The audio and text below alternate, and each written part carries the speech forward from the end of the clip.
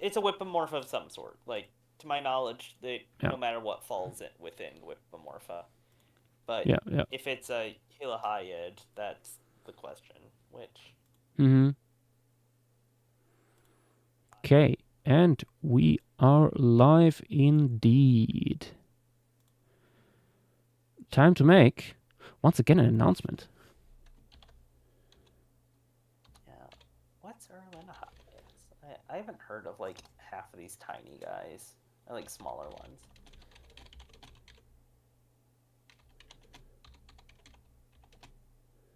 Oh, it's another.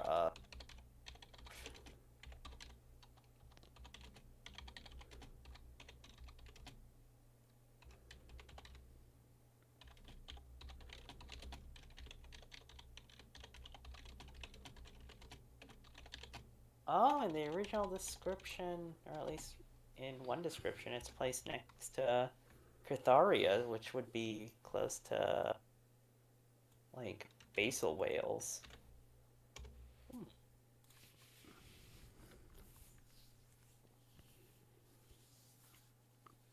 Oh, this is a new guy. Like, he was published back in 2022. Oh, So,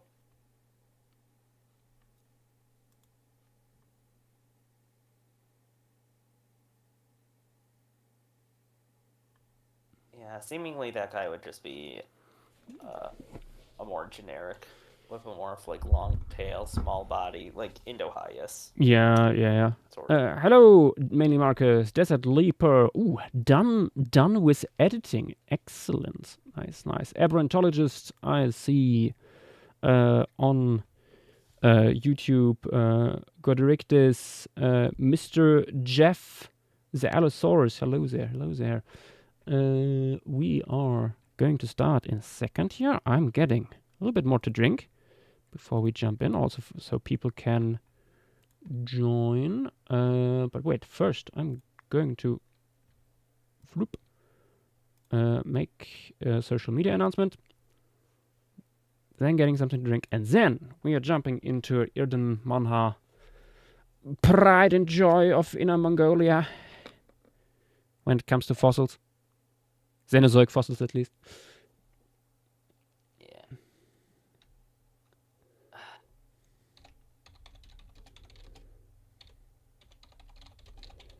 This is a very good fauna. Lots of weirdos.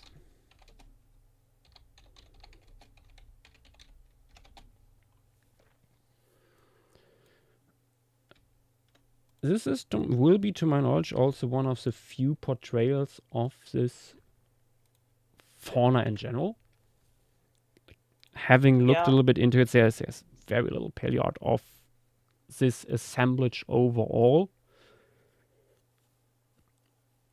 Desert Leaper, I usually get myself an homemade iced coffee.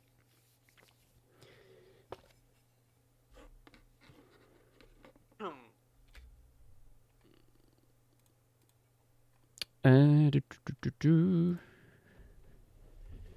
But yeah, back in a minute.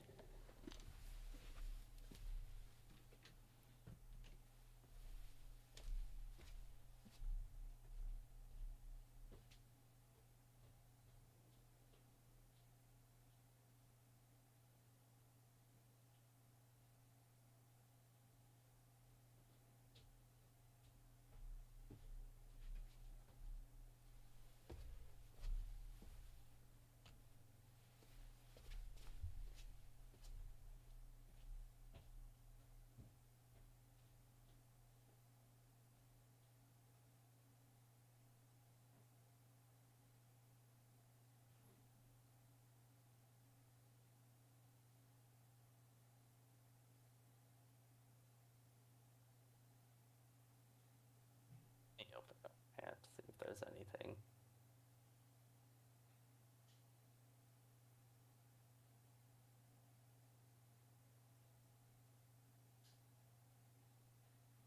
Uh, yeah, we shall stay up all night. Truly. Yeah, cache, especially since it's already like midnight for him, to my knowledge. It is 11 p.m. actually. Yeah. Yes.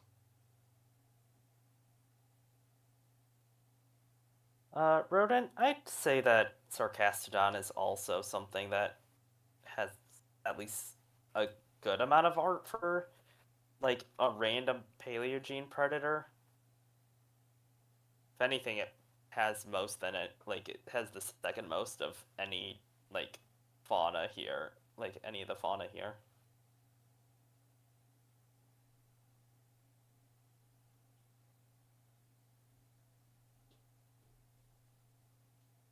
Yeah. Mongolionics also has a few good recons, and that thing was huge.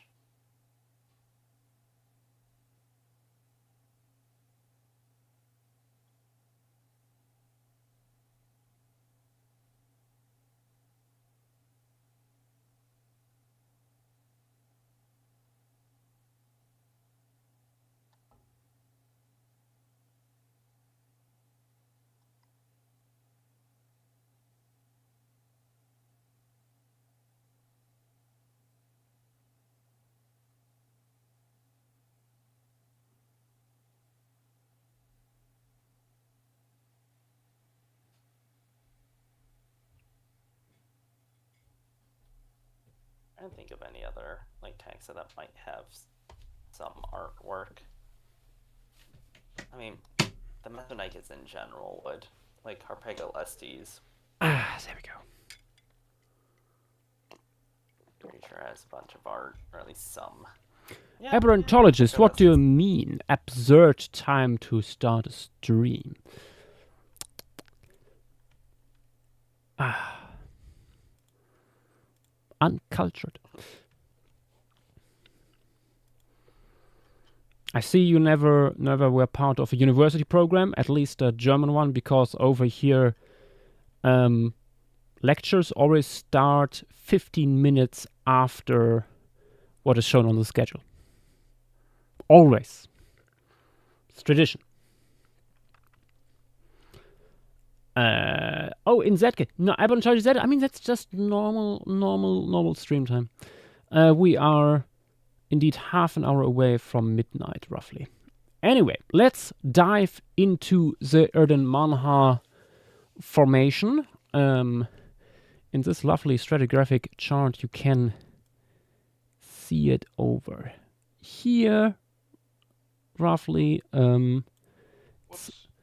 The Eocene, and it's part of the Lutetian stage. It is a fascinating fauna. It's one of these faunas where we really see mammalian megafauna coming into their own. Like we're leaving the small beginnings behind, to quote Walking with Beasts, and really get into the big, juicy stuff. Like rhino-sized mammals are no longer a rarity around this time, especially in these environments here, which are, as far as we understand it, an open, semi-arid environment, probably like a bush savanna in that direction. Probably with quite a bit of grass in there already, but not the extensive, exclusive grassland we have these days. Unfortunately, most publications on this stuff are historical. There isn't that much recent work on it. And most of this historical stuff only goes over the stratigraphy or the animals found here, not the implications for the paleo environment. So it is a little bit hard to say how exactly it looked. So we had to cross-reference a little bit. There are papers like the figures this comes from that go over the stratigraphy of the Wool Basin where several of these formations are found, so that gives us some indicators. But yeah, it's a little bit messy, a little bit rough around the edges, our interpretation, but we try to make it work. Appears to be your usual flat plain environment in a way, but a very dry one. But there are mostly river sediments. Some of them probably relatively fast running because we also have like gravelly sediments. So high enough energy to transport also the bigger pieces of sediment around. But yeah, there's also apparently, I found another stratigraphy chart that shows like that there were tons of plant remains found here. I have not found yet any good papers that describes all that stuff. Might have been already done by the Americans, like in the 50s or something, but never put online. Yeah.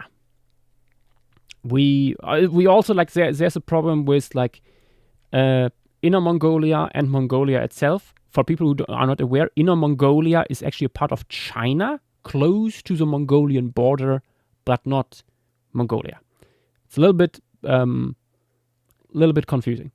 But what we run into here is that not only the Americans were digging here, but for example also Polish people were in the area. And so we have different academic traditions publishing on this material, and of course using their own stratigraphy, their own terms and stuff like that, which makes things more complicated. Nowadays it's usually relatively standardized, but back then when Andrewsarchus and so on were dug up, it wasn't as clear cut yet. And of course also our understanding of the whole of Earth's history has improved and changed since then. So take everything we show here and talk about with a grain of salt. It is possible, for example, that the assemblage we show you here was actually several faunas, because also it's quite a thick formation. There's a lot of sediment here and probably also quite a bit of time recorded here. But there is no detailed enough stratigraphy to tell you where exactly what ecosystems would pop up. So yeah, please keep that in mind. With that, we have a quick look over here on this lovely little science chart put together by Nath. It's mostly skull material that we see here because that is usually stuff that is best figured and sometimes also the only thing that is described well. Or collected because, well, this is, as the name implies already a little bit, it's basically in the middle of nowhere where the stuff was collected. So what the expeditions could carry back home was limited. And of course, oftentimes, they only carried back home the quote-unquote good stuff. Thankfully, we understand quite a few of these groups well enough that we can still make inferences about them. For example, with Brontoceres here, we have tons of North American forms where we have excellent ideas of how their osteology looked. This Pro-Titan here, for example, looks quite a bit similar to Rhino-Titan, for which we have beautiful full-body skeletal mounts that we can just use for the postcranial material.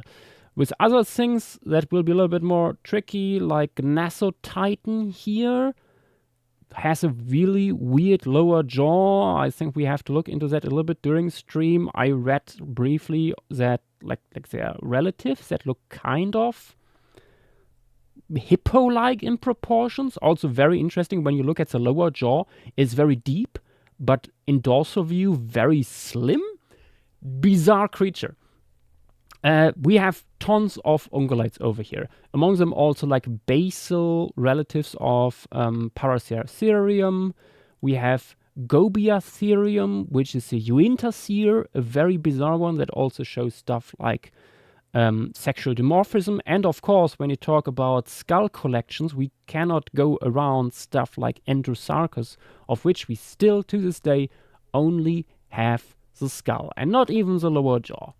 Although there is potentially a lower jaw of one, but there's no overlapping material, so we don't know. So very, very, very cool material still. Clearly was the largest predator here, just based on sheer size, although the interpretation of its postcranial material has changed over the years, how that could look, based on our understanding of its potential relatives and phylogeny. Besides that, we have a bunch more larger carnivorous mammals. Sarcastodon is here, Hyaenodont, Mongolonyx, also a large carnivorous mammal, as well as down here this very scrappy Harpagolestes stuff. I can already tell you that will not appear because it's not worth it. We have turtles and some other stuff. Up here, Asiatosuchus grangeri, relatively large species of this very, very common crocodilian. Also some rodents down here, and you see by the silhouettes of the skeletals here, these are actually quite large rodents. Yeah, that is a quick and dirty overview of the fauna we have from here. Very interesting stuff. Once again, we have to thank Nas for putting all of this together way before this was even on the wheel, because Nas just felt like it, and as one of the local mammal experts, he puts this together very quickly, actually.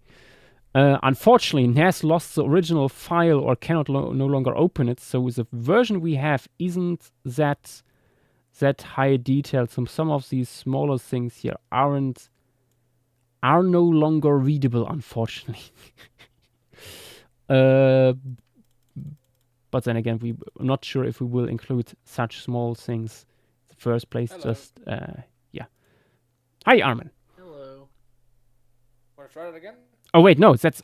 For a second there, you sounded like Armin. Hi, Levi. Hello. Oh, and for people interested, we just got a new channel on the server, specifically for everything mod related. Okay, let's have a look at our composition here. This is what we are working with tonight. Let me disable the inspiration layers here. This is what we are looking at. We are having a slightly forested, slightly more bushy, open landscape at the edge of a river with quite a few bends. It's like meandering through here. It has cut quite a bit into the sediment here. I don't know how realistic it is to have so much, like, is the river cutting so deep into the landscape, honestly. This is mostly a decision based on the fact that I needed space to put animals on. And like having the camera relatively... the issue if you have the camera high up, you're oftentimes way too far away from the animals, and if you have the camera razor low, then the animals might be get closer to the camera, but they're all behind each other, and it makes it tricky to like show lots of diversity in there. So easiest thing to do is tilting the terrain towards the camera to make that easier. We have here in the foreground, like the other side of the riverbank, probably Sarcastodon here coming up and looking back, and all these big plant eaters here are crossing the river, and like there's lots of traffic going on because its background, it's already like sketched in a little bit. We have a wildfire approaching that makes the herbivores flee in the direction of the camera.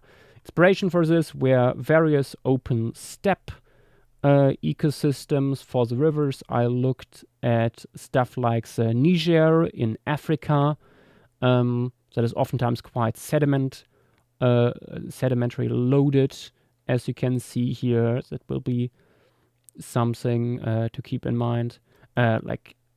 Something similar to this shoreline here is what I envision a little bit. The nice thing too is that if you look over here on the stratigraphic chart again, the Erdemana Formation largely falls into a time where light sediments were deposited. So you can imagine that the river was rather light in color when it comes to the sedimentation.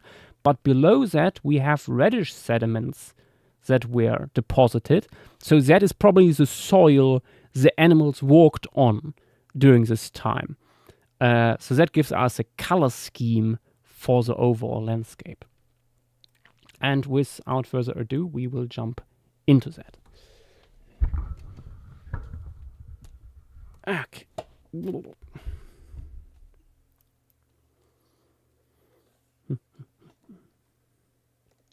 Oh yeah, something that isn't labeled as such, just because they're not really organized into labeled groups.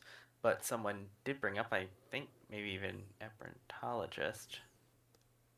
Not sure exactly, but there is a single omomiid here. Oh, true. Yeah, we have one primate. Yeah. Interesting. Oh wait, it was rodent, not So where is Androsarchus going to be? What I have in mind is in the very middle of the herd here. Oh, is it just like packed in with the herbivores? It's basically you see the gap here in the composition, like on the shoreline.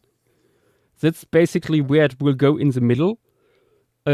With like everything around it, like, okay, yeah, we want to run away as quick as possible, but we also like try to keep like our distance from this big predator. yeah. What if they're just sitting on their rumps? Like, what is happening around me? I think it would be. I think you could show them like a bit startled.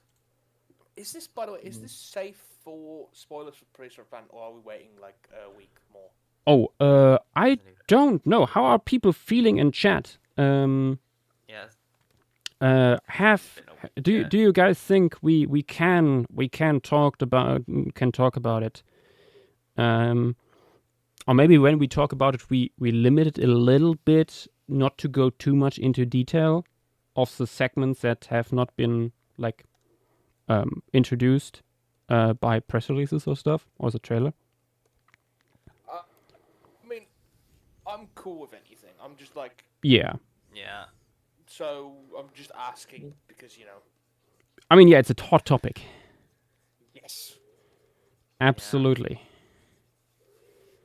And I have many thoughts, for sure. I mean, I wrote a very long Twitter thread on my wool thoughts, and I continue to put out thoughts. On like the scenes, on the stories, or just like on the weird ass thing. Like, really, I have not read it. Would you? What are some of your more hot takes? I'm curious. I think that all the issues people have with the narration, like no scientific names and or for example no locations being mentioned, that is less the issue and more a symptom of the issue, which is a general infantilizing of the audience. Yes. Yeah. Yeah. It leads to something that I have said. I said actually earlier today of it is good paleo art but a bad documentary. I think it's a good documentary. I just think it's a documentary that is that is very much constraining itself. It does feel like the reins have been tightened by a big studio, by the executives. Yeah. I mean, it's to the point where you have no idea what exact critter you're looking at or where in the world you are, and definitely not when. And also, there's just literal misinformation in the narration. Oh yeah, like Which one? anything regarding climate or causation. Which is sort of big because 3 out of the 5 episodes sort of are more focused on that.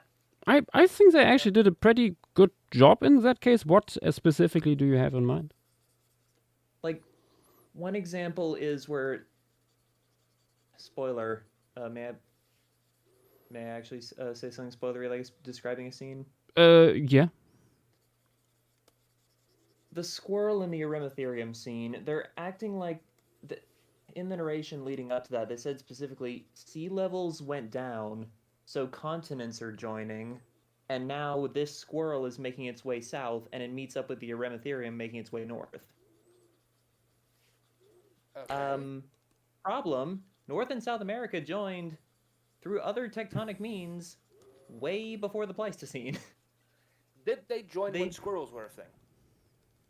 Yes? Yes. Yes. Squirrels have been a thing since like the Oligocene. Yeah. Oh, No. No. I they get what you mean. joined I think that is. Yeah. That is. That is. No, That it's is. like portraying the Gabby as a Pleistocene event caused by lowering sea levels, and like this particular very modern looking squirrel being one of the first things heading south. Like, Yeah. Yeah. I starting think that could Miocene. have been communicated better because they talk about the tectonic stuff. Just think not in you- that I th- context. Yeah. I think you like. I can see how you are referring to that. Because I'm thinking like this is just narrative saying like it's a stand piece of like north south. The fact that there is something of like an argument there, that is the issue because that should be very clear cut. I'll fully give you that. Yeah. Wait, what? I'm sorry, Like- what argument? I'm just saying, like the way it's. I wouldn't say it's like it's more so like it's like this animal and this animal meeting. I could see that as like a show a time skip of the moving of populations. I don't know. I think it's meant to represent something. But the entire thing is about the Great American Interchange, so I think they're just trying to showcase it, but they're doing it in a way that is not that great sometimes. I mean, that wasn't really a Pleistocene event, is the thing. I mean, it was still an ongoing thing, I feel like, at that point. mean, ongoing, yes, but I agree the hot phase was over.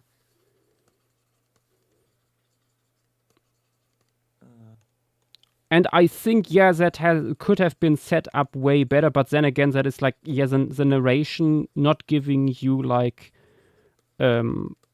geographical and temporal context. Like otherwise, you would have potentially gotten like a blurb on like, oh yeah, this many million years ago, these two continents came together and there was this big interchange, and now we have groups of animals like meeting each other that otherwise would have never met, as can be exemplified in this case, basically. Or Yeah. they just said animals have been moving for the last like 5 Yeah, million yeah. years. instead of like the sea levels have dropped, now North and South America are connected, and now this squirrel is seeing a ground sloth for the first time. Yeah. Which the first part is categorically wrong. Yeah. Then again, I mean, we basically know the culprit for all of this. For one, the Apple executives, and for one, there is only one or two writers really for the whole thing this time.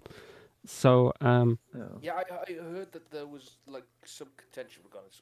Like there are some really interesting stories, in my opinion. yes. I No, just think absolutely. that there are some stories that like there's some stories I wouldn't have expected.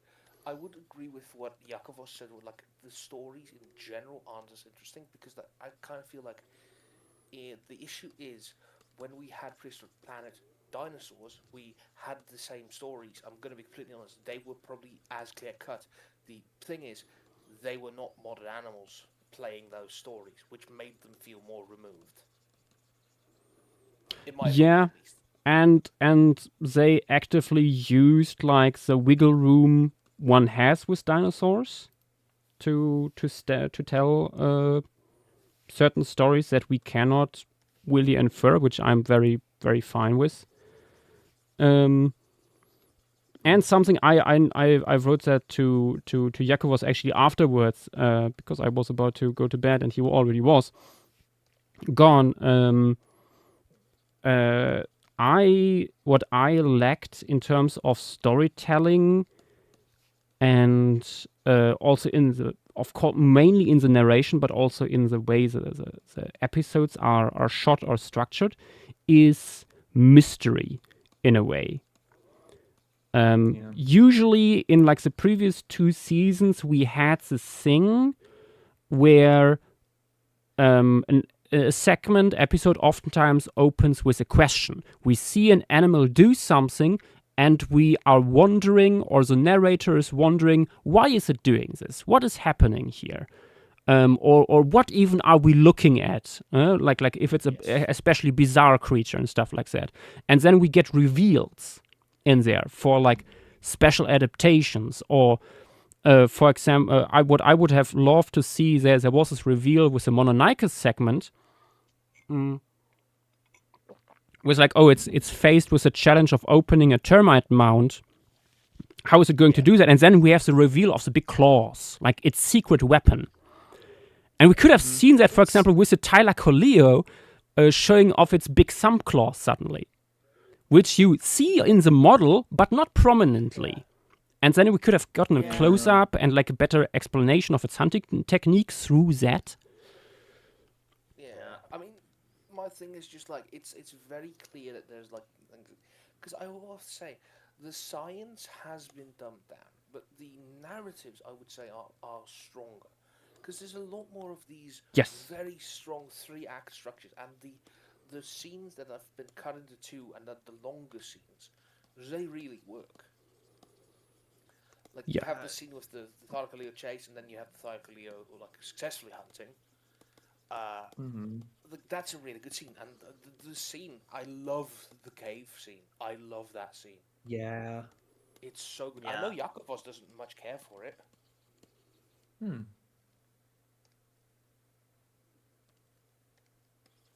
Yeah, I mean, narrative-wise, there is a certain feature of a lot of the narratives that gets repeated probably way too often. There's a couple of those. That being stuff related to babies. And predation. Like, You mean it improbably survives, and then the narrator says it's learned a lesson? Yeah. Yeah, honestly, no. People like complained about like Tom Hiddleston saying Ice Age a lot. I wasn't really like taken out by that, but like nearly every segment having a valuable lesson is a little bit jarring at the Valuable point. lesson what? Don't die as a wild animal? I think he did fine with what he was given, but he was not given something good. No. Yes.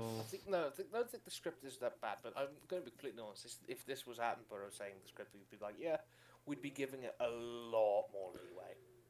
And that's not me shitting. No. I don't think so. I don't think so, honestly. It's the voice is fine. The content is trash. The script is not that good. I will fully admit that. But people are more mad about David Attenborough being gone than the script not being good as a whole. Yeah, because people stupid. No, those people. You are Dynamo. I'm talking about the general thing, because we had a fucking half a riot when David Attenborough was not returning. Let's be honest. Yeah, that was not great. Yeah. No, Yeah, no. I think Hiddleston did good. Yeah. No, considering what he was given, it was. I felt like he was trying to emulate too much, though. That I will fully admit that, though.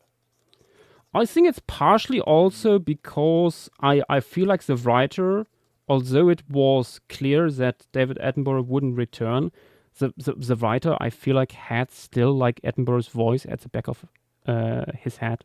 when writing the lines. Because there's certain ways in there the sentences are structured and stuff like that that remind me of typical Attenborough documentaries. And Yeah, did and anyone else notice there's a butt ton of long pauses? Like, I don't mind that. Yeah. Honestly, I don't mind that. I think that is honestly a good thing. Oftentimes, just letting the scene be. But of course, it also like goes then. That is of course, and also like time that could have been filled with more interesting information. oh, well, no, I don't mean like pauses between. I mean like pauses in the middle of sentences. Oh, Yeah. Like, yeah. oh, I don't know how to describe. Yeah. Thanks communication wise and like information brought up, something that I've realized is the Isthmus of Panama stuff is extremely important to Pleistocene climate, and yet it's not mentioned in a season that's very, very focused on Pleistocene climate. I mean, it Except comes up in like, the science segment. quote-unquote- Yeah, it's brought up in, I guess, what could be described as the visual supplementary material. Yeah. I'm really, really, really curious. I hope if there is a season 2 for this, which we don't know. Yeah. I am doubtful. Yeah. I mean, I'm hopeful. Darren has already revealed what things got cut, and the executive producer used it as an if in his interview. I don't think there's going to be a second one. Okay, but I hope we get a bit of a rollback and we don't tears you this fucking project.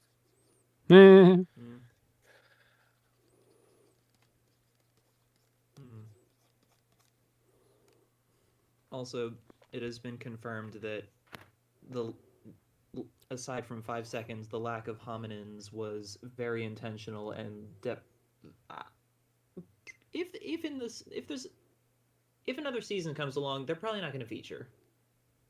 Yeah, I liked Unless the you idea. replace the entire executive overlords. Yeah. Kill the rich. Kill the rich, eat executives.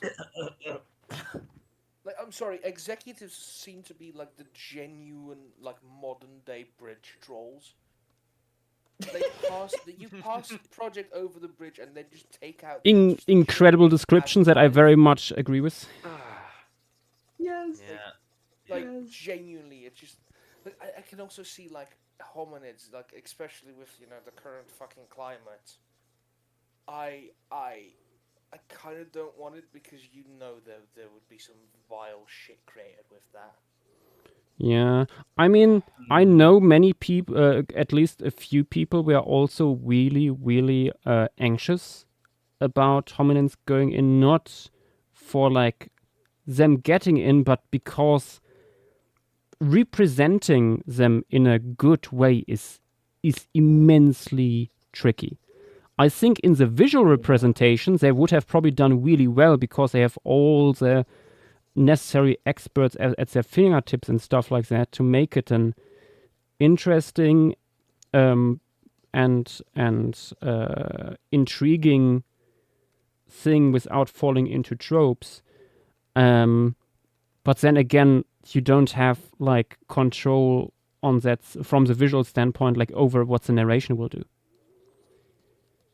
Like seeing like how the narration is like done in this case, in hindsight, maybe better that we didn't get it. I'm gonna be completely honest. I almost wish there was less narration because the scenes work really well, and the moments I do say it knows when to shut up.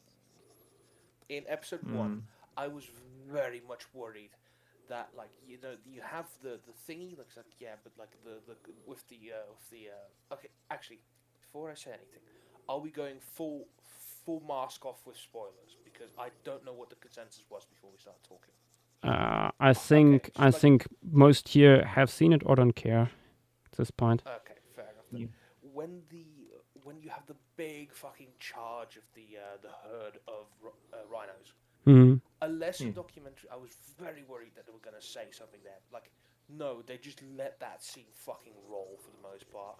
For the most part, I think if the the thing here, the herd looks after their own, if that had come like half a second later, that would have been better, because this way, like, you basically knew that was coming. It was announced basically that it was coming. But yeah, no, I think it was done really, really solid. Actually, Joshua, fun fact. Before the narration, if you look in the background, left back, one of the Homotherium turns its head, drops down, and runs off. Oh. So if you were looking at the Homotherium, you could see something was about to happen. Yeah, no, I don't there think it's there obvious is a lot of little really, really cool things in there. I think sometimes the mammals are a little bit too not necessarily human-like in their reactions, but I especially noted this with the cats, that they emote not necessarily 100% cat-like. But that's a minor grievance, and it's only in a few scenes.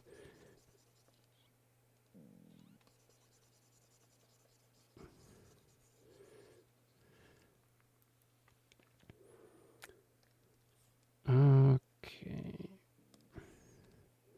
I think the soil should be a little bit more orange. So Yash, just for your information quickly. Yeah. Mod mail is up. Everything Nice, nice. I saw you putting that. It looks really good, Tim. That's a lot of text. I hope people will read. It's not sort the most important things to the top, but I did put the least important things at the bottom. Good.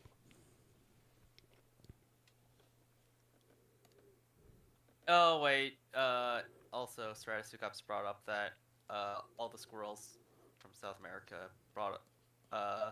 form a monophyletic clade that appeared in the Pliocene, so the squirrel migration wouldn't have even occurred in the Pleistocene. That's more minor. It's just Oh, okay. Yeah. Okay. that's just another thing. That's just another instance of like the info being presented here just is not the case for the sake of setting up a scene. Yeah. Like, this big thing is happening all over the world. No, it's not. This change is happening, therefore this. That's definitely not how that works. Or, and now this critter is doing this because of this. And it's like, probably not.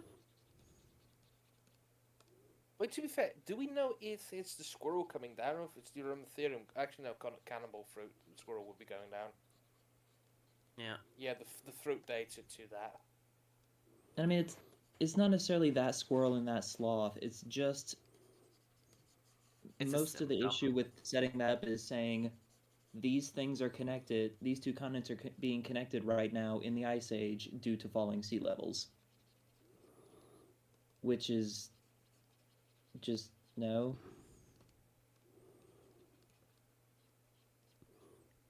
And again, I think guess that is a minor issue because they correct themselves basically in the same episode.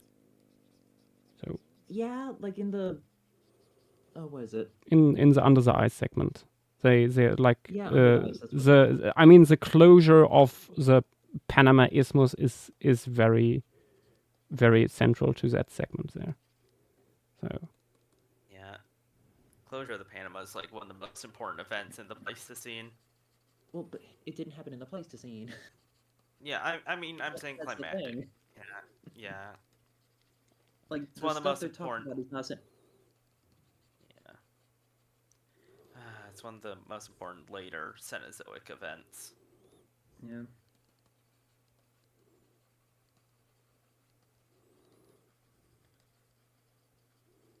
Because closing off the currents that brought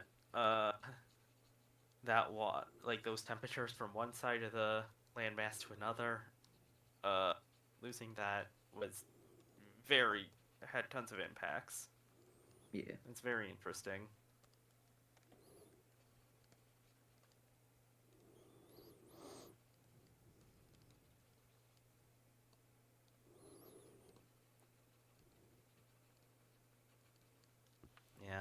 Okay.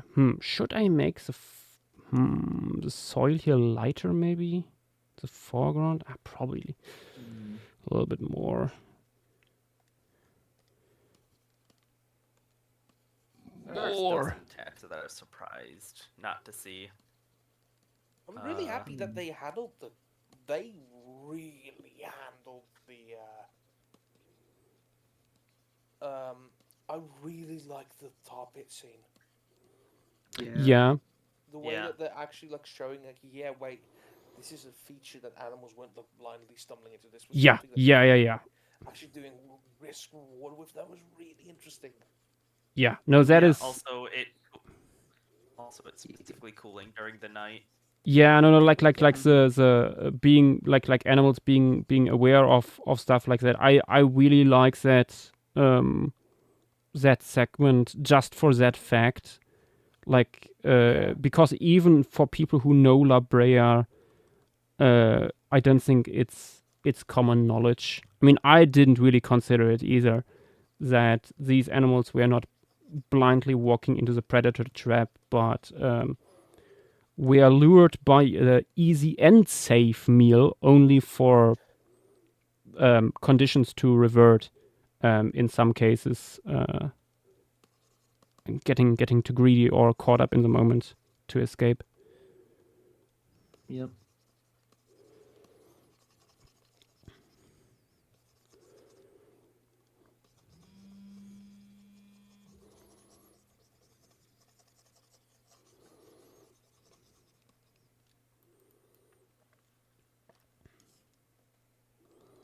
Yeah, still surprised Paleoloxodon didn't appear. I mean, at some point, time and funding runs out. Yeah, if we get season 2, I hope for that. But yeah, you were lucky, Levi. All 3 bear scenes were bangers. I love the bear scenes. The like my big issue is the Octotherium looks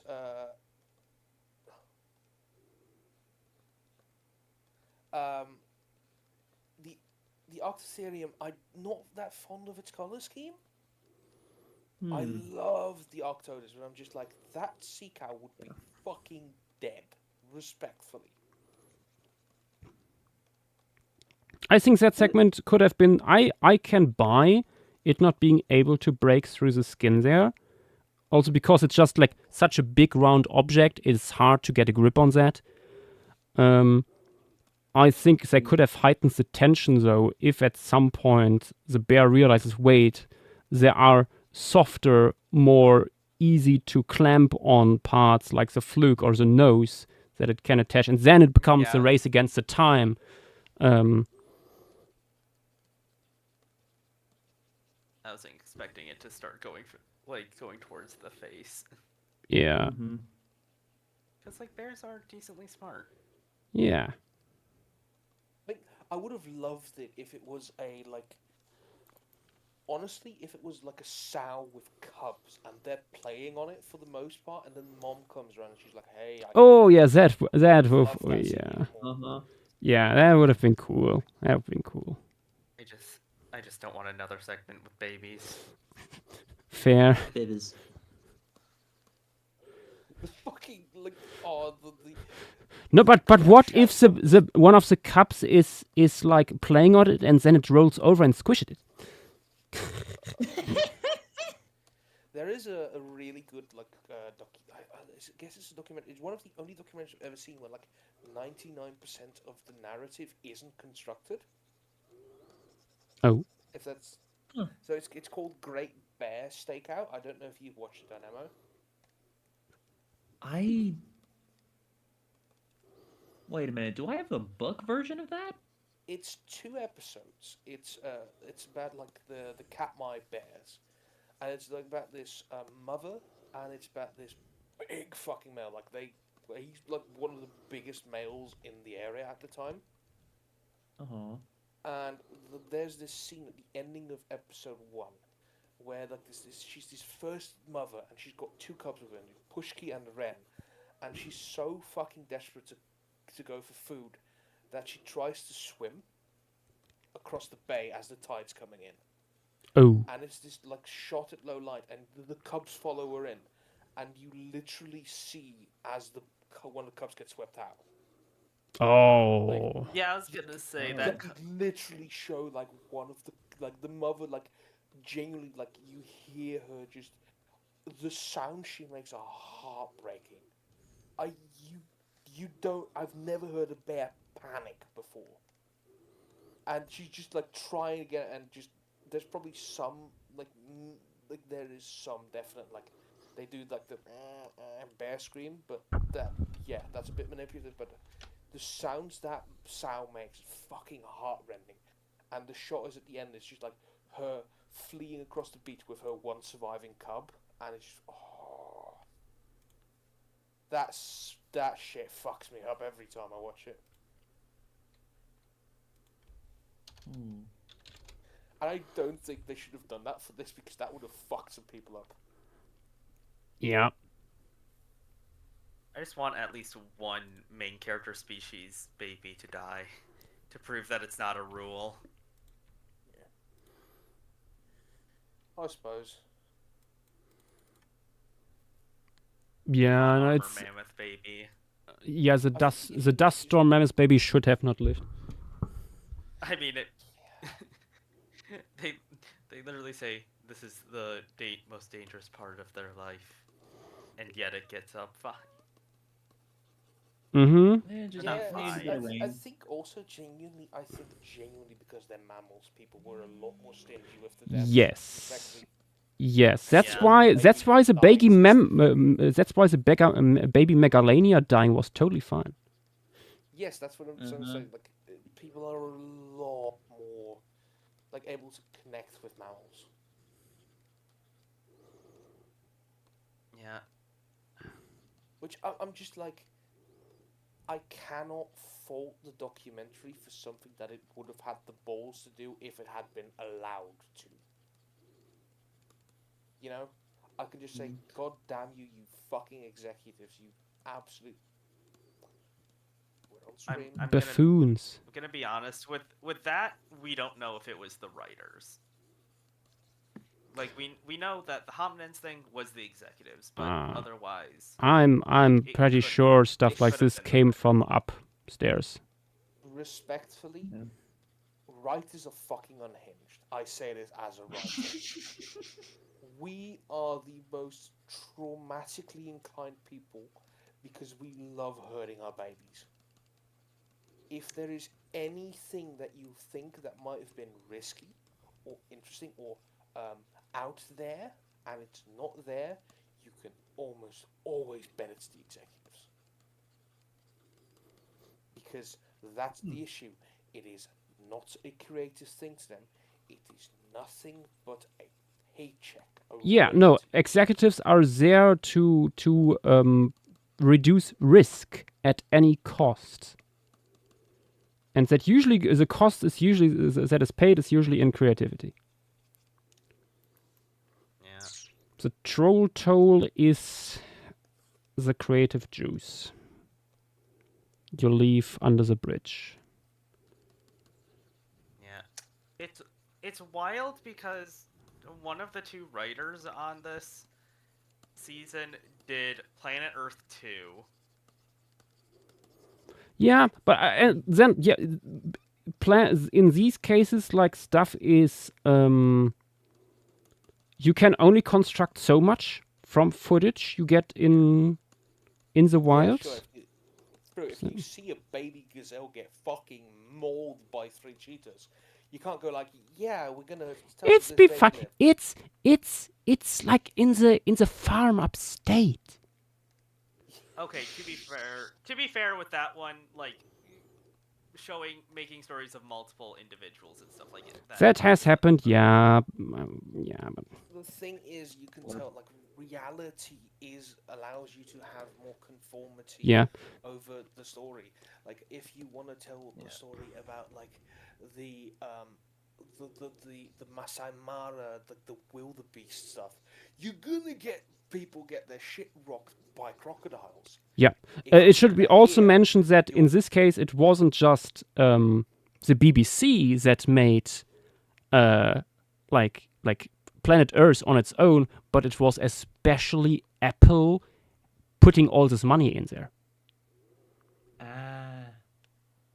And the BBC, as a European country, usually stuff like this, like animals dying on screen, is usually not as much of an issue as for big American corporations that want to come over as the big family-friendly thing, you know. I mean, and also even in BBC, there's been like a trend away from showing blood. Yes. But Yes. I'm actually kind of happy we saw actually like the kill. In some cases, at least, Like, yeah. That Smilodon populator is my favorite Smilodon populator design I've ever seen. Yeah. Like I was like, Oh, are they gonna do like 3 species now? They wouldn't do 3 species, right? And then I'm just like, oh, are they doing like Fatalis and Populator living together? And it's like, oh, she's young, and why does she have a sugar daddy? Get away from her! It's so funny. I have seen like clarify they're both youngsters. yeah, like I had the same reaction. I mean, we talked about this when we watched it together. Like, but when I saw it for the first time, I was like, "Oh, she's a youngster, and he's the older one. Oh my God, are they? Do I have to make Epstein jokes?" But no, it's apparently also a young male. It's just a lot bigger, like sexual dimorphism, and already has lost its baby teeth. But I love that design. Respectfully, the stripes on it, so good. Oh yeah, no, none of my personal complaints come from like the designs or anything. Yeah. Like The Gigantopithecus scene, fuck me, that might be the standout. yeah, I mean, we were talking about it earlier, and that came up as like that's clearly the best segment. Hello, Devzilla. Big N agrees totally with like hurting the babies. As a writer, that is absolutely what they did too. Sir Argentinosaurus, you are looking at the beginning of Irdin Manha Formation. This is a locality, formation in Inner Mongolia that is part of northern China, close to actual Mongolia. Weird naming scheme. And this is a place where we have Andrewsarchus from. And a ton of other things. Ton of other things. Let me switch over here to the size chart for a second. There's a lot. Andrewsarchus here.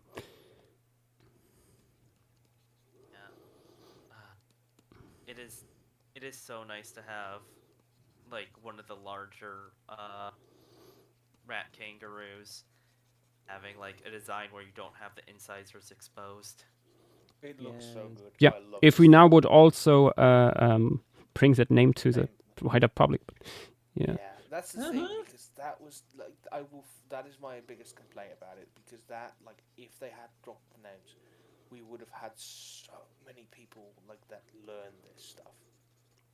Yeah. Yeah.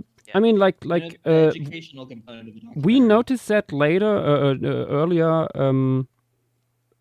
today during flocking, or was it yesterday, looking up references for Enhydrodion, and realizing there's very few images from prehistoric planet Ice Age in Google results, and I can tell you, if they had dropped the name, that would be very different. Mm-hmm. Yeah. Yeah. Also, you say it as well, Enhydrodion. I thought it was that. It's Enhydriodon. Like, we've been saying it as Enhydrodion for the past 3 years. Wait, have y'all? Yes. Have you? Oh. I That's have, at least, unfortunate. and I think a few others here as well. Fuck. Oh, Yeah, Nathan true. Hydrodon. Yeah. A very cool fellow. Yeah, I mean, big muscle. This is probably the only large macropredatory, like, terrestrial mustelid that, at least to our knowledge, probably just looked like a big otter compared to all the Miocene guys that just, like, had a more normal, large carnivoran proportion.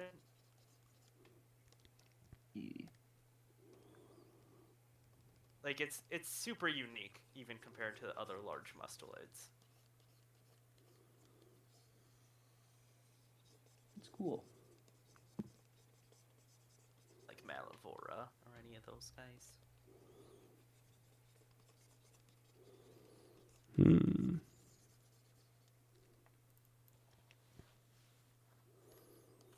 Should I make the shoreline here towards us even lighter?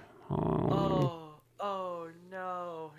Apparently, Desert Oh? Leaper says that the second sloth is referred to as Megatherium in the German. Yes. Like in German. Yes. It's the naming is so bad that even like in other languages they're put under the wrong name.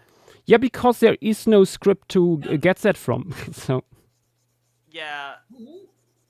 Yep. Also, apparently the climbing fellow was confirmed to be Diabolitherium. yes, I thought there was Yeah. Diabolitherium. I feel that was my initial vindicated. thought, but then they showed it.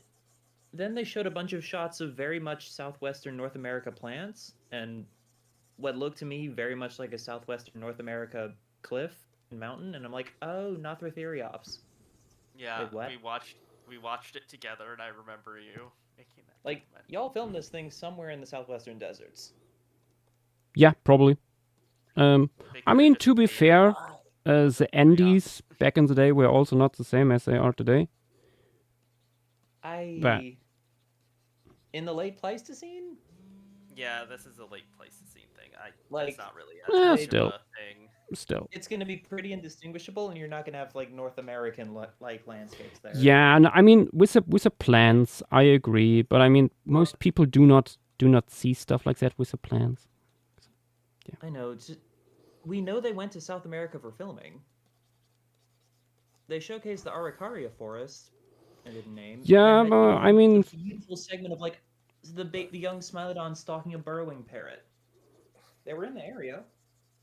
Yeah, I just, in the area is the Araucaria lowlands versus the fucking Andes. They might have Yeah. I mean, I think like as a spot to film, the U.S. Deserts might be simply a little bit more accessible. Yeah, no, true. Yeah. Okay, Desert Leaper, apparently there is some Terratornithid material, and they just call it a Terratorn, so that's not too much of an issue. They actually call it Terratornis. Oh, they No. do? Okay, never Wait, what? never At mind. at least in the subtitles, it's spelled The out as subtitle- such. I've rewatched Oh. it. It says Terratorns. The subtitle goes Terratornis. Like Hiddleston goes Terratorns. I think the subtitles just messed up. Well, Honestly, Any such I do not care. cases- I think it's fine. It's a large flying bird. It's I mean, we also overcome our problems with we had Utahraptor in Europe in Walking with Dinosaurs. I mean, Yeah. Like compared to this, that is yeah. well, I mean, yeah, no, it like.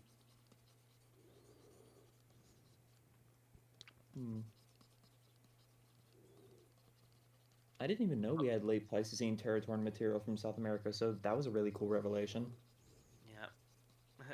Both aren't good. God, the Terrator one, I don't know about it. Like I I like there's some new stuff about it. It's a really good design. I know Tim fucking has issues with it. Yeah, I mean, I Hmm. remember talking to him when the I'm also teaser not for sure, that segment not got shown. quite sure on the Octodus. Like, it looks very much like the older design. I know Meow has like a design of Octodus where it looks just like a normal bear. I don't know how they did that. I mean, it also presume depends behind on Irish like and on stuff. depends on like what stuff they like when they started working on that, how much time they got to revise things and so on. Like we know that they started working on this like quite a bit before season 2 even wrapped up. So there must have been a lot of time pressure. Oh yeah, especially with like what Studio Milk going under. Yeah, Which was like Studio switching studios in between and so on, not ideal. Yeah, no, that probably fucked the things over. Not ideal at all. I think what Store did looks phenomenal, but Oh yeah. I think a lot of these things that hardcore Pleistocene nerds might find, like I will not quote what I have seen from some people, but I think quite a bit of that goes down to time pressure and change of VFX studio midway through. Yeah. Yeah. I have seen So people I- calling it unwatchable because of these things, and I'm like, please, guys. Oh my god, guys. let me guess. It's some of those people who are just completely. I'm fucking love- I'm not commenting That- further because it's also people I otherwise very much like. Fair enough. Oh, I mean, people you like can have bad takes. Yeah, absolutely.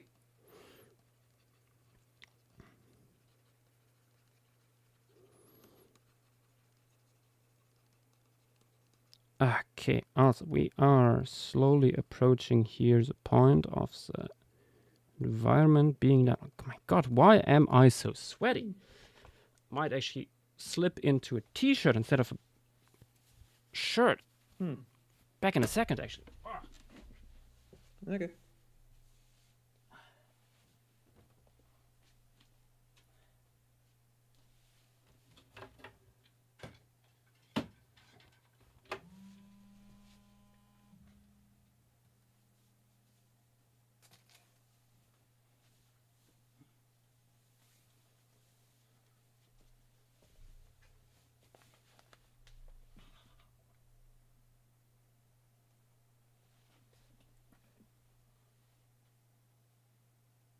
But yeah, hopefully we get a season 4, but I'm not holding my breath.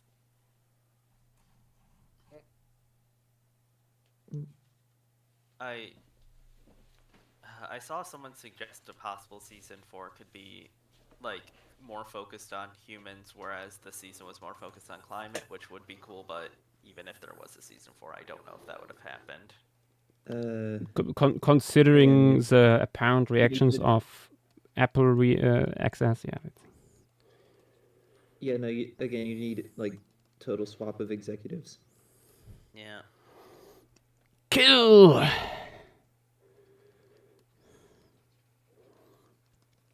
I wonder for a hominin scene, do you think a fairly easy, well, not really easy anyway, but like a viable way of doing it would be having people, like having actors out there with little motion capture things, and then using like some sort of like really good rig, like what Villa was working on a little while ago? I mean, I think for certain more derived Homo species, you could probably just use actors with makeup that are then enhanced slightly digitally afterwards.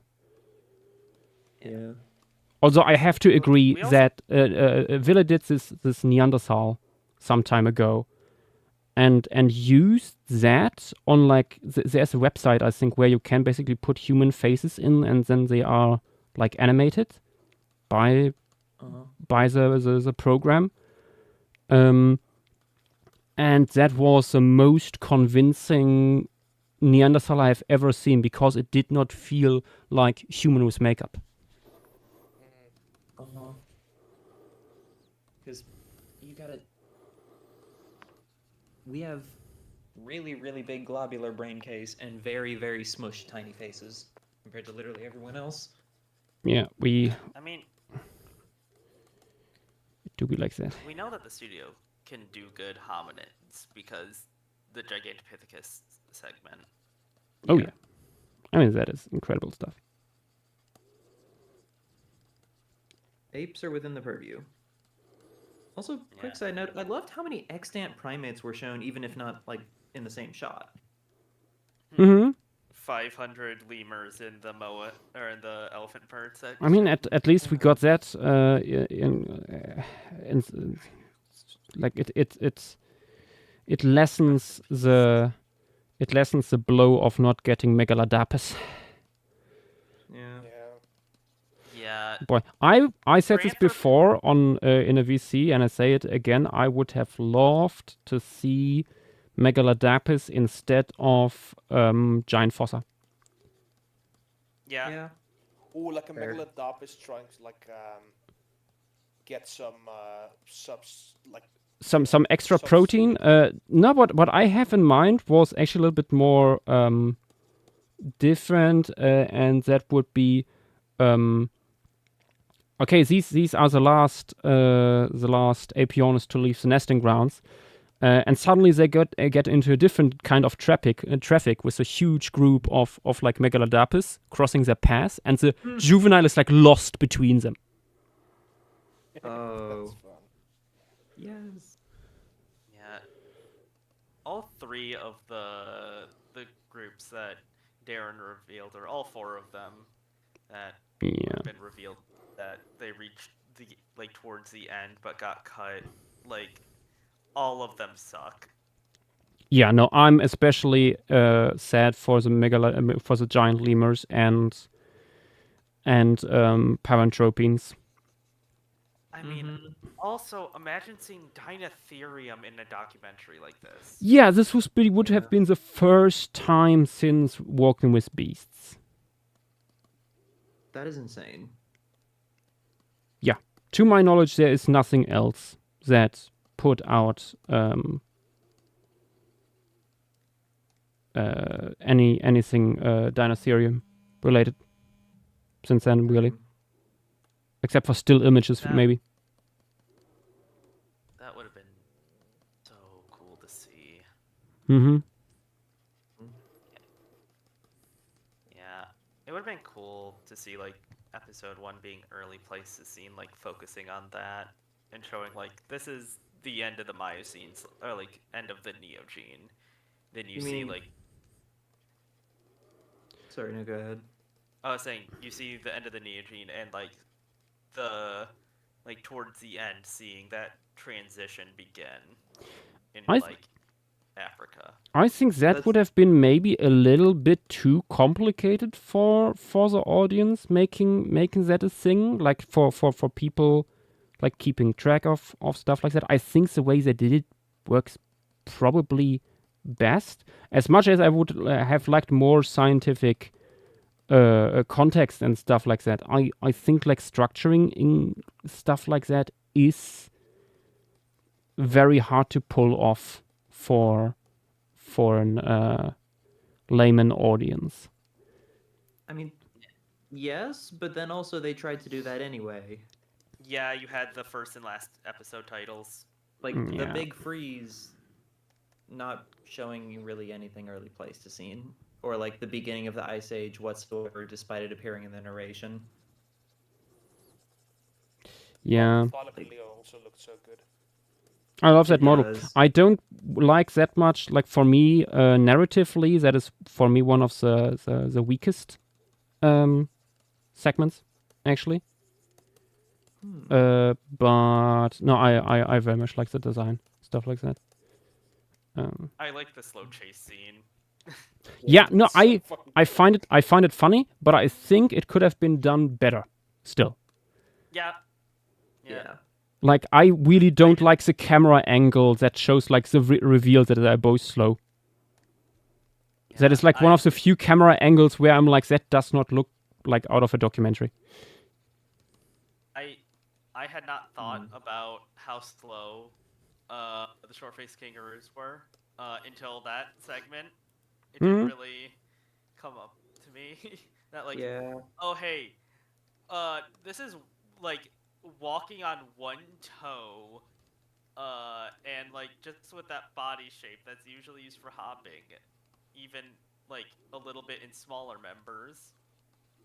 This thing would not be fast. Mm-hmm. But Yeah, I believe yeah. One toe is like the most efficient like thing for speed because I remember like Tim going really deep into it. Like a single toe is supposed to be like the ideal thing for like having a lot of speed. It is. Yeah, but it makes a lot of sense if you are also have like a non-hopping like condition in the rest of your body.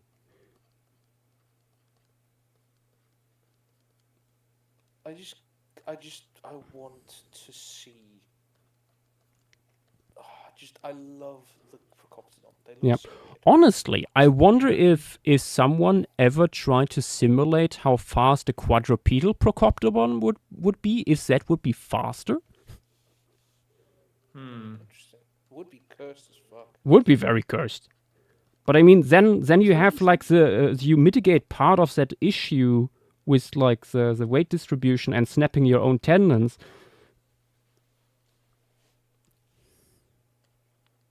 Yeah. They don't have particularly equal length limbs, though, do they? No, but I mean, look at there are like kangaroos also today that go quadrupedal most of the time when feeding and stuff like that, and like only really go into hopping mode when they gotta go fast. Yeah. So yeah, maybe something interesting. If you are an Australian kangaroo researcher listening right now, you know what to do. Mm-hmm. Or write in chat that we're completely wrong and that makes no sense. Were the hopping kangaroo and predatory kangaroo and Thylacoleo around at the same time? Yeah. All Would have the way been up to the end of the Pleistocene. Really fucking cool to see them two fighting over a kill. I'm not sure how the size I'm gonna distribution be between honest, birds. Propleopus is lunch meat. Sorry? Yeah. Propleopus is not that big. Oh really? How big is it? It's like, it is a coyote. All right. Yeah, it's like coyote Thylacoleo versus is lion. a jaguar with extra big hands. There's not much fighting to be done. Also, like if I remember having correctly, like Thylacoleo has like the strongest mammalian bite, I think. Something like that. You're It's like having something that absurd. You're having something that is a megafaunal predator fighting with something that 100% just ate like lizards and stuff most of the time. Maybe like other small mammals. Yeah. Yeah, could be an interesting scene. If only for the fucking. Oh, for sure. weird I ass- mean, it would have been funny to like speculate towards like the kangaroo being maybe more social, to having like forming little family groups / packs. But then you're getting into It's something close to the otter segment. That is true. That is true. I mean, then again, you could have done something more interesting with the otters. Oh yeah, I mean that's also an option. Okay, I think we are done with environment here, roughly. We'll still need a little bit of adjustment here and there, but I'm quite happy. It's, again, a different vibe from what we had so far in a piece. And that's always something that I try to achieve. Let's maybe start with Brontosaurus, because they will make up quite a bit of this scene overall. Yeah. Because we have a lot of them, and let's see, that is minor, Grangari. They look quite similar to each other. I think I will just, although it's Grangari, a minor here, I will just use this. I mean, the skull is very similar. Just use minor here as a reference point because it has a lower jaw. That is very nice. Yeah. And then Do patch. we have any in here that are short and moronic? I think the likelihood of having one in chat is relatively high indeed. Mm-hmm. Yes. Any Brontosaurus in chat, please sound off. I mean, Brontosaurus is in the audience. I just had the horrifying realization that if, like, Thylacoleo had mating bites. Oh. Yeah, I think everyone just came to the same conclusion, didn't we? Just pass out from the shock at that point with how No. powerful. I know that sometimes clouded leopard males kill their partners whilst mating because of how big. Yeah. Just let's get it on, honey. Honey? Honey? Fuck. Regret. Also, looking at I what mean- Dramera Raptors posted, I mean, if they are that big, I'm just saying. You know, Probleopsis is bigger than I remembered. I thought Cthulhu was smaller. Oh, Yeah. Desert Leaper looked quickly. See, people? That's what I want for Paleo General. If you have a question that you know can be quickly answered, please don't put the question there. Desert Leaper heard us wondering about Procoptodon on all fours, looked it up and found it, and apparently, yes, they might be quicker on four legs. Oh, hell yeah. If I interpret your messages in chat correctly, Desert Leaper. Hold Can you link the paper, maybe? Oh, Procoptodon has quite long arms. Like, oh. Oh. Imagine this thing running at you on all fours. Yeah. What, Probleopus? No, No look at Novatalk text. Hell no. That thing would still get up to like past your hips. That point. Hold up. Is it the fucking... Where is it? I need the video. I love Thinner The Eyes. fucking... Like, this video with the fucking heavy running on all fours. What? Oh god. No, I think that's too gorilla-like. I think it would be weirder. This look like, based on the proportions, this might look like a stegosaur. Oh, please, someone Uh. draw like an Aborigines like child getting like too close and getting fucking ran at by this abomination. Oh, please. Boy. Dynamo, you must draw it. Oh god, hold up. I unfortunately earlier forgot to, a few days ago, forgot to like save the sketch file here with like all its layers. So I'm recreating in the moment here my animal composition layer quickly. Oh god, imagine like this shit coming after you, but it's the start of just airtime on. Oh. Yeah. I want something to draw this. Oh god.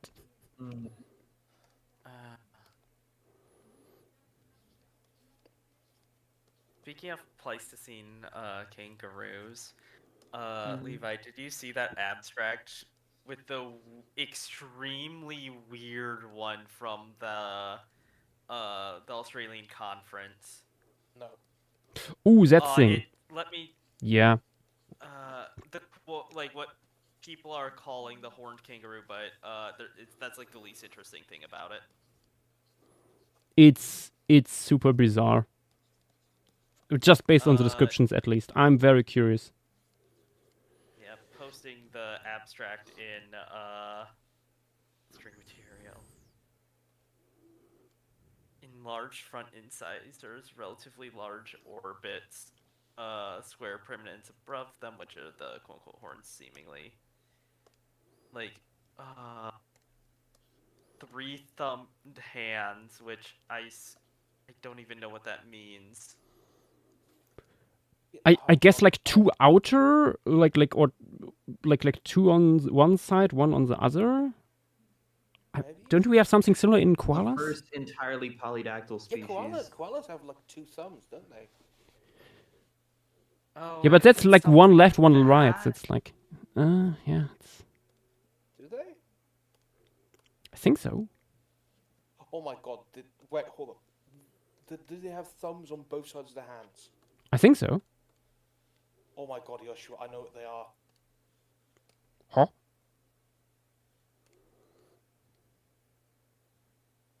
Look at stream materials.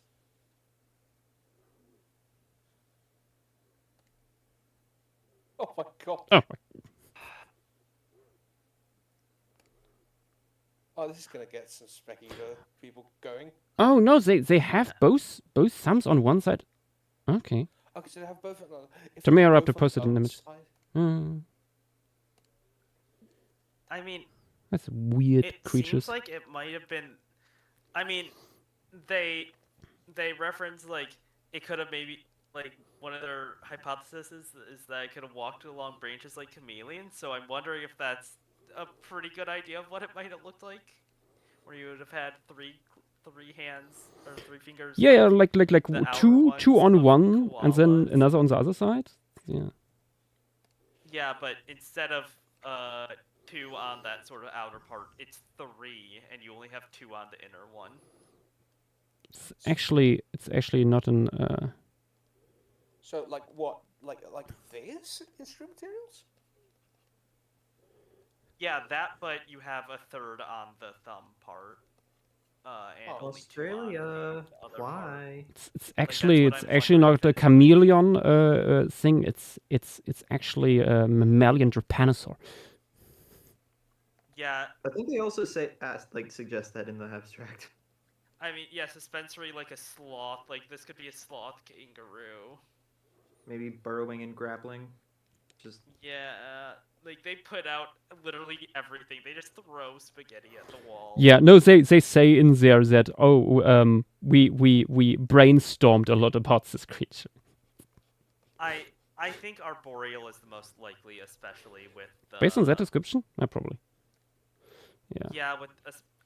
I mean, the hind foot, like, extra flexibility is the main... Yeah, that is usually a like, good indicator. Yeah. I don't imagine that this would be a regular kangaroo that just looks super weird. Like they say, could also just be an option, which would be the funniest option. also they assign it to a genus, like a pre-existing genus that Maybe it one has like nothing online, or at least very little. Like I can't even find any good papers on it.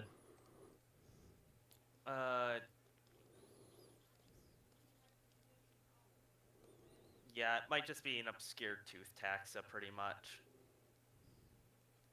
Potentially, there's one image of material of that genus online, and it's a mandible on a Facebook page. Yeah. Also, I have to say, what did everyone think was the most realistic looking scene? Because I have to say, the opening with the mammoths in the snowstorm, I Honestly. was genuinely I had floor. Probably close between that and the Elasmotherium, the spa day. The Elasmotherium. Yeah. Ah, The the Slop How do you Sisters. make mud look that good? The mud was really good, yeah.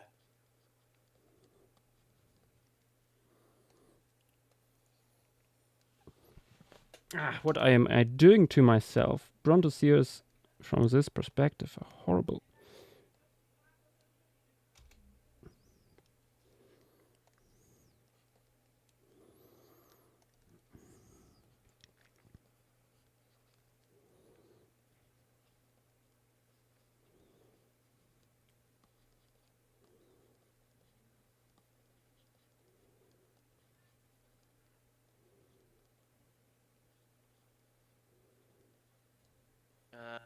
Oh no, I'm trying to find the description paper, and the abstract says,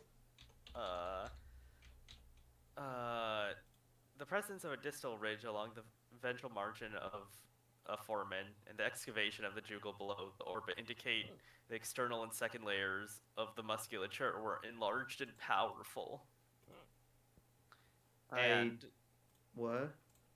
this musculature facilitates forward movement of the dentary.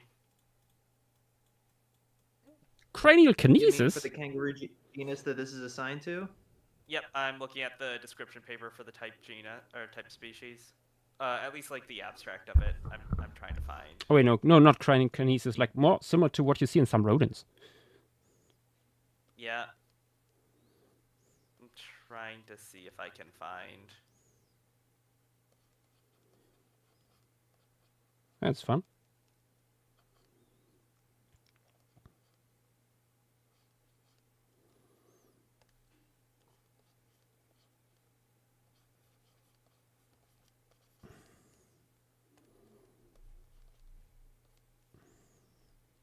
Hey, Levi.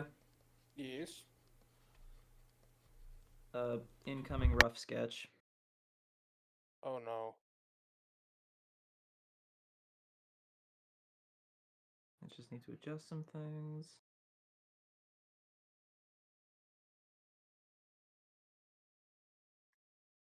Also, when they have the scene with the Arctisarium like leaning across the the London like phone booth, I was like, oh Yeah. god. Oh, yeah.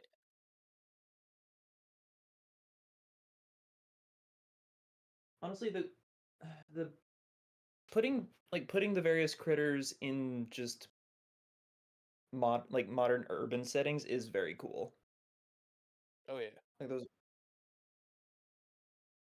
they actually look really good, even in those settings. It's like, Oh yeah, yeah. the Elasmotherium and Flower Shop was charming. Mhm. Okay, stream materials. Oh boy, I don't want to Well, see we'll this. tell me now. It'll take a second. This Wi-Fi is rough. Don't know why.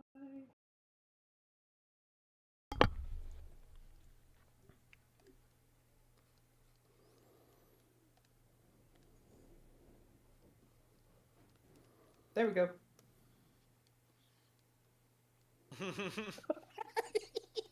Oh god. Oh god. Yeah. Yeah. I could just imagine like on like the bound where it's got its fucking grippers out.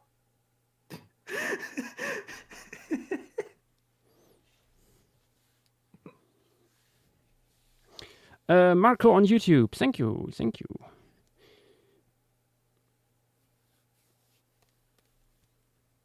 Brilliant creatures. Be right back. Yep, yep. Mm-hmm.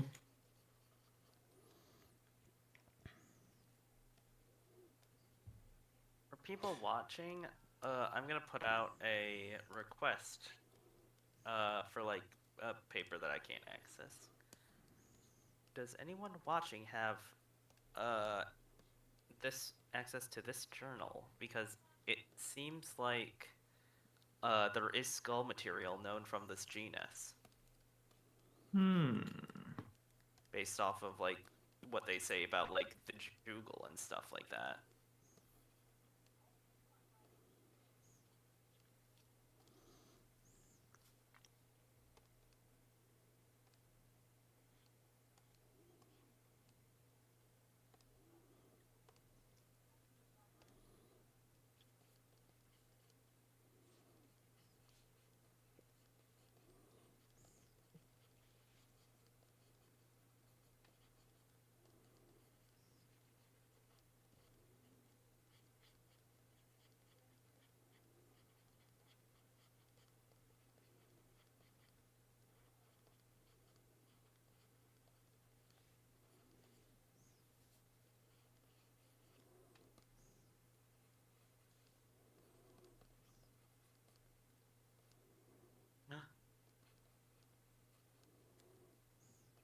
An extra paper on it is on Sci-Hub.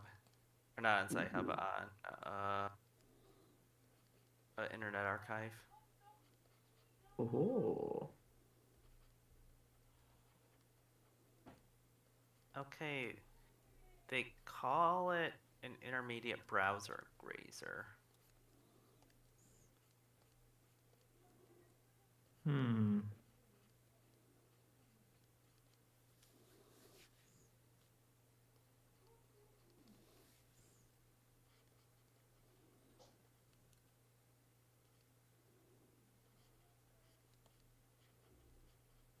Even with the root, this jaw is like that incisor is massive. Posting in other talk text. Let's see. Let's see.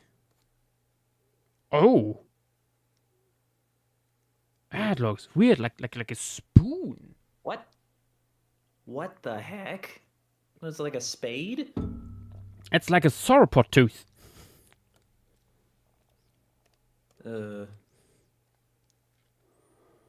Oh, goodness. Kangaroos, what are you up to? Or were you up to? I mean, to be fair, most of that tooth would be covered in. I mean, yeah, of course, bone. and like not visible, like with closed mouths and stuff, but still, it's like Even like half of that sticking out. Mm.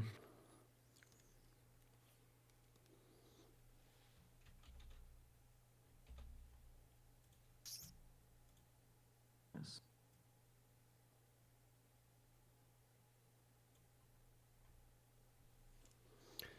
work smarter, not harder.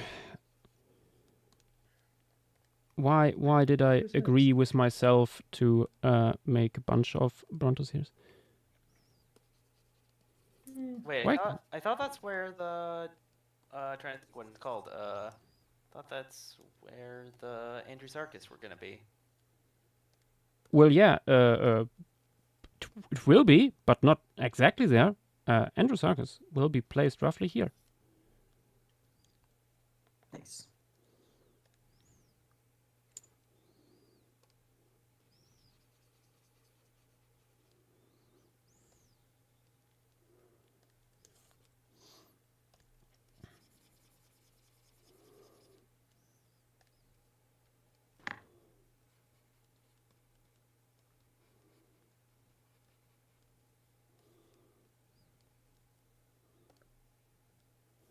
How wide is the skull?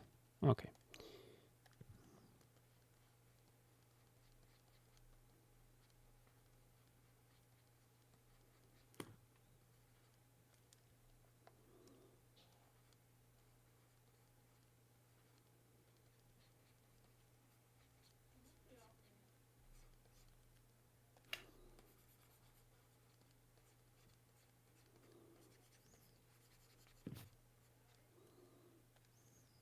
Oh, the paper says that that the original publication suggests that the author suggested that it would have used its incisors to like scrape bark or lichens, or to like sever plant stems. Makes sense. Huh. So what was it, developing tusks? This is the true tusked guy, like Propylopus. Mhm. True and Mm. real. I1 probably extended below the occlusal line of I2 or 3.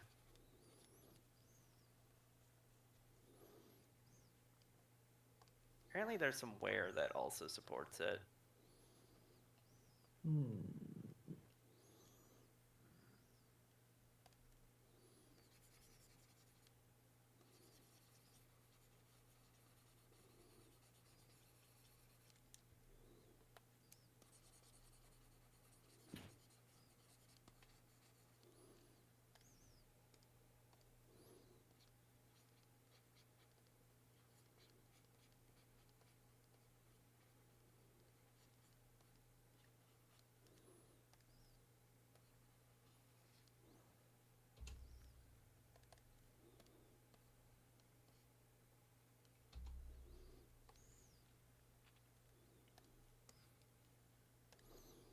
We're getting there.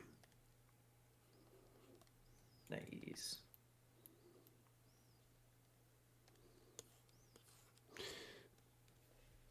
This wool formation piece might take slightly longer than one stream, simply because of Brontosaur herd.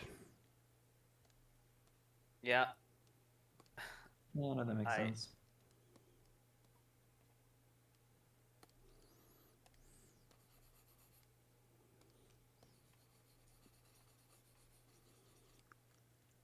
Crydragon, yes, that is the reason I was looking into it, but it turns out the type species is also just really weird looking.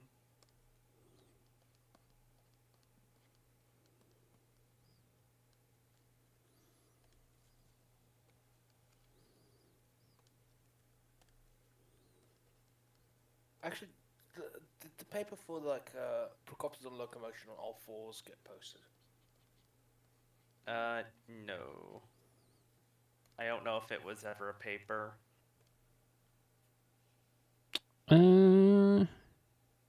couple of papers on Cinerine locomotion. Oh, it was Oh. about Protemnodon. Not Protem. Oh. So, Oh, Procoptodon no, is yeah, that still- makes way more sense. Also, Procoptodon to is be still a honest, mystery. Protemnodon also a large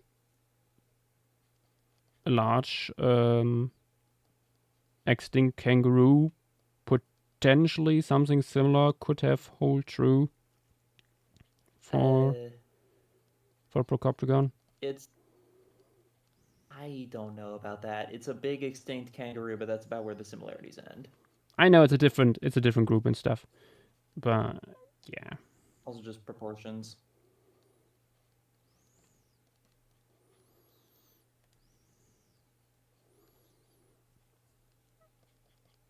It reminds me at some point we have to add the locality where the New Guinea species is from to the wheel.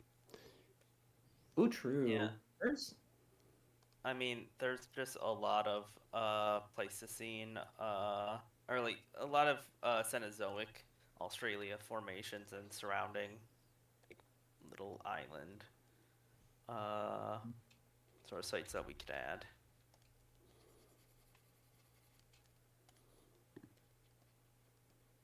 I know that there's some interesting stuff in the Oligocene of Australia. Mm-hmm.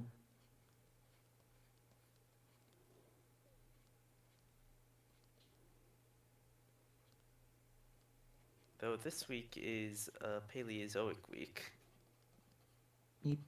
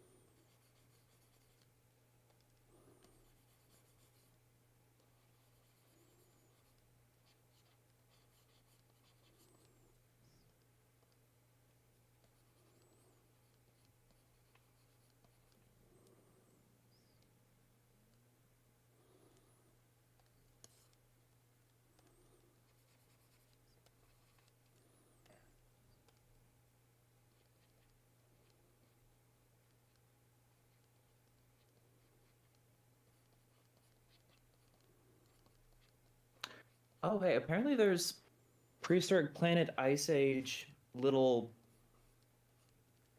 I don't even know what you call this, like a sign with a QR code on it at the La Brea Museum, like in front of the exhibits. Oh. Yeah, apparently there was a few museums also that like played the first episode like a few days before. Yeah.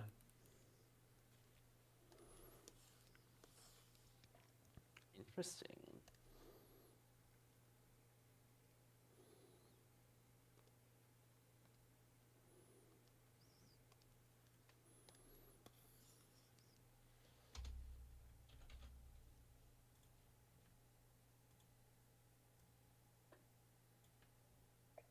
Oh my gosh, why are you doing so many?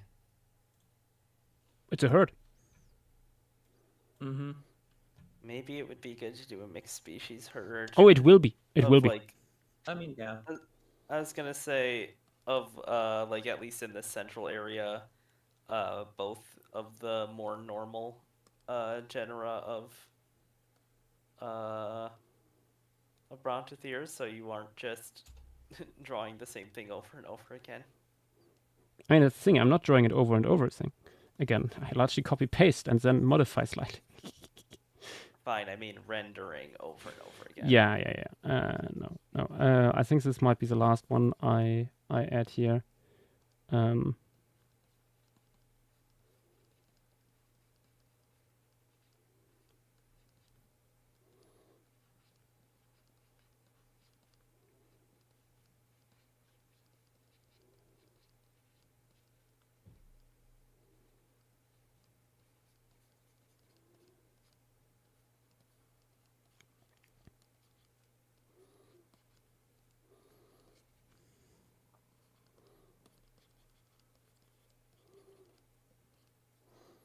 you can kind of see like based on where the animals are looking that here will be our Androsarchus. Yeah. Okay, that is I think all the Pro Titan. Want to put in. Let's see.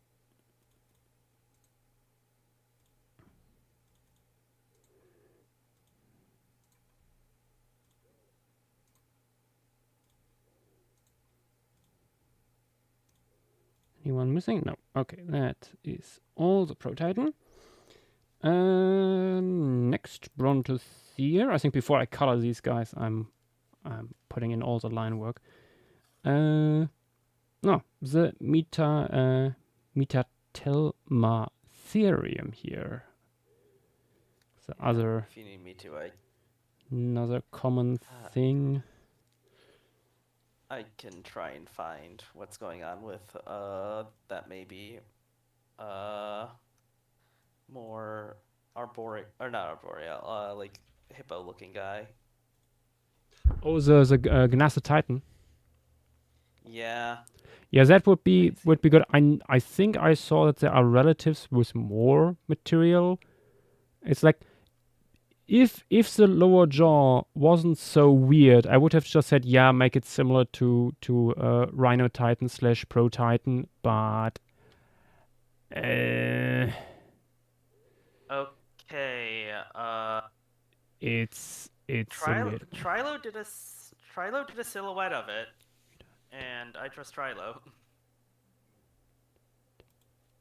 The first thing that comes up when you Google it, pretty much. Apparently, something like this. Do we have a little bit more of Metatelmatherium? I'm not sure. That seems very generic, and like a relative of this guy that I have seen looks more chubby, shorter legged, I think. This might just be Trilo being like putting a generic Brontosphere body on this. But I'm not sure. Yeah. I can see more recent attorneys. Do you know what the relative is? I don't remember, but when you look for the name, it comes up. God. Okay. Where does this guy fit? What is a close relative of these guys? Looking also at the other guy here. Okay. Okay, Telmatherium is another one. Do we have postcranial reconstruction of Telmatherium? Please. There's some beautiful painting of it. Who made this? Of course, doesn't tell me. But Telmatherium is reconstructed apparently usually a little bit different. No shoulder hump. Really? Which also makes sense, it's smaller.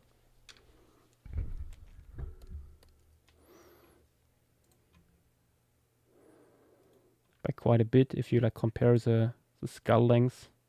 It's like a third less.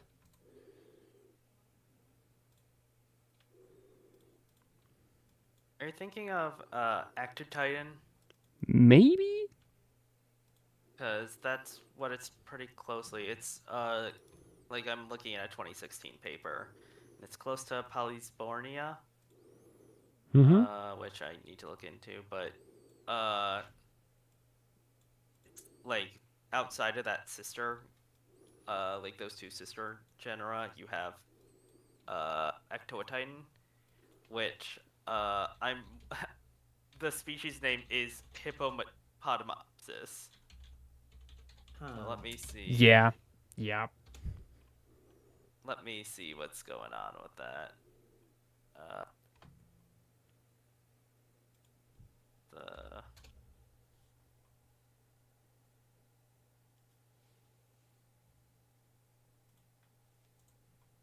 hippopotamus, like, limb proportions of the species. Let me see. Is all this postcrania from a single specimen? I might see if I can find, like, anything from Polysbornia.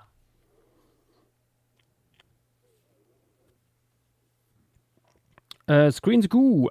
We just added our first animal. There is no Gobiatherium in yet.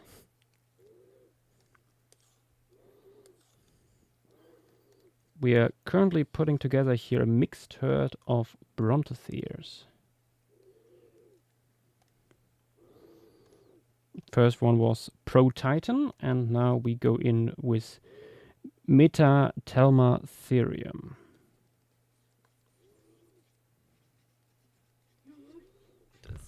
I assume A means incomplete?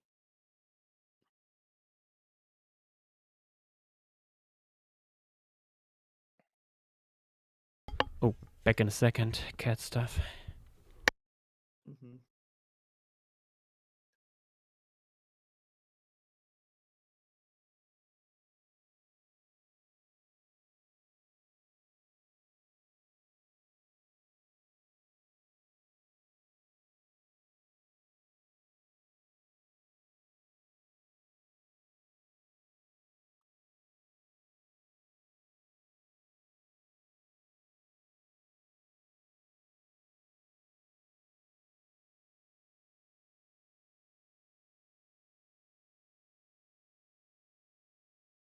You know what? I can scale this, like, closely related species. Give me a second.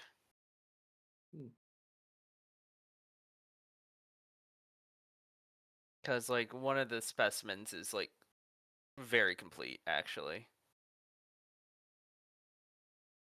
Like, it's both skull and postcrania. Ooh.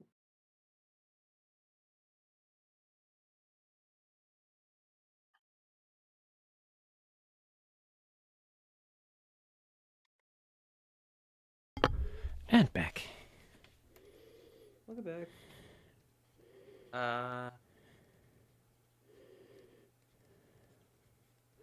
Rodent. Luckily, I found one with the genus we're talking about, not done by either of them.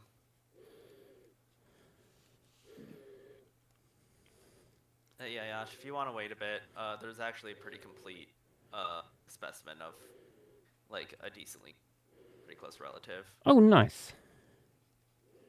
Like, I can quickly scale the material of. Like, it's both skull and postcrania. Ooh, excellent. Yeah, I'm doing this guy here first. Anyway, so.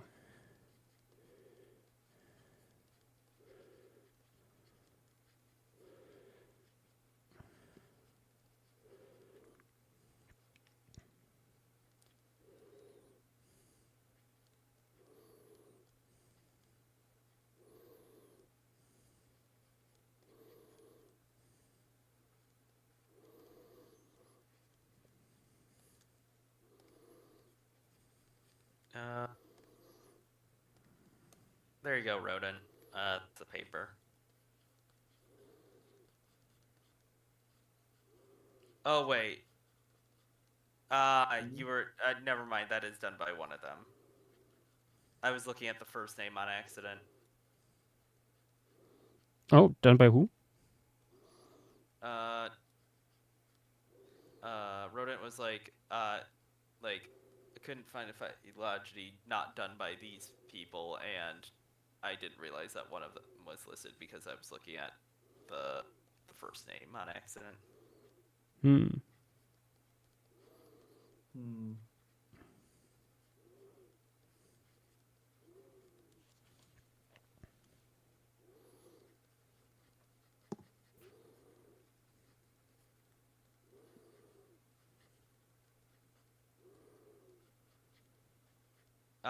It's one of those things. I mean, that's just an issue with a lot of these more obscure things. I'm gonna be honest. Not many people involved.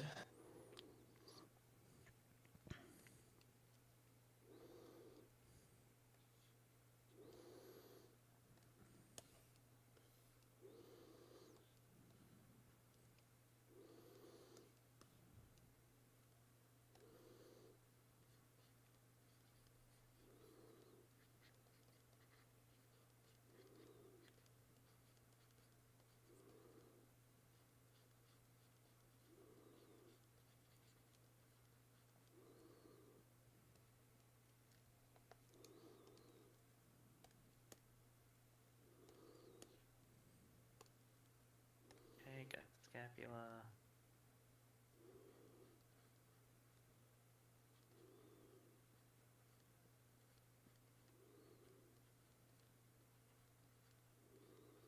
Ooh, articulated forelimb material.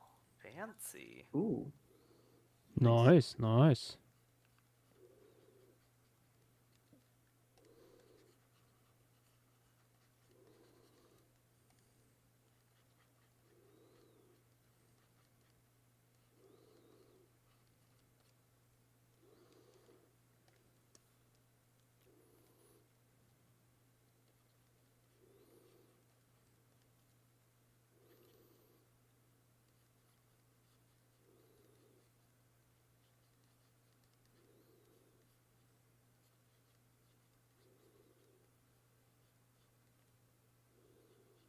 Oh, and hind limb material articulated. Oh.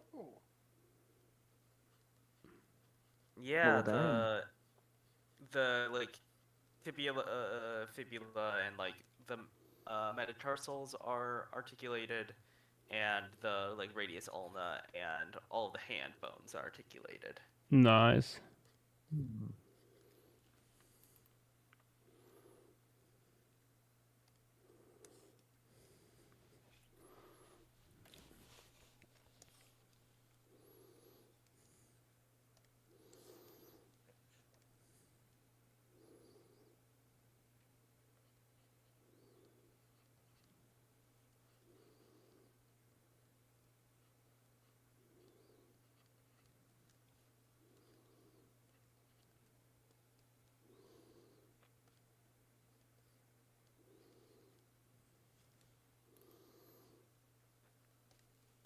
Okay. With that, we have two big brontosaurs.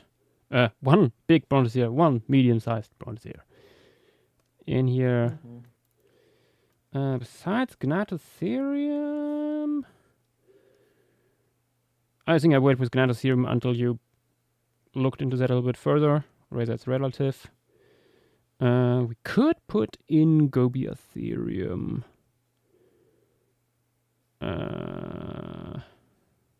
Let's go be Ethereum again. Or Forster Coperia. Could That also would be work. good to get out of the way. Mm-hmm. Ah, fuck it. Let's do Gobiatherium.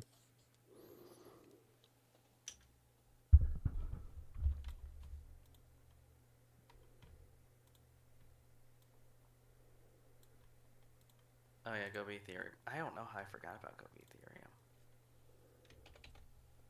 It's very funny how you have like a relatively normal Dinosauridan and then just this guy also here. Yeah. It's a big boy.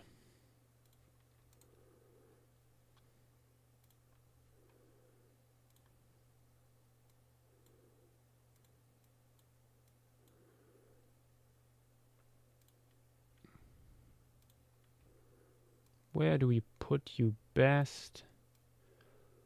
I mean, the thing is also, I don't think we have that much post-querying material described.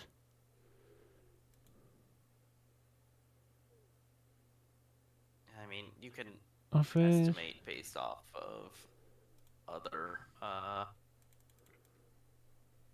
Dinosaurians, a little bit squatter bodied. Yeah, yeah. That's usually what I see in terms of reconstructions. I mean, it's probably the most reasonable. Yeah.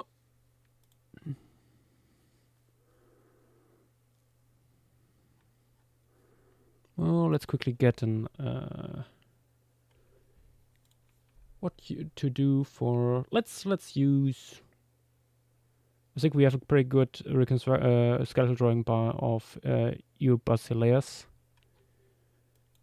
Let's cross-reference that a little bit.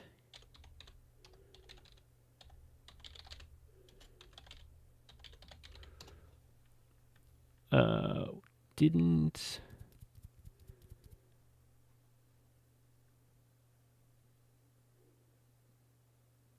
Or not. Or Google just has turned into shit.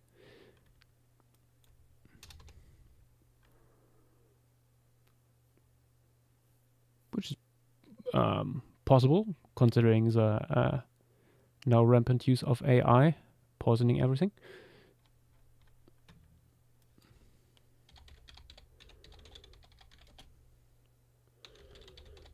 Ethereum it is then.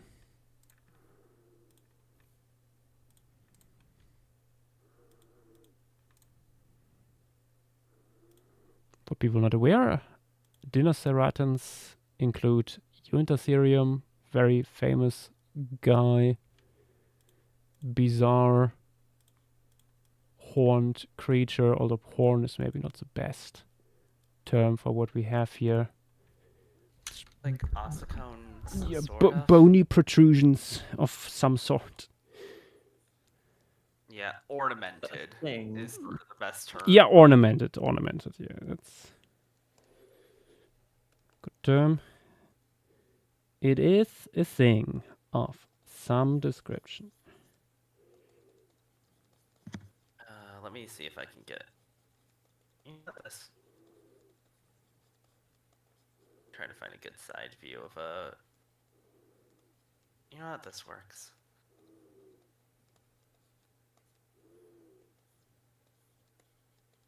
I'm just preferring to get everything lined up correctly.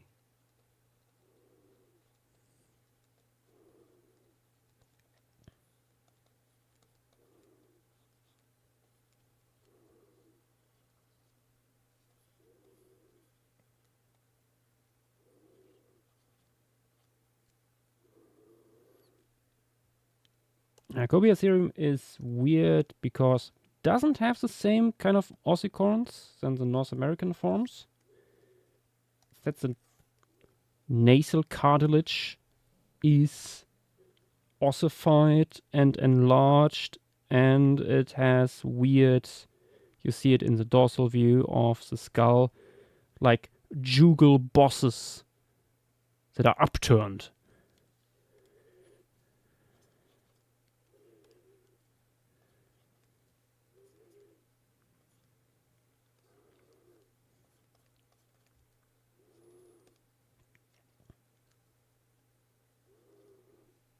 And also little bosses on top of the head, but they are like more like little bumps.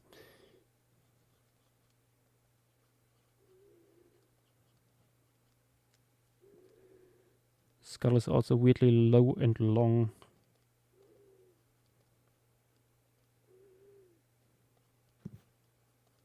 It's a very silly shape.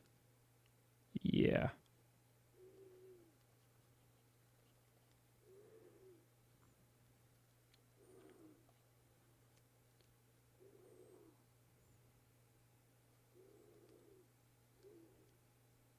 Likewise, the lower jaw is razor. How to describe it best? Razor shallow. Narrow? Yeah, and narrow. Yeah, no, shallow's better.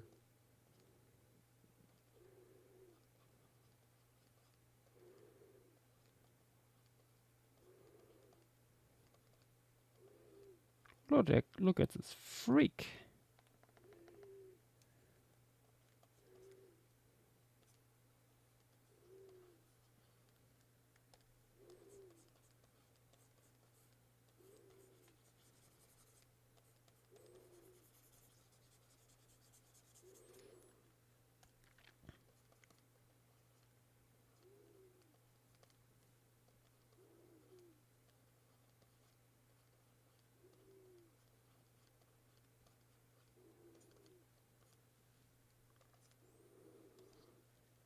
I made the skull a little bit too large.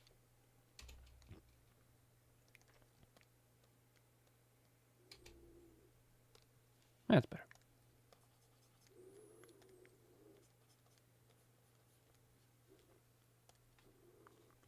Limbs slightly longer. I will give you a reference. I'm not necessarily like this guy's really big-headed, Mm-hmm. so it's not really it is a lot shorter limbed than the Brontotheres I could find, and it's also Yeah, that's just that's why I was so unsure about Trilo's silhouette there. let me get the mandible size just so you have something to base it on. Mandible total length. Mm-hmm. Oh wait, Nath is here. Nath, hello, you're finally here. Drunk and on a different device in Twitch chat. Del Zamins. Welcome, welcome.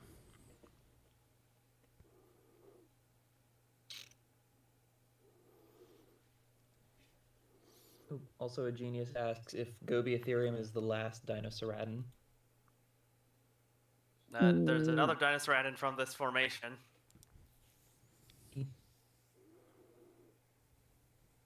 What is the youngest? The best gaming otter, yes. I suspect that the big canines of Unitaserum were not visible in life. Simply because we have this like enlargement of the lower jaw here that like probably correlates to like a soft tissue pocket for the teeth to go in. Then again, like nobody has really looked into this, I think. Dinosauratins are rarely a topic at all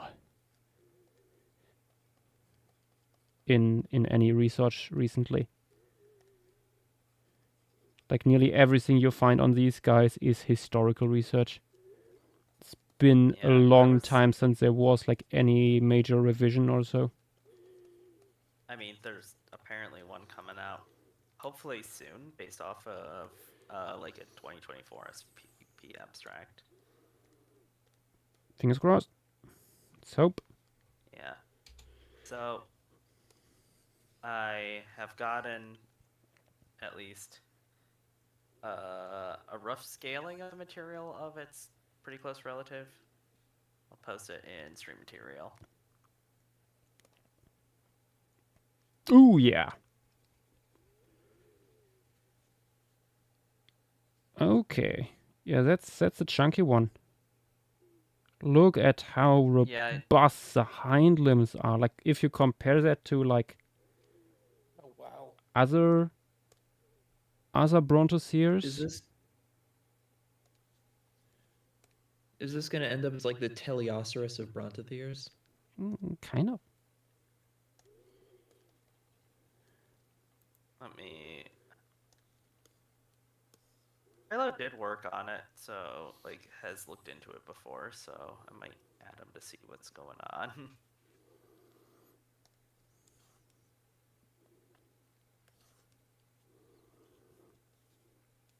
Oh, he's online, nice. Just time? I think we're just putting in one Gobiatherium. It might be funny to like show the sexual dimorphism, but we have so many animals already in here. Yeah. In here, and then getting, since you just finished the scaling, let's have a look at Gnatho Titan. Yeah, that freak. Probably would be good to show like two specimens. Yeah, that looks like it supports like pretty good lips, like mobile lips, like that. Yeah, But also super bizarre, like probably in frontal view, because the lower jaw is so narrow and deep. Yeah. I'm very confused where they just sort of listed a genus called Polyasbornia, and I can find nothing about that taxa. Oof. Like having it as sister to Nathatyne. Maybe one that is no longer in use. I have a very large document with a monograph on Brontosaurs. Maybe. Let me actually let me have a look in my folder. This thing is way too large to send over Discord. It's like 400 MB or something.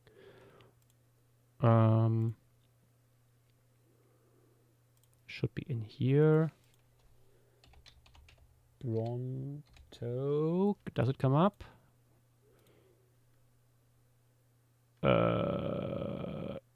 Not that, not that, not that. That is Nometoserium. Could be this one. That's a big one. Yes. Oh, there it is. Species taxonomy phylogeny. Oh, yeah. Good night. Good night, everyone. See you all tomorrow. Night. Found it. Can you put the name in chat? Yeah, let me put in other talk text. Like, it doesn't even come up on Paleo database. Huh. Let me control F this stuff. Nothing found. In a document with 475 pages. Is there maybe a typo in there? I don't even know what it would be a typo of. Don't know. A genius. How are they different? Gobiatherium. Let's go over here. In the nasals, you can see like the difference.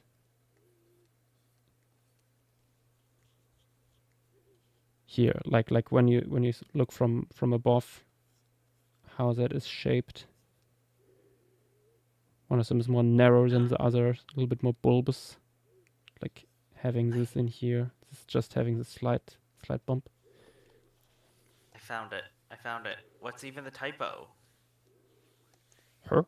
Oh, it's just Polyosbornia, not Polysosabornia. There's just an extra S. Oh. Oh, yeah, it comes up. 21 mentions. Oh, those are big canines. Oh, yeah, the lower jaw looks similar. Yeah. Is there more on this? Is there more than just the lower jaw? I don't think so. No, I don't see anything. Yeah, no, I think that's everything. So, same as Gnathotype. back to just using the other guy. Yeah. I mean, I was hoping at least the skull would be a little bit more complete.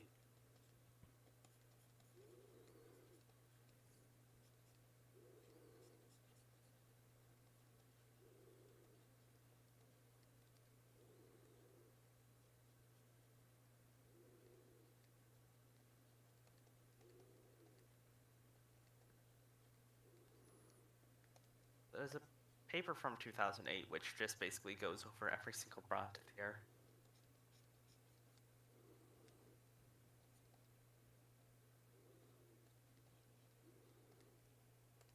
Oh, what's the name? Because it might be the one I have.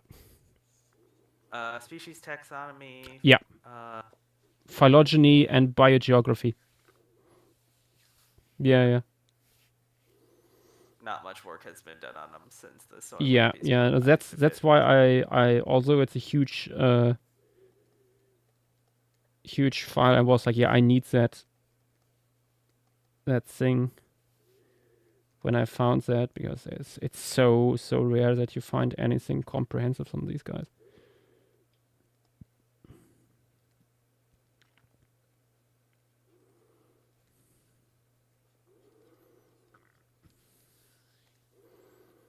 Again, I made the head quite a bit too large, but it's a little more detailed this way, so I can just simply scale it down.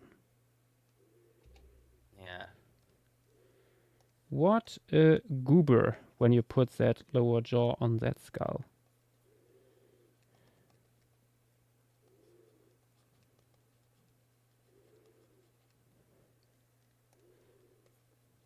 Yeah.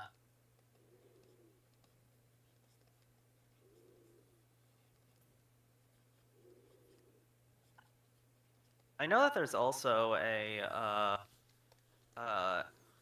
amenodont from here, so could also be good to show in the water. Mm-hmm.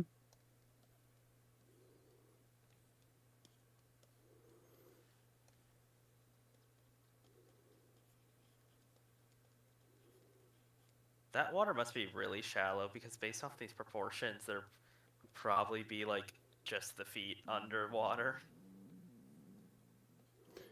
Yeah, To true. me, it looks like.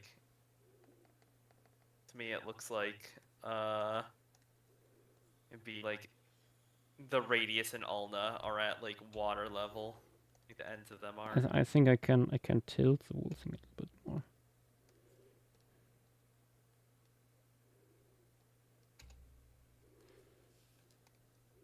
And then like this is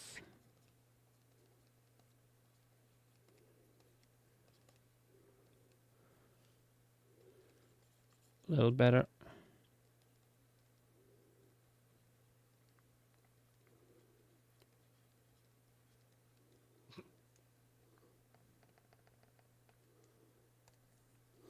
I know what? I need to do this separately first. The head in close to frontal view.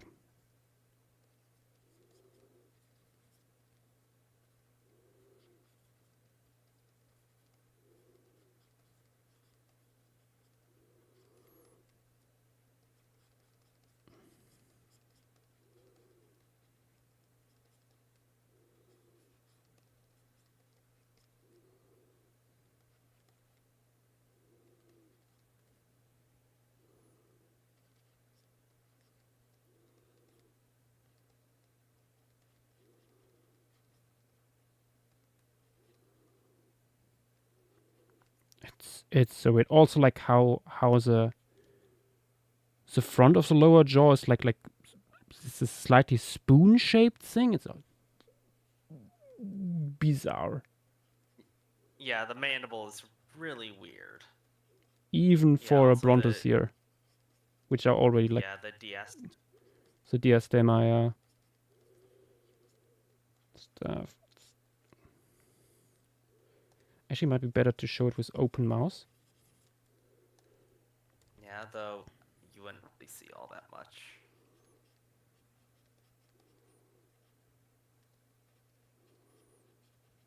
Yeah, something. No, but tells me that brings these across guys were- better like how weirdly narrow that thing is. Yeah, something tells me that these guys were gonna be eating like water plants or something. Yeah, would be nice to know more about the flora here, wouldn't it? Yeah, that'd be awesome. Jules, get onto it.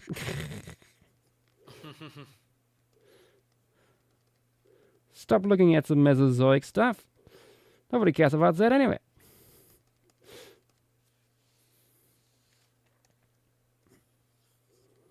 Okay. Now scaling that down, and now it's much easier to attach a body to that. Yeah. I'm already seeing people talking about like what could potentially be added to the wheel. Oh. What are ideas in the moment? People on the stream, let us know what you want to see. Desert Leaper's wondering about like Paleozoic, like earlier Paleozoic localities with plants like Cooksonia and stuff. I mean, we basically had that with Rhinechard. Yeah. I mean, at least the main one that I've looked into more recently, I would need to grab the formation name, but there's a cool Devonian Chinese formation with a bunch of plants. I mean, when it comes to cool Devonian from a locality with plants, I know a German one too. Of course. Desert Leaper, are you familiar with the oldest forests in Lindlar? Oberbergisches?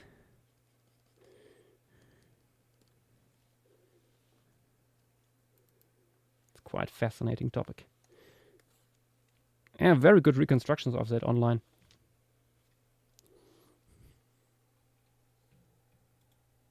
Let me find the name of that.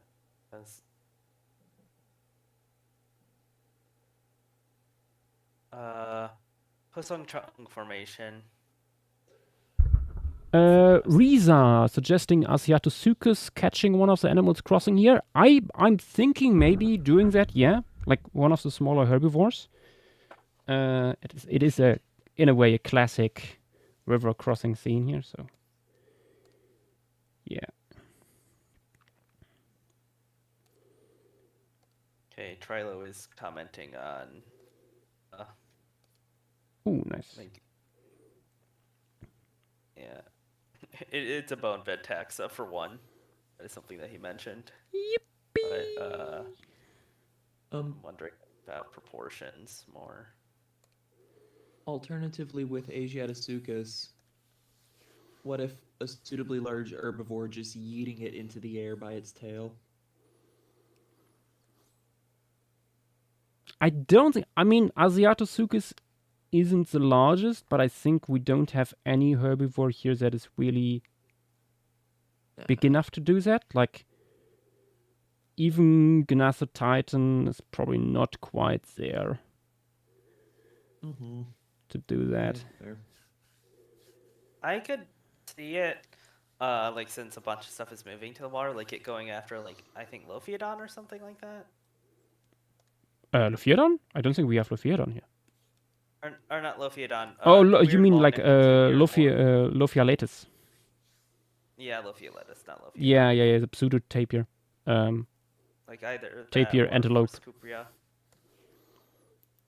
Yeah. What I had in mind, like for like, I don't want to have like the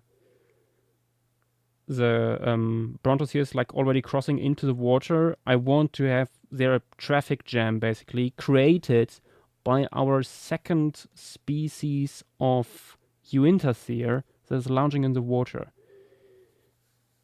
Oh, so you are gonna have Eudinosaurus. Nice.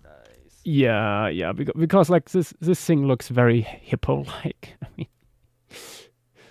mean, all the smaller Dinoceratons do. Like, they all have really short limbs. Yeah, it's like an ideal candidate for that. Like, let's have a look next to Pro Titan. Yeah, it's similar in size.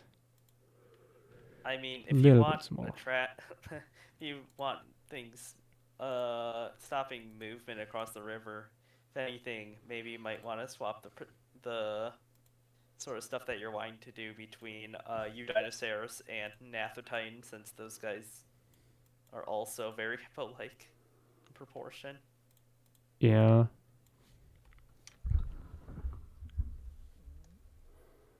Okay, yep. He also got something similar to Teleosaurus. Nice, nice, nice.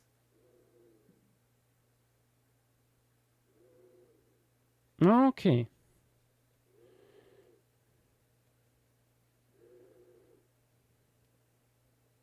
That makes sense. Yeah. And then it appears we are on the right track. Yeah, also similar to Toxodon, apparently. Okay. Like, just generally, oh hey, I'm a large ungulate that has shorter limbs. Mm-hmm.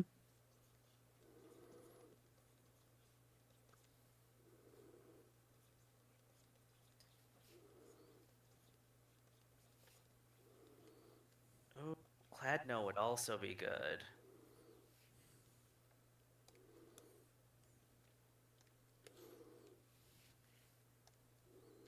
Yeah, I remember us talking about Cladno last time we were mentioning, like what to add, Paleozoic-wise. Mm-hmm. Oh, the skull on this guy is so weird.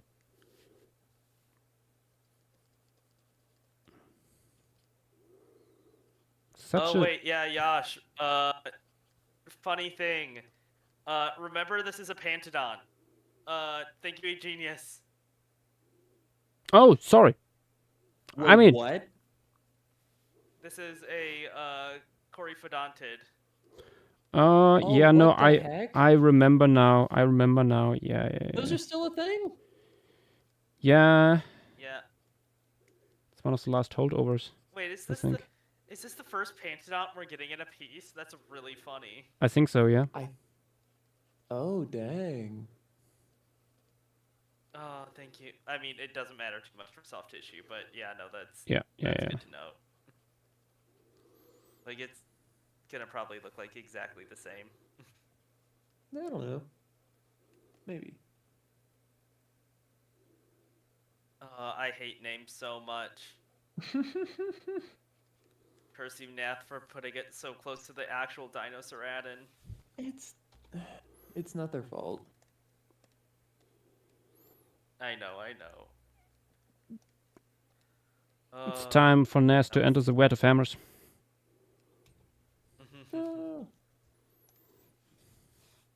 Wait, if these guys might have a little bit longer of limbs if it's pre-fedontid, or at least longer neck, I guess.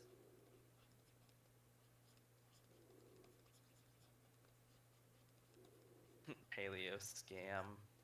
True. Rodent. Do we have any postcrania from this thing? No, but we have good stuff from Coryphodon. They probably had good material and left it in the field because no more room on the truck. Yeah, like here's Coryphodon. It's sort of similar in proportion, I'm gonna be honest. Yeah. Oh wow, you just put the exact same thing. I love drawings that are literally just pretty much traced skeletal mounts.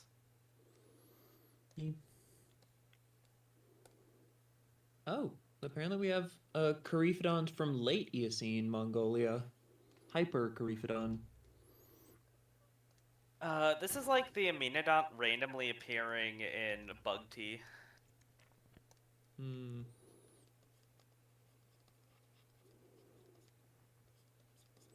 Oh yeah, I think that works better in terms of proportions.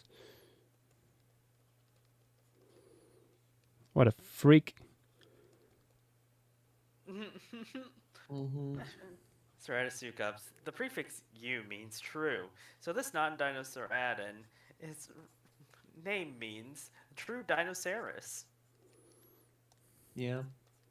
I mean, looking at the teeth, it is truly horrible teeth. Yeah. So if you take the name literal, then yeah. The ventral and dorsal views of the cranium and mandible, respectively, remind me of some big pigs I've seen.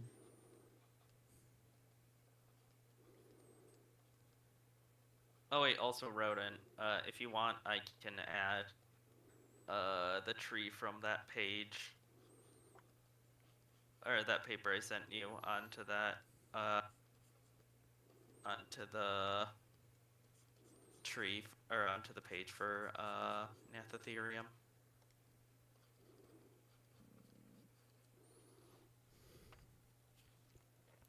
Okay. I think 3 is enough. Yeah, because oh, before I do that, I just realized it's almost 8 o'clock. I gotta make myself dinner. Do that, Yeah, do please that. do that. Feed yourself, young man. Yeah, no, I somehow forgot. I'll be back. Alright.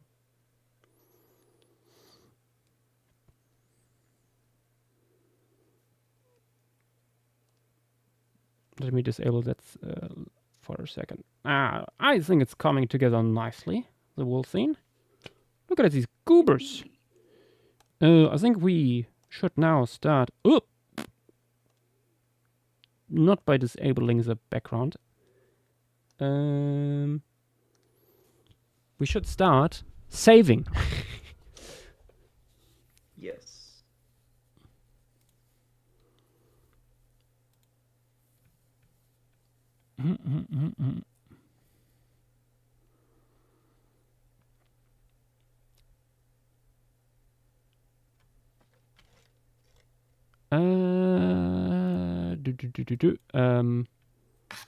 Lost my train of thought for a second there. Okay, I also forgot. We're doing all the animals right now. Should add... we should do a quick social media post. Ooh.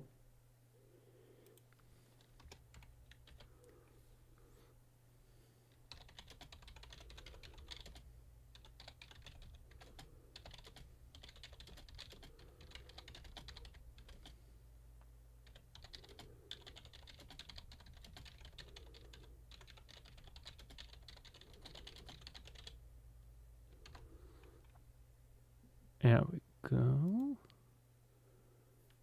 Also, quickly doing that on blue sky.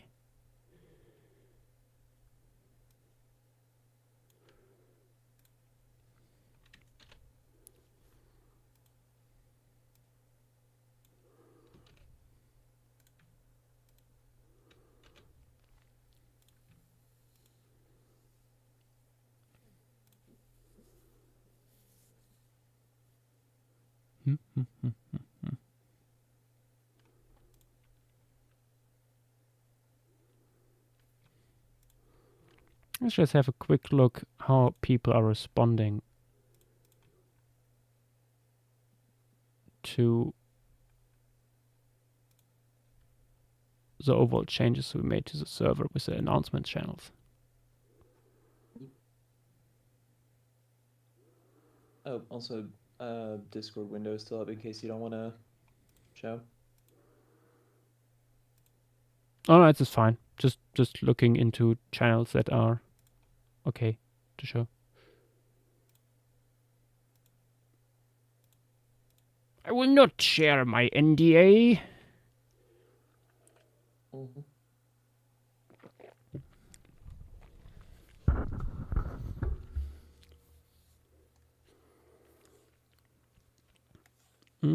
Okay, it's time to brown.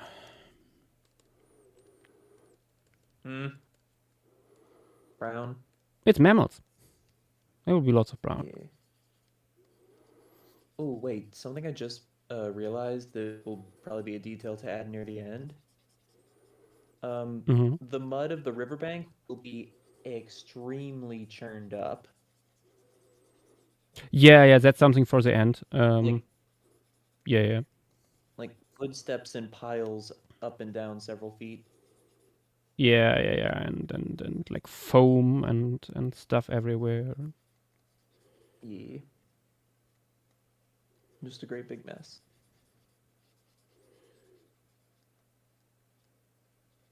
Tons of dead crocodiles trampled.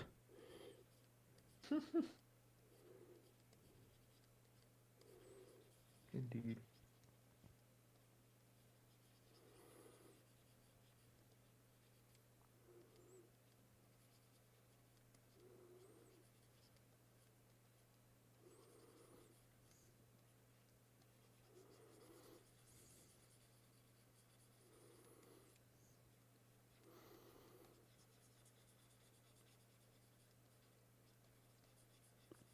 Yeah, I think this will be more interesting than doing the typical predator aggression. Yeah. Big pantodont being not amused by the distressed herd moving in to get away from the flames. The river's getting too crowded.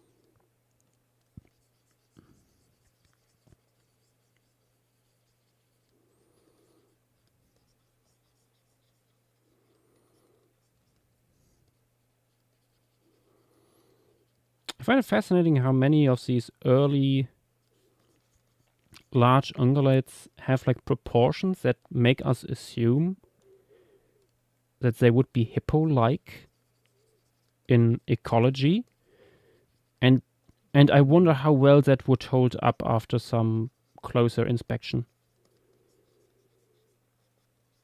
I know Teleoceras isn't quite as hippo-like as once assumed from the proportions. Like, I think there's different populations at different times ate like different amounts of like C3 versus C4 plants, but Yeah. overall it was mostly terrestrial, running around with those dinky little legs. Yeah. It's Barrel. like I wouldn't be very surprised if we silly. have very similar stuff going on with many of these guys here.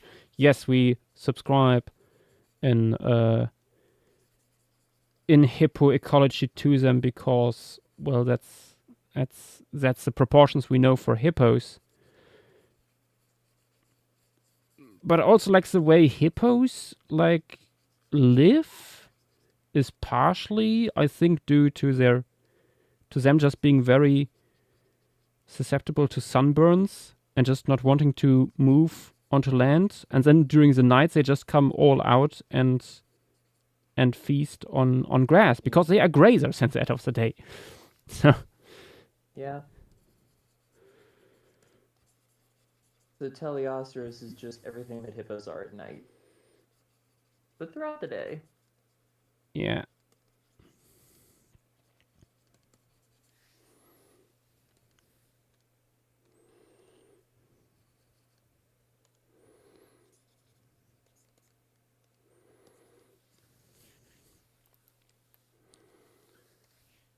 Okay, now the little guys here need some colors. Let's go with something dark.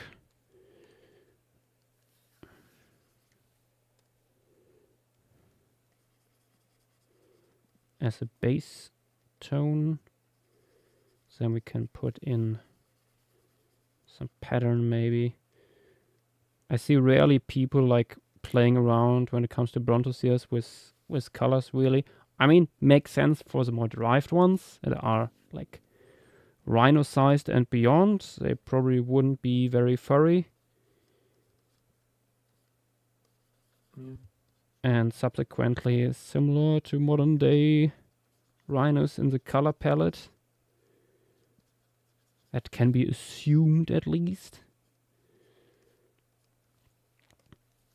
But yeah, these more basal, smaller ones, probably still furry. That's a different story. Mm-hmm.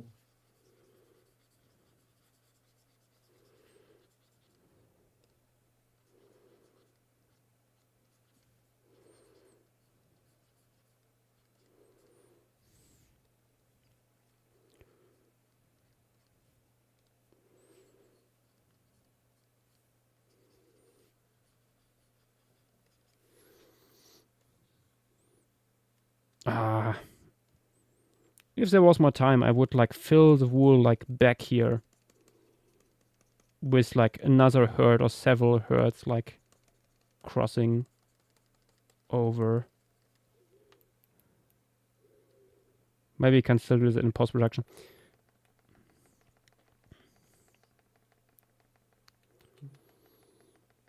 Because we have a lot of fossils from here. And these animals would probably live in big groups. Mm-hmm. Definitely. Okay, let's give these guys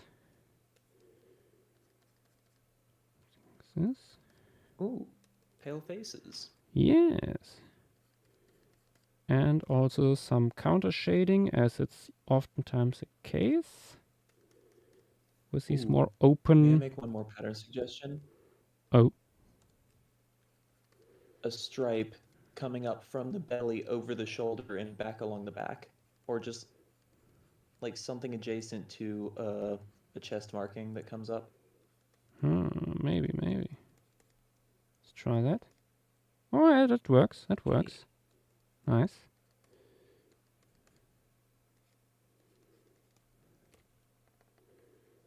As far as crazier patterns go, at least in living ungulates, we have zebras and Malayan tapirs. Yeah. Well, and bongo. A couple of antelopes go off with the stripes. Yeah. I mean, antelopes have quite a bit of diversity in that sense.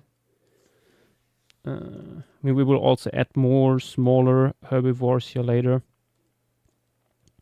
Yeah. Let's see what to do with the Gobiatherium. Maybe a little bit inspiration from like some of these more weirdly pigmented Asian elephants. Ooh. They have like Oh, that's a fun idea.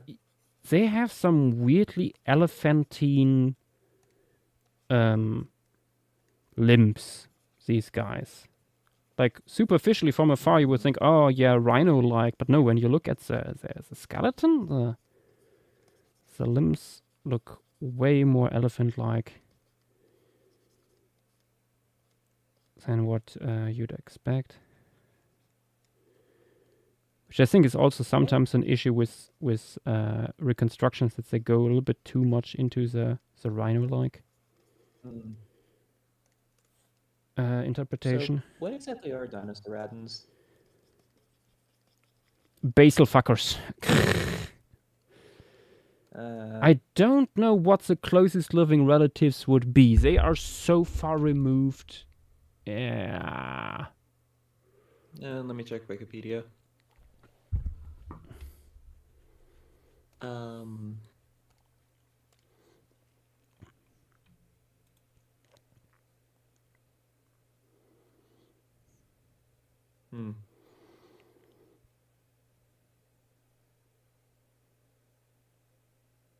And Triano, but stay strong. You can do it. Dinovember will be yours.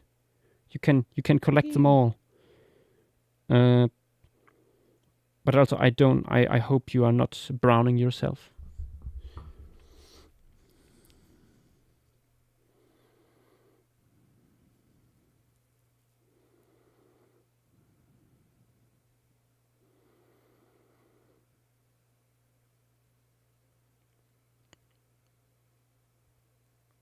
See, we have someone in chat who actually wondered what kind of short-faced bear was going after the stellar sea cow. We know it's Yeah, Arctodus. don't say. It wasn't told us, but it's Arctodus based on the anatomy. The anatomy might be a tiny bit outdated, maybe. Well, Depending on who mean- you ask. Not just the anatomy, yeah. but also Arctodus being the only Tremarctine that overlaps in range with stellar sea cows. It's the only one that far north. Yeah. No, it's Arctodus. I wouldn't be surprised if a lot of people are only like casual people that are casually interested in prehistory, yes, know about Arctodus because it's a rather famous taxon. And then saw Acrocerium and were like, oh, that's Arctodus. Only then to later be shown actual Arctodus with the sea cows and going, wait, but what's the other one? Or what is this now? Yeah. Oh.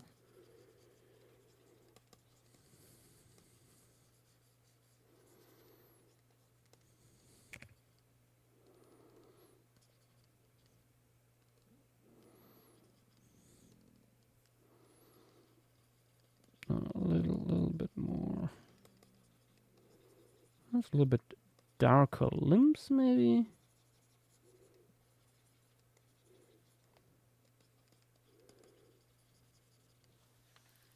Like that. And then the wool scene will still later get like tons of small critters. Okay, on to the shading. Yeah.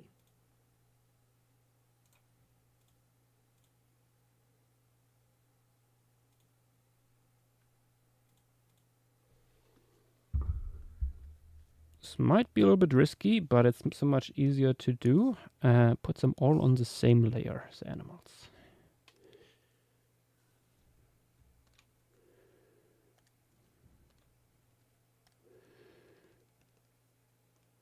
A genius, I don't know if outdated is quite the right word, but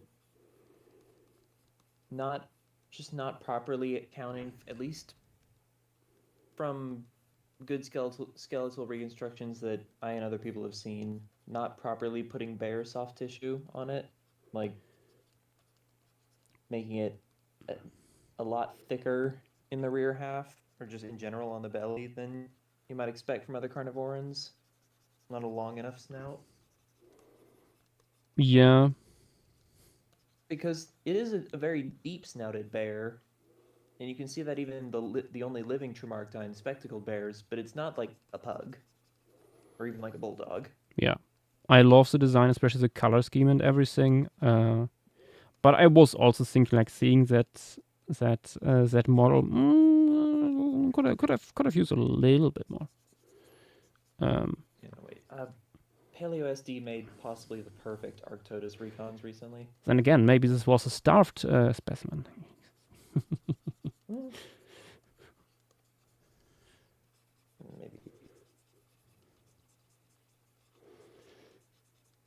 Shrink wrapping happens to the best of us. Other talk text. I probably constantly do mammal soft tissue at least slightly wrong because I'm not as used to mammal anatomy than most reptile stuff. Like, got some weird curves and lumps. There is a reason people come to me for pterosaur feedback and not for mammoth feedback. What did I come back to? Oh, Bears. Arctodus soft tissue discussion. I posted Paleo SD's recons in other talk text. Yeah. Though it should be noted the idea of two different subspecies is outdated, like almost immediately after it made that. Oh no. Not really any divergence, just two different morphs.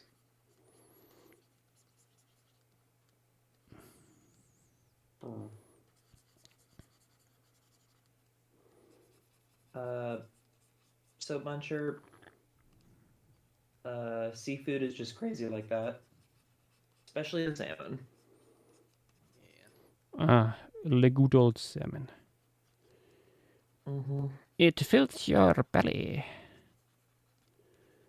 Yeah, no, this is the exact same thing going on with extant brown bears. Like, the inland populations, usually called grizzlies, are a fair bit smaller than the ones you see in, like, some of the Pacific Northwest islands and along the Alaskan coast. Mm-hmm.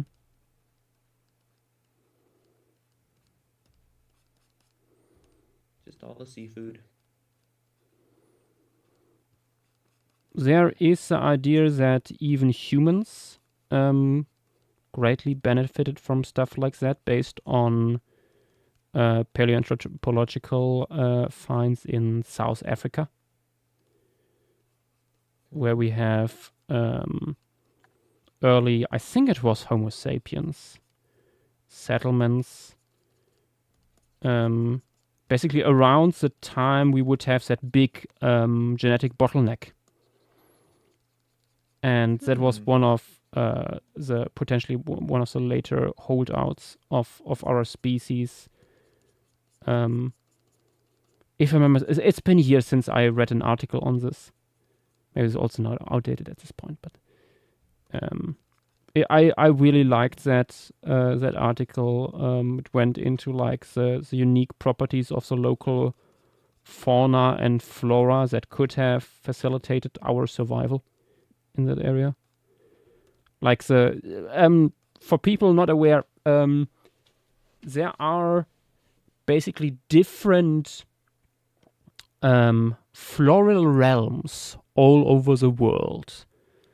Floral empires, might say. Like certain groups of plants are simply only found in certain geographic locations, and usually they are these floral realms are like covering whole continents or several continents. Like Eurasia is like one of these, and then there's the African one, but within Africa there is another one, a small one, the South African floral community that is only found there. Basically, there's a mountain range in South Africa that separates that floral community from the rest, and that has led to some bizarre and beautiful plants to arise there. Mm-hmm. But also certain plants that are really nutritious. If I remember correctly, it posted a map of floral realms. Yes. Yeah. No, it's not even on there.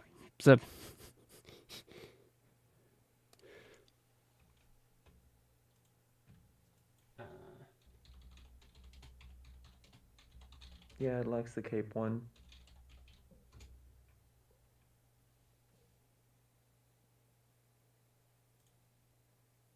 Maybe that one's a little bit more argued if it's actually. Yeah, the South Africa's Greater Cape floristic region.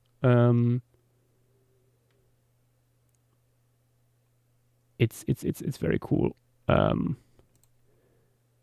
It gives us images like these. Why is that? My God, why is that image so big?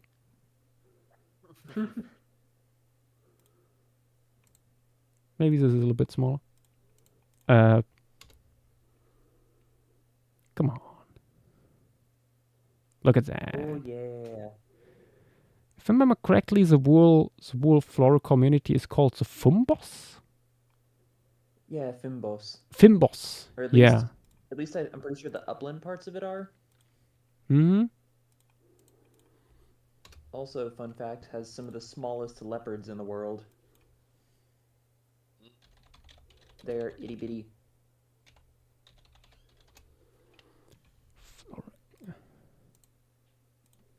Ah, here, little Wikipedia map.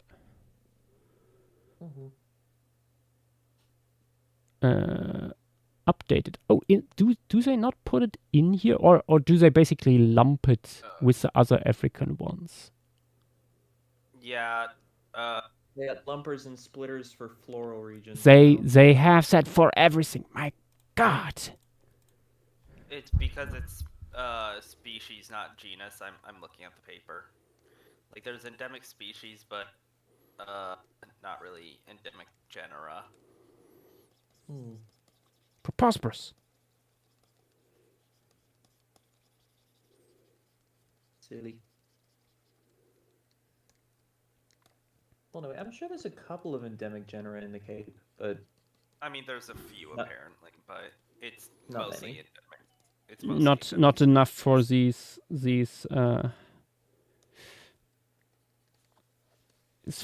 fun haters. I mean, you have to cut it off somewhere. No, they're simply fun haters. Should. How dare them? Yeah, Like just invalidating whatever I just said. Mm-hmm. Oh yeah. Also, real quick, I need to get dinner. Yep. Okay, sounds good. Get the food. Yeah. Since you guys were talking about carnivoran reconstructions, I haven't posted it in here yet, but I did a recon of the new Nimravit that was published earlier this week. Ooh, nice. Yeah, and I made a Nimravit recon that doesn't just make it look like a cat. What? Impossible. I've posted it in other talk text. Let's see. They're... Ooh, nice.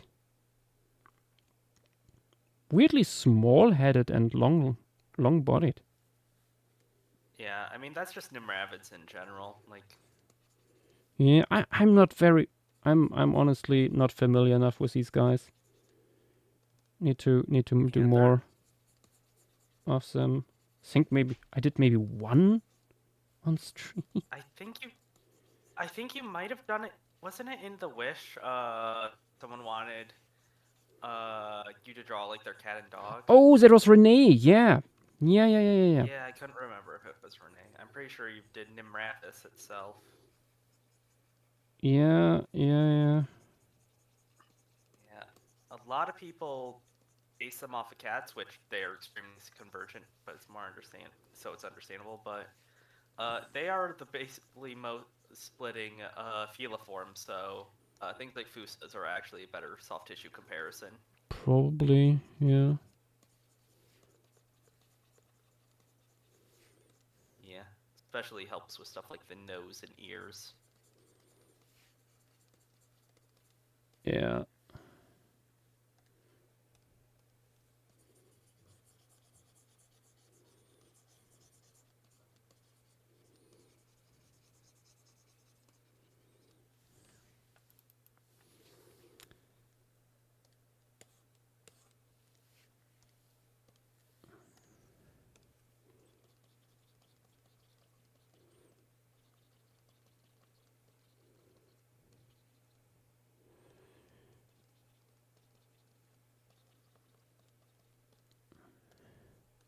I have to give these guys reflections.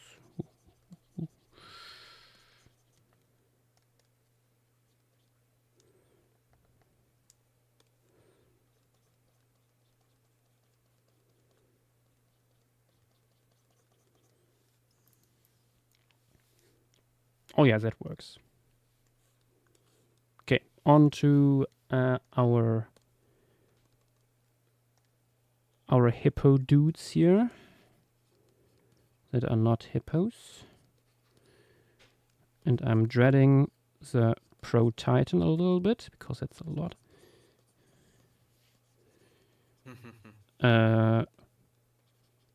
I said it before, I said again, I doubt we will get the full piece done tonight. However, I promise at this point you will at least get a look at Andrew Sarkis. You want to break from all the Persodactyls and just yeah in general, you could take a break and do the Sarcastodon. Yeah, I mean the Sarcastodon here too might do that. We'll see how much we get, but I mean, if people know anything from this formation, it is Andrewsarchus. So want to give the people something.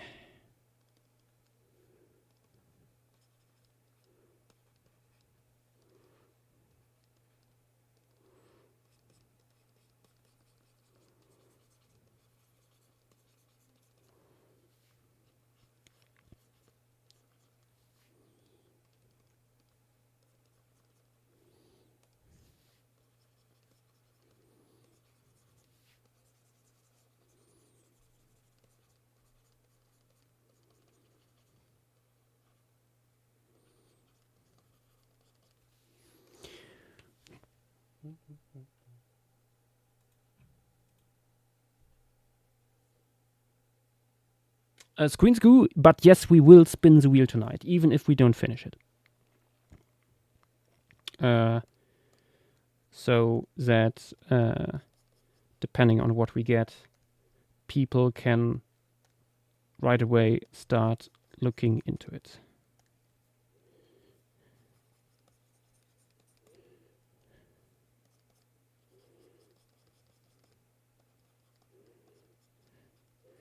Because the more time our research team can get, the better. Also gives me more time to think about compositions and stuff. Yeah.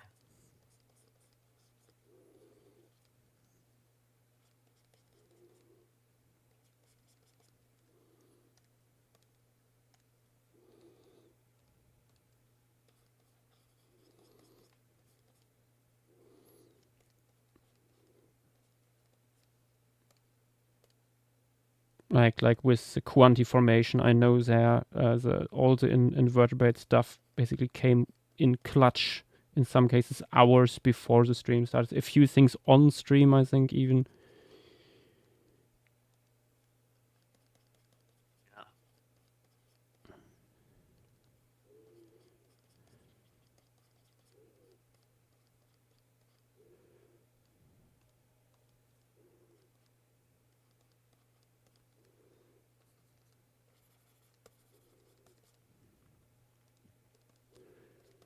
Oh, let's give these guys actually some scars and so on to show a little bit their use of their tusks. I think that's a fun thing.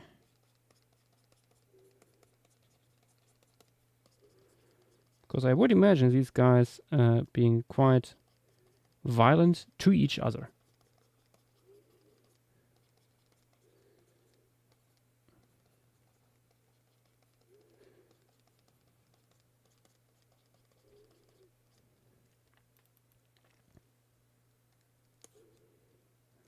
Okay.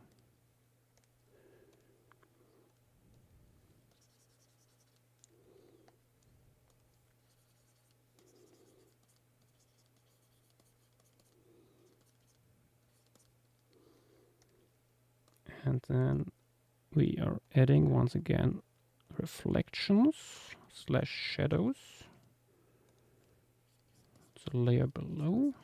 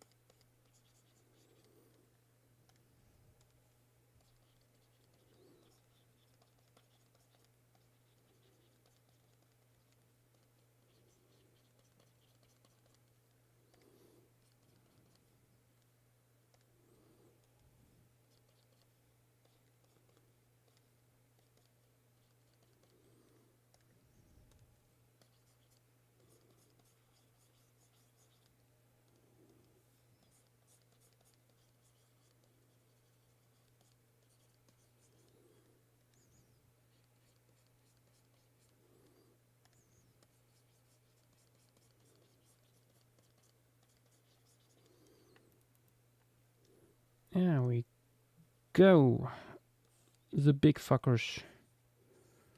Let's do Gobi Ethereum. I'm back.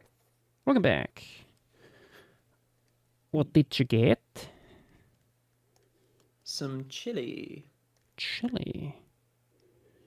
Mm-hmm. It is very good. Nice.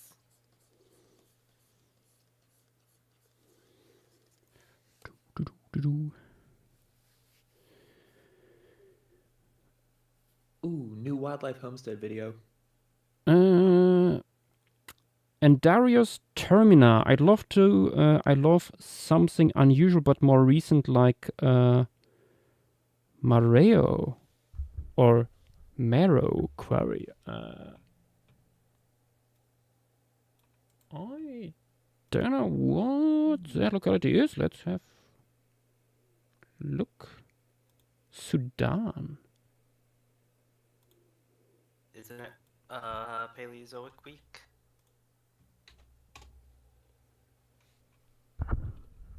I feel like this might be a general thing they wish to put Didn't know if it on. was a suggestion for this week. I don't know.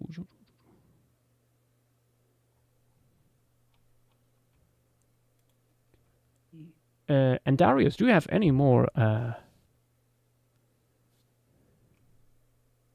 information on this locality?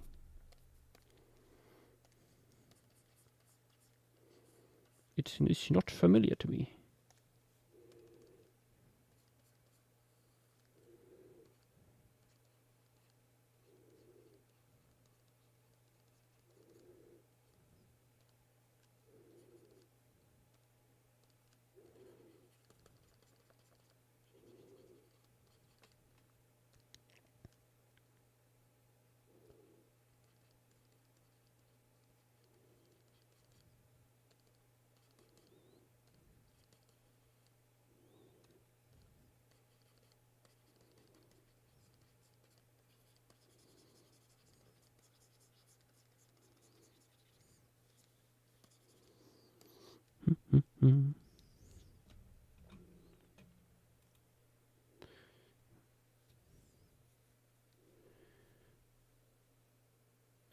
B&W Studios, hello there. Brontosaurus Cinema. Indeed, we have quite a few of Brontosaurus here. 3 species already.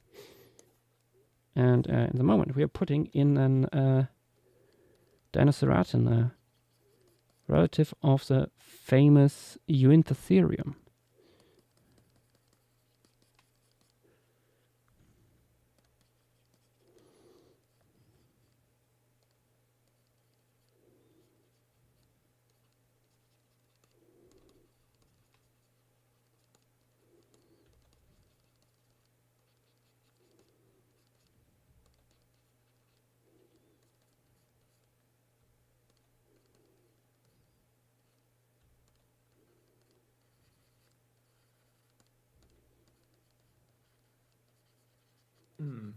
Do you think you'd give any of these critters young calves? They were already all eaten by Androsarchus. Probably. I don't know. They were left behind in the fires.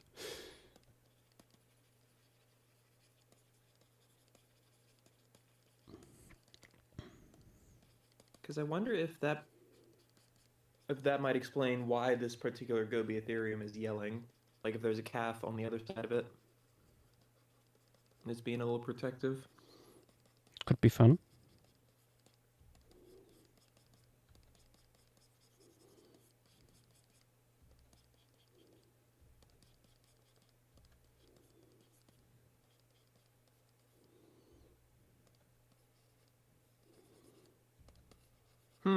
Nope.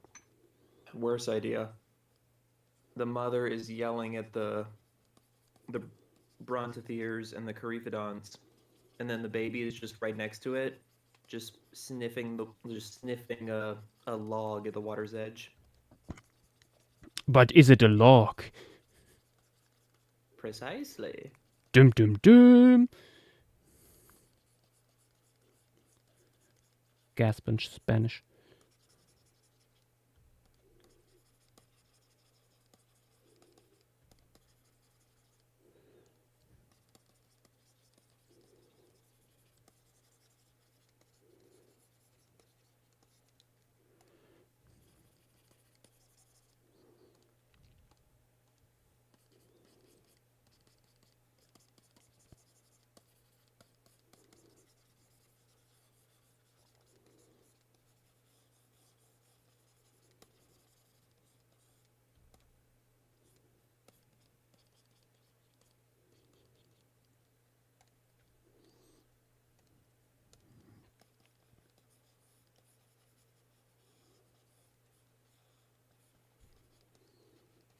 Oh boy, that's a lot of rain outside.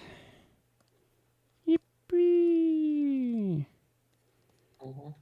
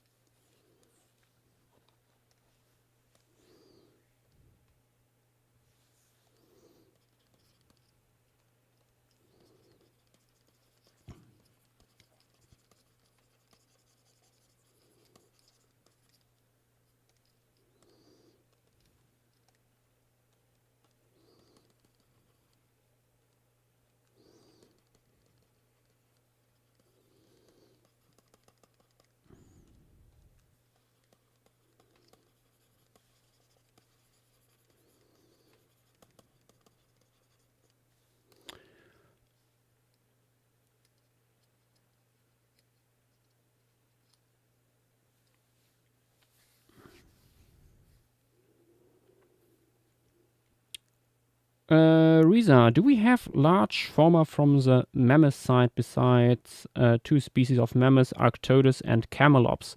I mean, we have, what else? Llamas, pronghorns, Scrub-ox. scrub-ox, true. Probably one or two deer, I would think. I couldn't see any deer in the fauna list that I found, though. I hope Grace has like a really updated one. Oh, true. I should forward that to you. Grace sent me a bunch of photos from a book with a detailed fauna list. Oh my goodness, yes, please. Will remind me later to. Yeah, all good. To the. Oh, excuse me. Might still be time to make a illustrated size chart. Yeah, there is quite a bit of stuff in there that I didn't know about either, especially like the smaller stuff that is not in the Wikipedia page or stuff like that, and quite a few of invertebrates and fish, amphibians. Let me actually quickly check here on the pages. No birds. Huh. No birds, probably because, well, they can fly. They wouldn't be trapped in there. Well, honestly, I don't think anything smaller than a mammoth would be trapped. Yeah, we have. But then all the rest of the bones would be stuff that got washed into the pond. Yeah, or like died nearby or died in the water. Not many bird bones gonna survive that process. Yeah, and birds and usually not that well at preserving in the first place. We have two species of bufo: the Great Plains toad, the woodhouse toad. And then we are already there's a Cypriform, and then we're going already into mammals with an eastern mole, several rabbits, rodents.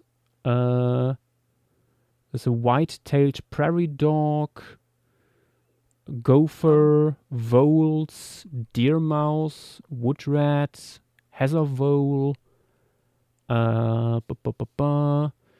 In terms of mustelids, we have badger and ferret.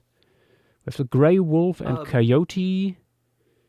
Yeah, there's Real quick, Arctodus. actually, that ferret, I've seen it in older lists, either referred to as a black-footed ferret or a mink. Does that one give it a definitive Nope, name? it's both. It's either or. Yeah. And Coin. yeah, Arctodus. In terms of camels, camelops. Then pronghorn, the modern day one. The shrub ox. Mammutus columbi and primigenius. Yeah, that's it. Mm-hmm. Basically. Oh, no platygonus? I don't see it in here. There's also the pollen Interesting. from here. Oh, there's a whole list of gastropoda. Oh, joy. And stuff. Very importantly, the pages that Grace posted here also include a map of the locality. Ooh. Also, the mammoth site itself has a little size chart. Also, That is amazing. it's too late to say, but your DMs were visible. I mean, it was only the pages, I think. Yeah.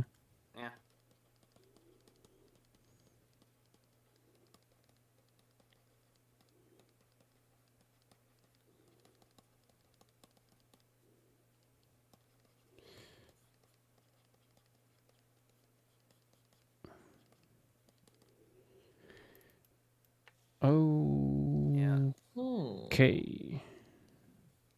I did mention it in the thread, either earlier this week or like later last week, but I do think that I do like your composition, but due to the bear, might be better to set it in like early morning fall.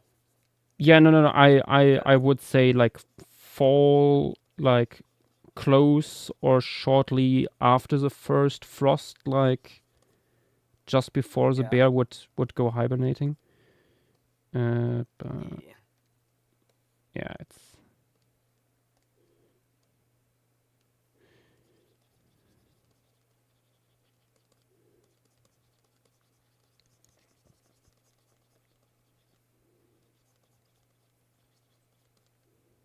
Are those little guys next to the big herd like just juveniles? Or are they a different taxa? In the piece right now? Yeah, like the black and orange ones. No, that's a smaller brontosaur here. What was its name again? Talmatherium. Oh, wait, that's that guy. Okay. Yeah. Like the skull is like a third smaller or something. So, yeah. Mm-hmm. Then off, here's a big boy. So. I'm assuming similar, like getting back to the Pleistocene stuff. I'm assuming similar to other Pleistocene pieces, we might add a few things that aren't from the site, but would have been living there. Well, I'm not sure. I think we there's have one enough, really, to fill a piece for Something sure. like for sure. I need to check. I saw in a paper on it, there's one site in the same region that is of equivalent age, Salamander Cave, that preserves some fauna that didn't end up in the sinkhole. That could be good if there's like any. Yeah. Probably not necessary, but good to check.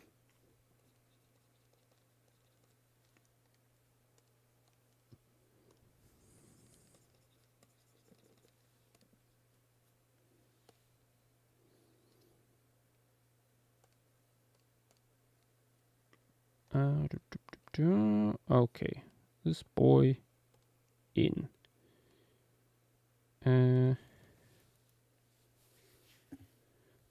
Oh yes, it's all coming together. on to the horror that is Pro Titan. The herd. The herd. It's calling. You did this to yours. You I this did. to yourself. I did this to myself. I'm filled with regret. Let's just hope it will be worth it.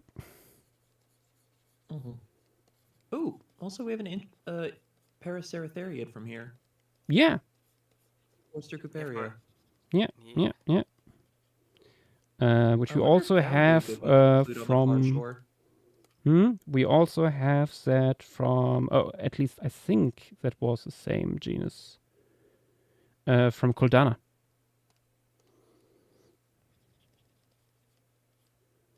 Huh. At least same genus, I think. Same species, I don't know. Or was it something else and we just used this guy for reference because it was a close relative? I don't remember. It's been more than a year since we did Koldana. Let me check.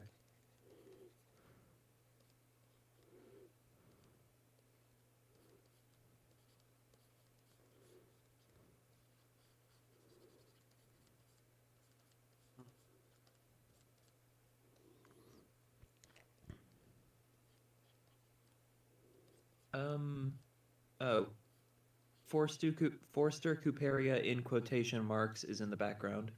Mm-hmm. It could probably make a good appearance here, right? Yeah. And if you put it on the most distant bank, you won't have to put much detail into it. I mean, since we have it in the background elsewhere, we can put it in the foreground here instead. Mm-hmm.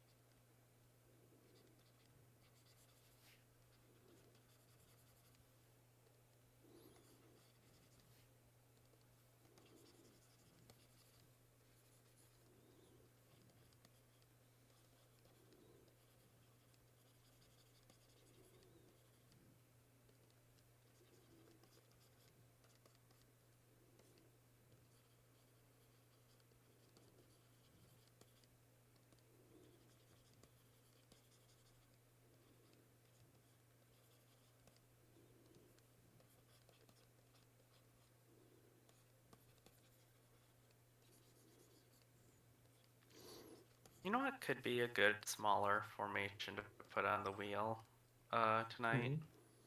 Hmm. Pedro di Fogo.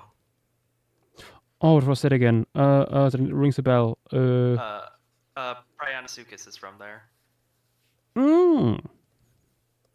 But it also has, it's like It's a big specimen? semi-arid, which isn't really talked about very much. Oh, interesting. Having a huge Yeah. temnospondyl but being semi-arid?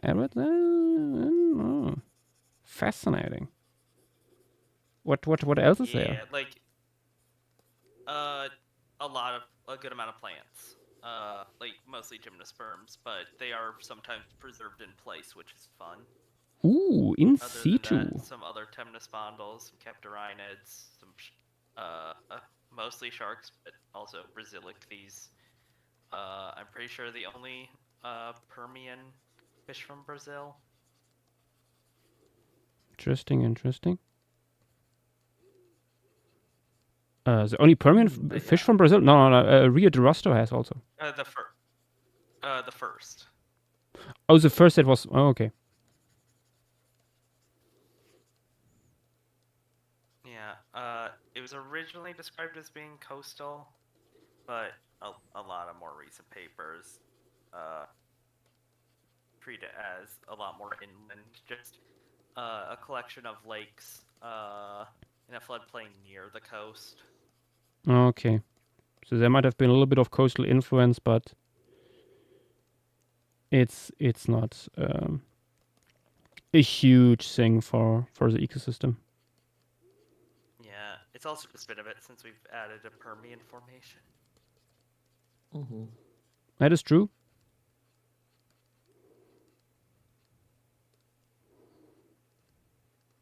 Yeah, the last one was back when we added the German locality. Actually, that was a while ago. Wait, which German one did we add? I forgot. I'll post it. Protorosaurus, like where that guy's from. Oh, Zechstein. Yeah, Yeah. I did not want to even attempt to pronounce it. Fair.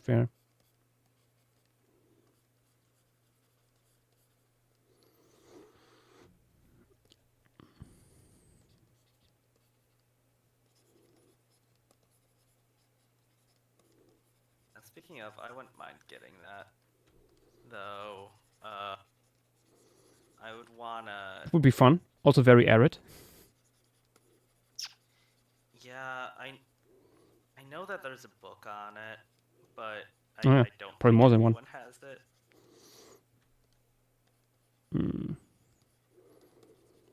I know probably enough people so that I could probably get an PDF somewhat. I wouldn't be surprised. A friend of mine loves to like scan parts of his collection and then distribute. Yeah. Maybe he has it. Maybe I already I have it and I forgot about it. Mm. There Wouldn't be is the first time. also that option.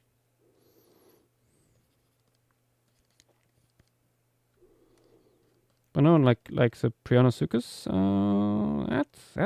that sounds interesting. Like having the largest Denospondyle in something that you would not expect, like that. Hmm. Yeah. Also, like must be in that case like by far the largest creature in the assemblage. Yeah, I mean it is.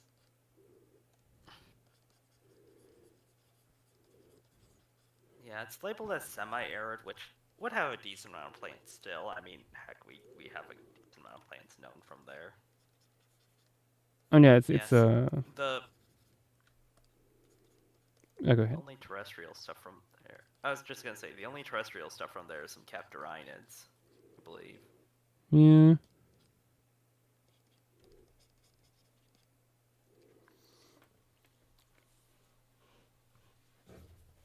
Now we know there's also a parareptile, quote unquote, but that's not really a thing anymore. Yeah. Forgot what the new name for that is. What's the name of the genus? No, I'm saying like the new term for parareptila. Oh. Ooh. From that paper from earlier this year. Don't remember that.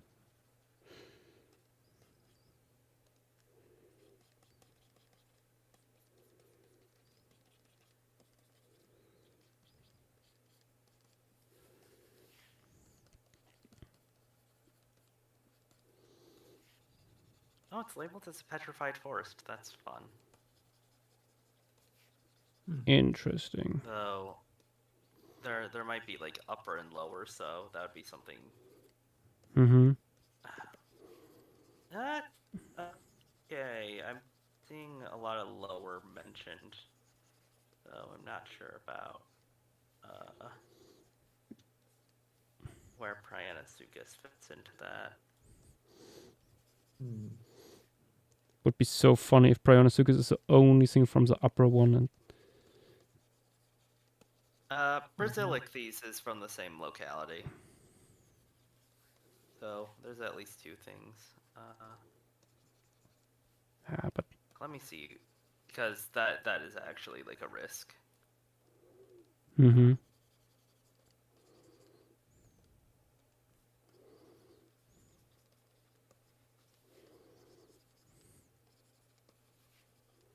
Brasilictes is from the same locality. I can just try and find where Basilic These is from.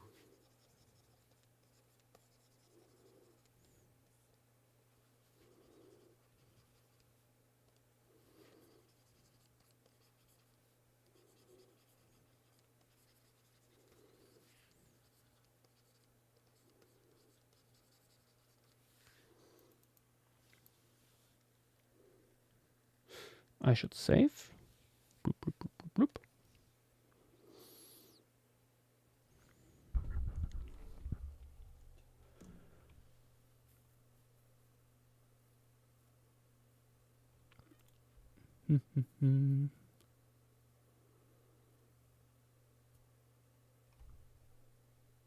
Oh, okay. Ceratoseucops mentions that the paper didn't introduce a new name for Parareptilia, but instead put parareptiles basically in Procolophornia.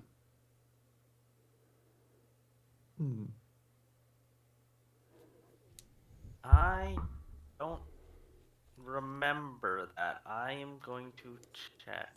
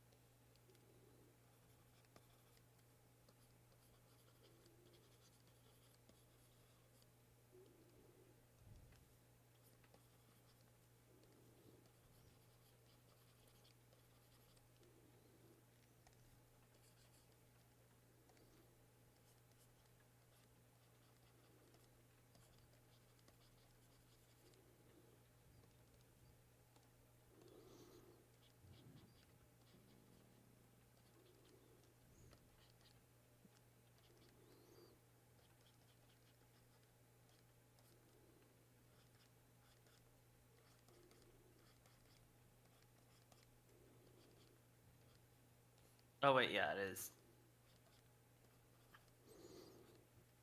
Okay, yeah. Looking at the paper. I misremembered what it said.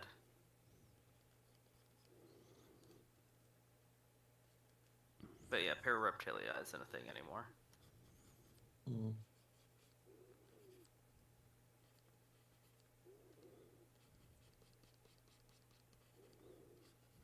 Or at least Polyphyte let it get the...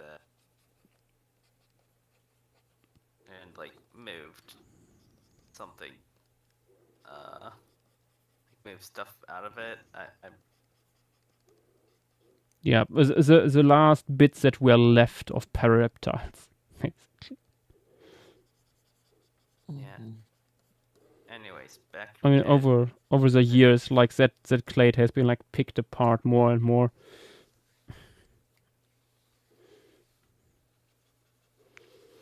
Table.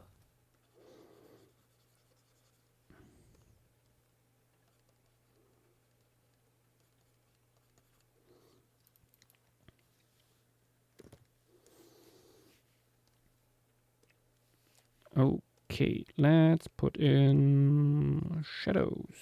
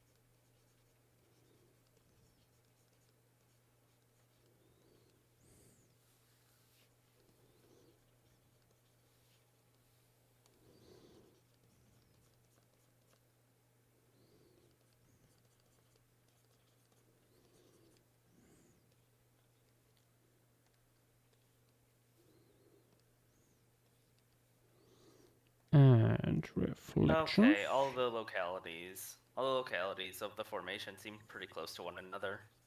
Like, at least stratigraphic column Mm-hmm. wise, they're like within 4 meters of one another. Oh, yeah.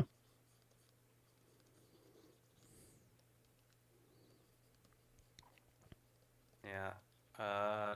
Fossil bearing interval is interpreted as fluvial lacustrine in origin, deposited arranged at terrestrial and aquatic subenvironments on the margins and near shore of large continental lakes on a seasonally wet floodplain and channels within small ponds. Okay.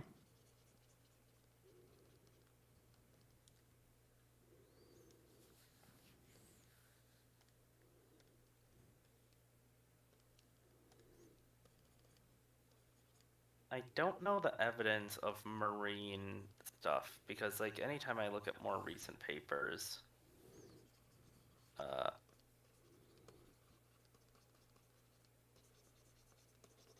Yeah.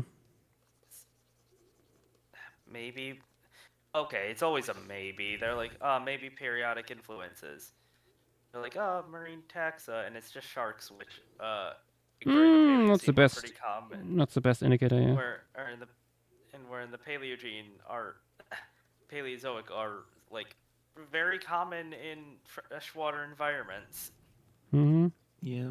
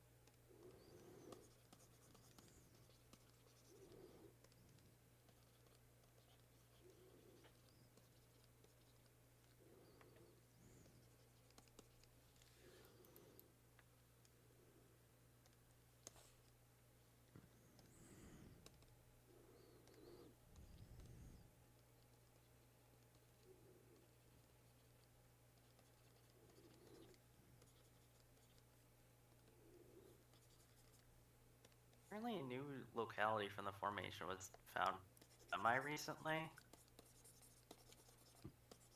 which is the thing that we're getting the terrestrial fauna from. So technically, we might get more stuff.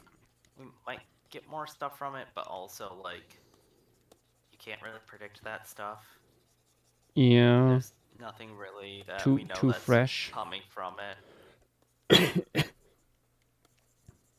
So I don't really think that it's too much of a worry.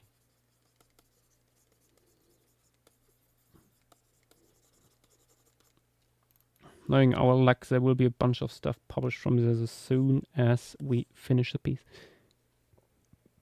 I mean, it will happen no matter what. Like, this formation also gets a decent amount of stuff. But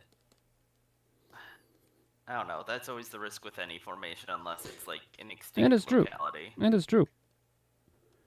As one of my main grievances with like people defending the opinion that not putting scientific names into documentaries, they say like, oh, but like stuff changes all the time with the taxonomy and stuff like that. Like, if you go by that logic, you shouldn't even start making documentaries about extinct life.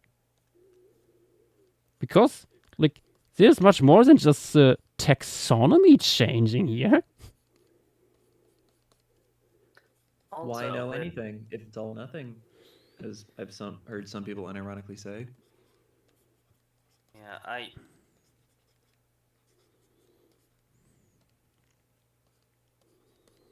unless it's already a very unknown taxa and like fragmentary, taxonomy doesn't change too much. Yeah, and even if like, what gives? Like, well, that will be then outdated. Yes, and Yeah, like all these shows are only always ever able to give you like at best our current understanding.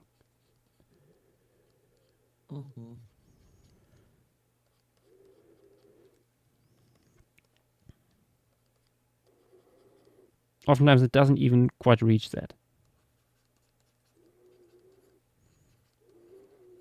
It's oftentimes only just a possible interpretation of our understanding. And I feel like people still not get that.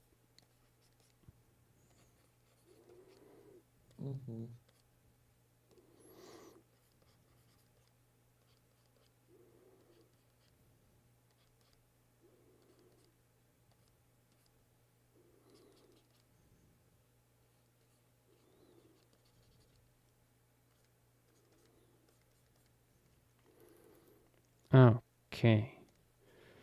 We have the brontosaurs. They are beautiful. They are numerous. I might still refine them later on.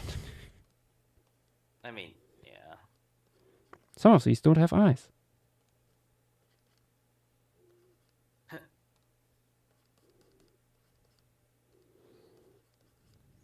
Yeah, Ceratostocops, that's the one I'm thinking of.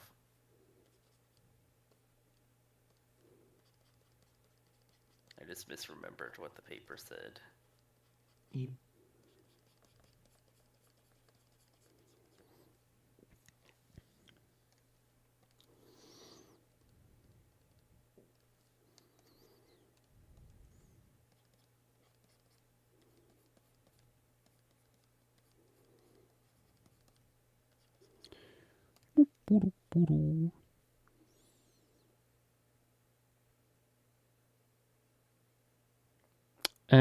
And Darius Termina, where do you sit on the grounds loss fur no fur argument? I sit at the same table as the last paper published on this wool thing, which actually not just looked at animal big, but did mathematical models to determine how likely it is they would have stuff like this, and found that, well, both is true. Yeah. I mean, It depends on where the animal is, and what genus / species. Yeah, I can understand people being hesitant because Arthrans are weird. Yeah, the Xenarthrans are weird. That is certainly something. But based on our current understanding of them, specifically, of course, the genera we know today, that appears to be likely. I mean, these models have also been used for dinosaurs, for example, and have been tested on modern day animals as well. So I think, for considering what we have in the moment, they are probably our best guess, our best approximation of reality, which is always what we are working with. We will never reach the full truth, because that is never possible in science. Yeah. We can only ever really put things into models. You Yeah. get a little closer to it. Yeah. And yeah, as you mentioned, in Darius, in that paper, if I recall correctly, one of the only sloths that could be mostly hairless, at least hairless looking from a distance, are the really big Eremitherium, specifically in the tropical parts of their range. Yeah. Yeah, I mean, they would have had first still, which is Yeah. the main thing. Even to the point, we had Michael Deek, the main author of this, several times here on stream actually. He gave also a talk about his research here on stream, and it is a fascinating topic, and he even said it might be possible that these really big Eremitherium might even need ways to get rid of excess heat, which like prompted me, for example, to give a reconstruction of mine a slight dewlap similar to certain cows or elands.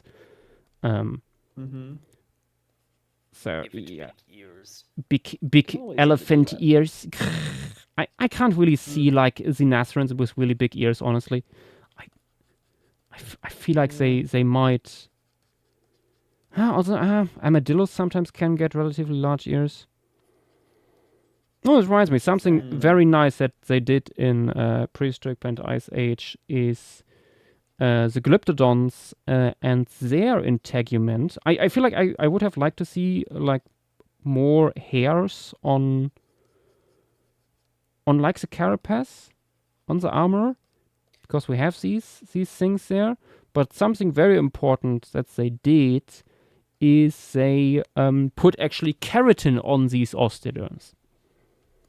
Because many illustrations show the bone. Also, they show more armor than what you see in the bone. Because in modern day armadillos, yes, you have the bony armor underneath, but the scutes also extend beyond that. Like onto the ears, onto the face and stuff like that. Yeah. Something with hair on the carapace.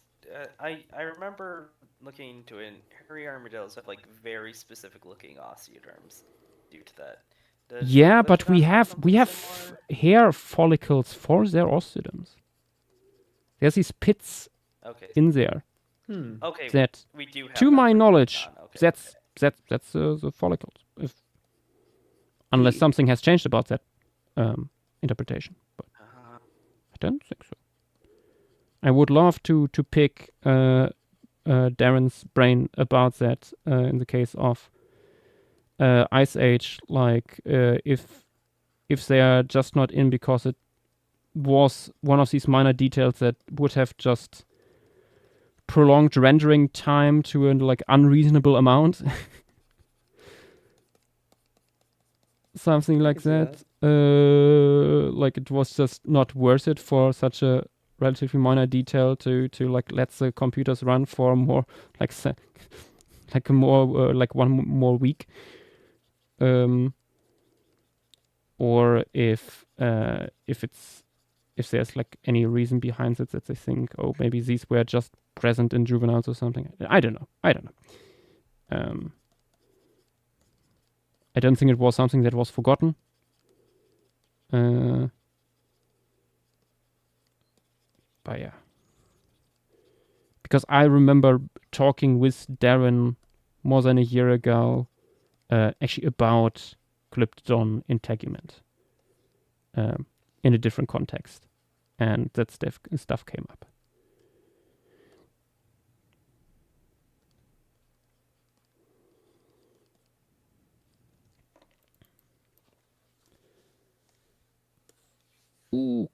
Okay. Oh, it needs a little bit more shading.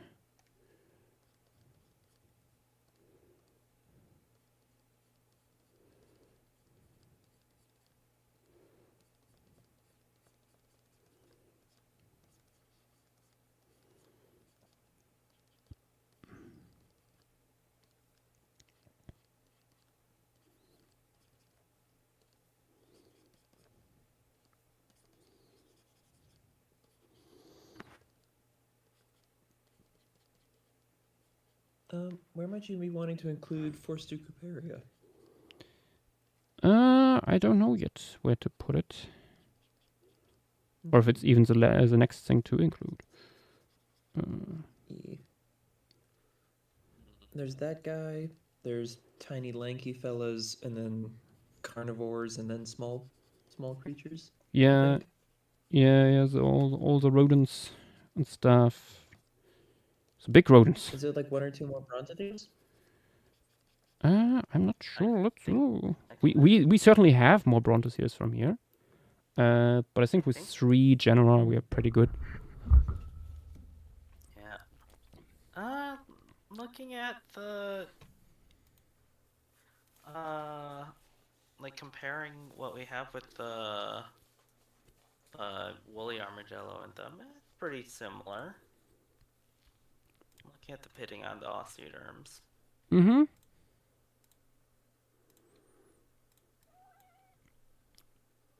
Is there any like papers on it, or is it just sort of a vibe thing currently? I don't know.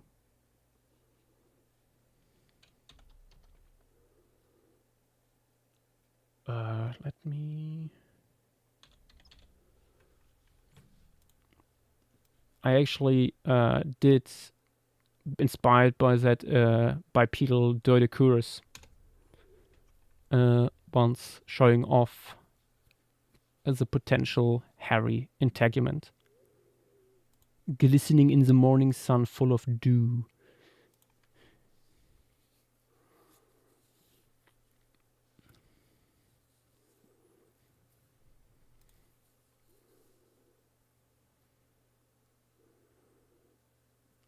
Screens a goo. Yes, I could put in Androsarchus now. But where would be the fun in that?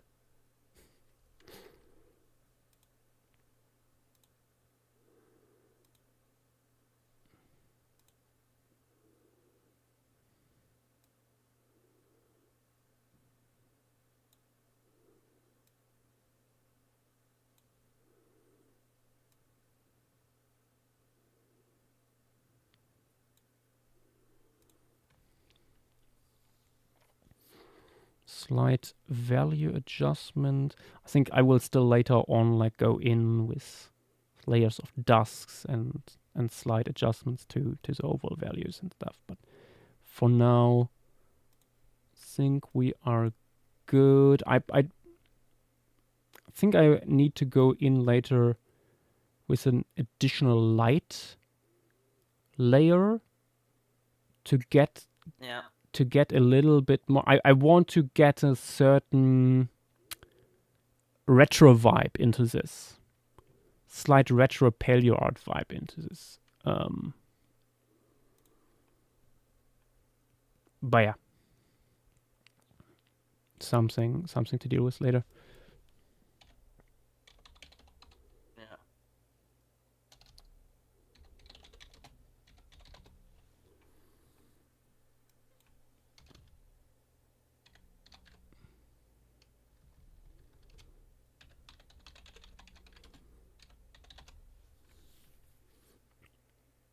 By who was it?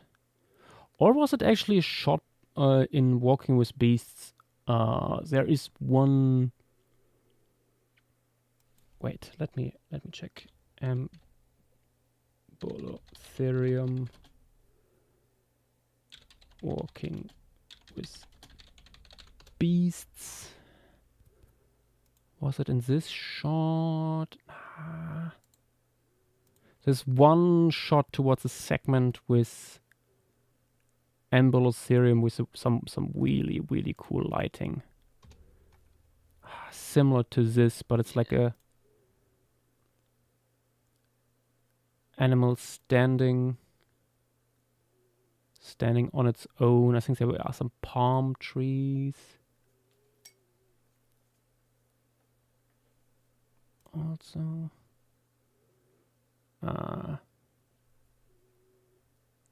Can't find it right now.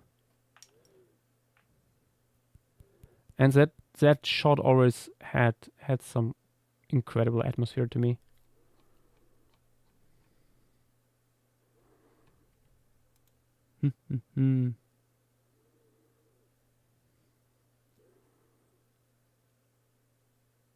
Oh, thank you, Andarius.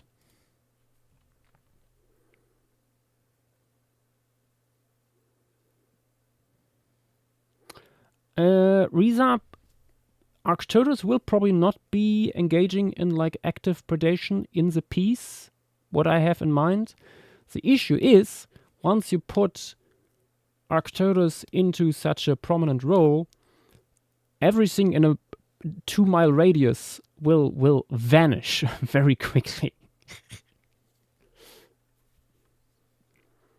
Like there is a reason why you will probably never find like a good photo of deer and brown bear in the same image. Yeah, and that would only just increase with something like Arcturus. Yeah, I also don't want to kill the animal to bring it into the image, but yeah. Simply just have it in the water. Let it take a little swim. Yeah, belly up. Listen. It could have went in there a little bit recently. It could be still swimming around before it gets tired.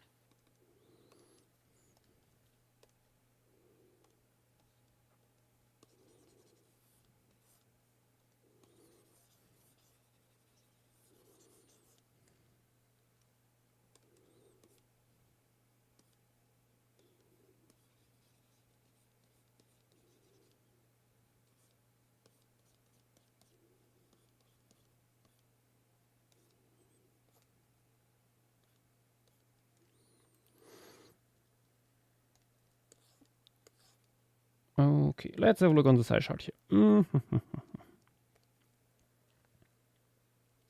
Maybe we put in a bunch of the small guys here, specifically Lophialitis. Oh, also Yash, I found one. Oh. Of deer and... Oh, look at that. Yeah. Could be good reference. So I assume at least when a bear communicates that it's just traveling or just grazing, most other critters aren't too bothered, at least within a couple 100 yards. Mm-hmm.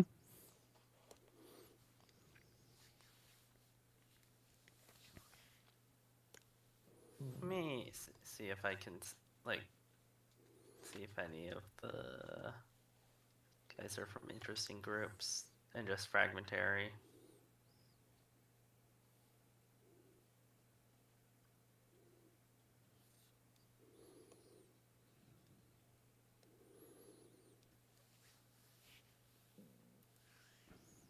We're finally getting our first tapir morph in a piece. Yippee!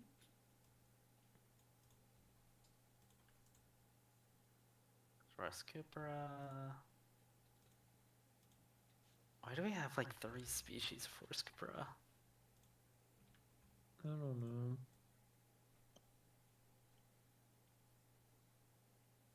What's Gainolophus? Oh, is that a small amenodont?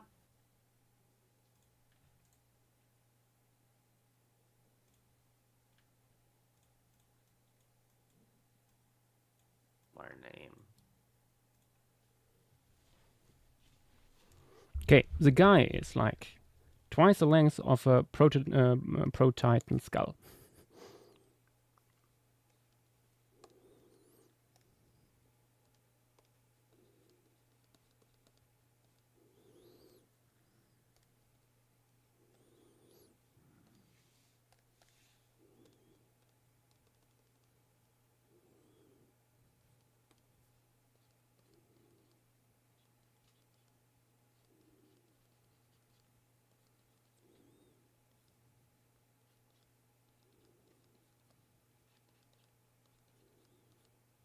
Okay, so that's what you are.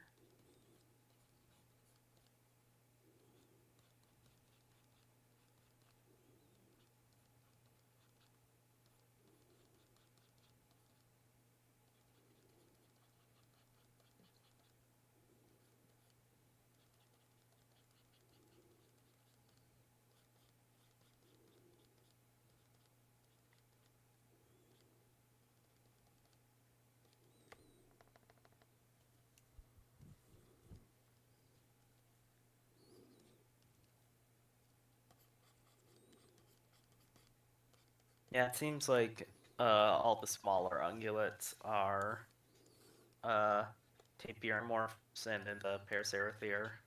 Mm-hmm.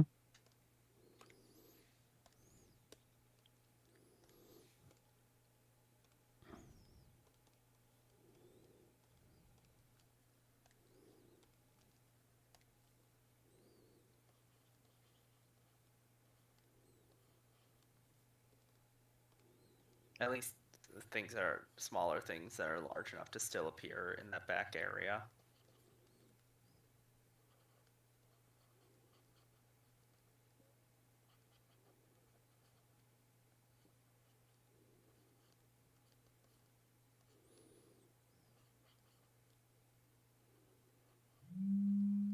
Yeah, only other thing I could think of is maybe Harpagoblestes.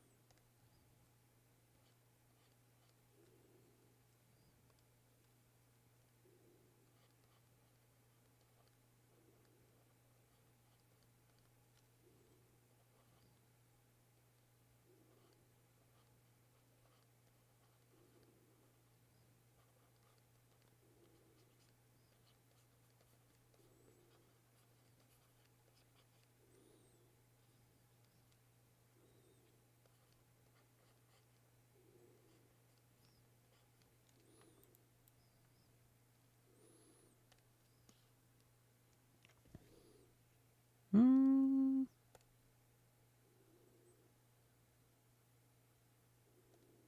Yeah, that's roughly the size. Probably even slightly smaller.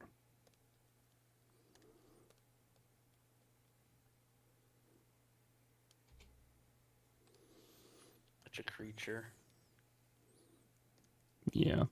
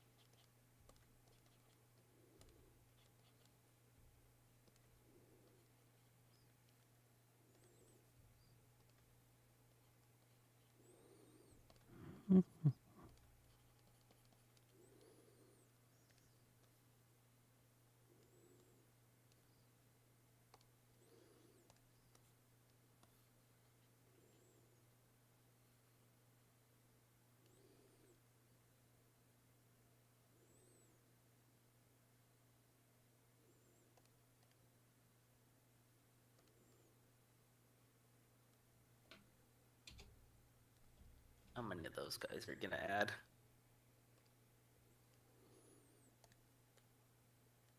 I'm not sure yet myself.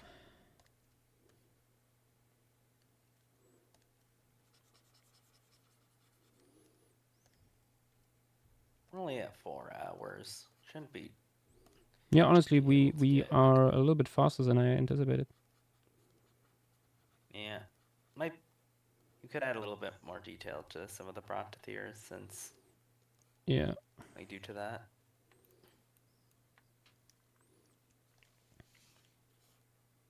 Easily.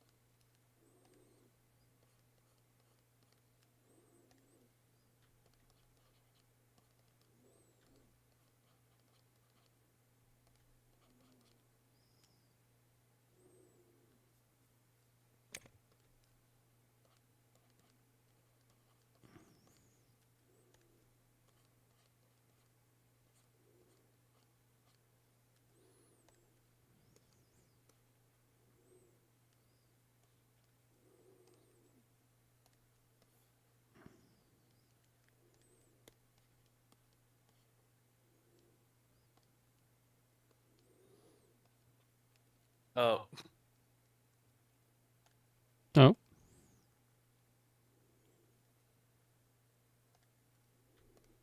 sillies.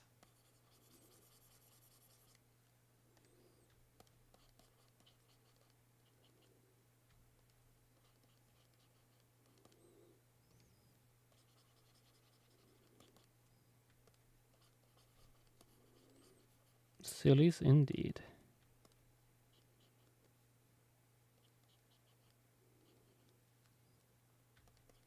Oh, what the heck? They took the Dinoceratan bus to the river. Yeah, I know they're on the wrong layer at the moment. Okay, okay.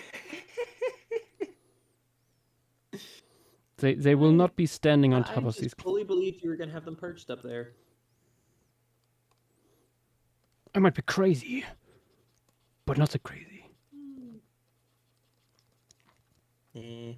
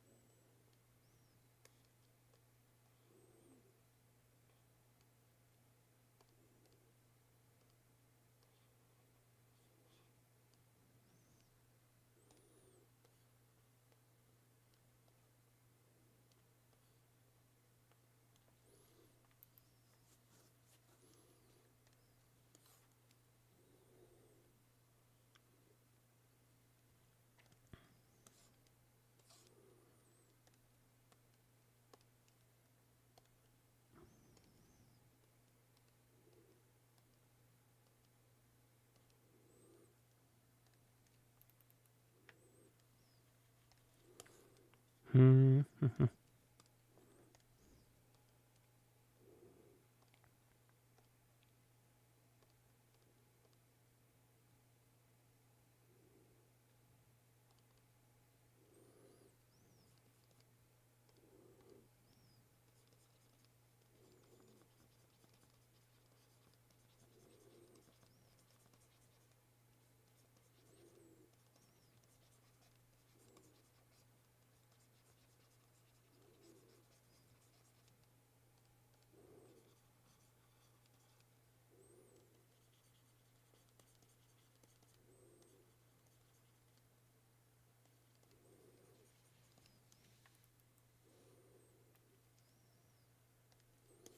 Yeah. And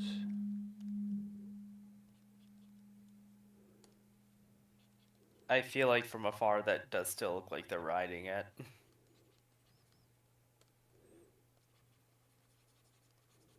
oh boy.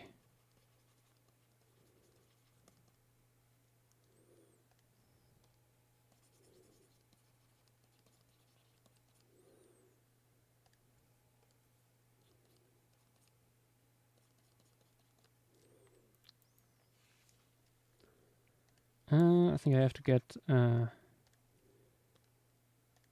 little bit more of a rim light here onto the Gobiatherium. I think that will help.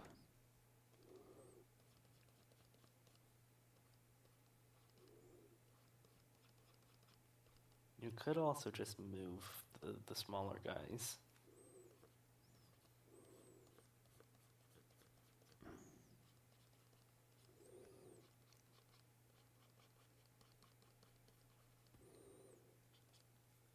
But if they are all like freestanding, I feel like that makes it kind of boring.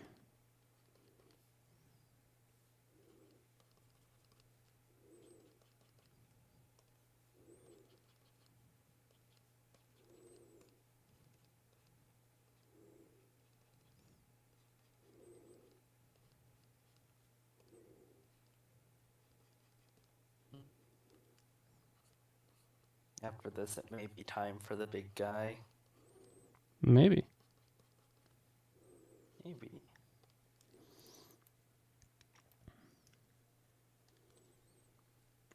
I think that works better.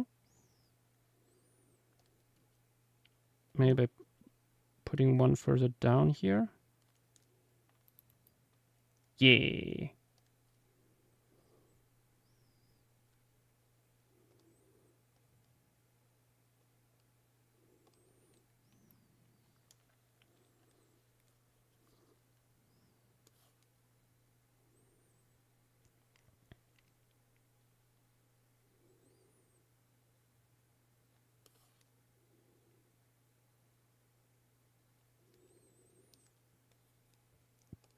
Okay, putting some more details onto the brontosaurs, I think. Before we jump onto the Androsarchus. Yippee!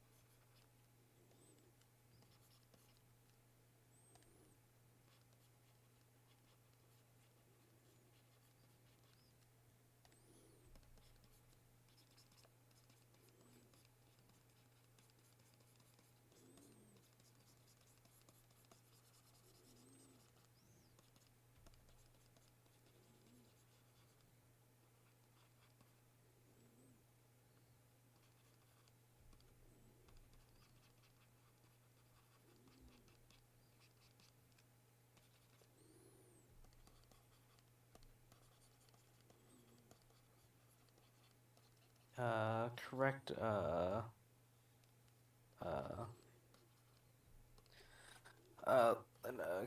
Catalina. We specifically have the cranium, so like the upper part of the skull. Yep.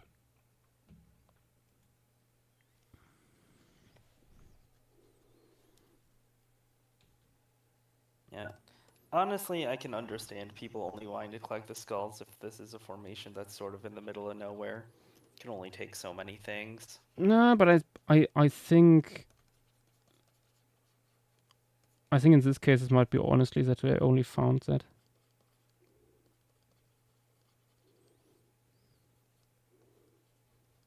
A good sturdy skull is likelier to survive weathering Yeah. and burial. And all that other lovely fun stuff. Also, if the proposed phylogeny holds true, this guy, the skull would be the largest part of the body, Mm-hmm. making it more likely to Bobble-headed. be preserved.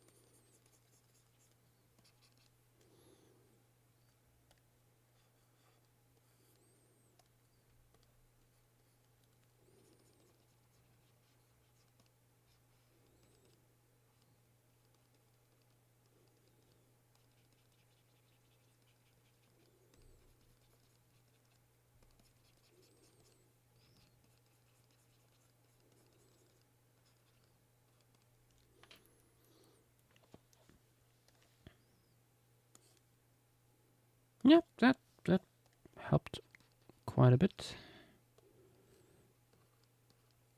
Nice.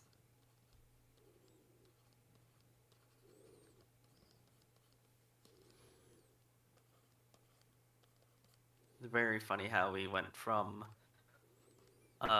only having a single piece showing a Batel member Brown to Theoday to having one with a bunch of later members. Yeah, I mean that's kind of thing with Brontosaurus.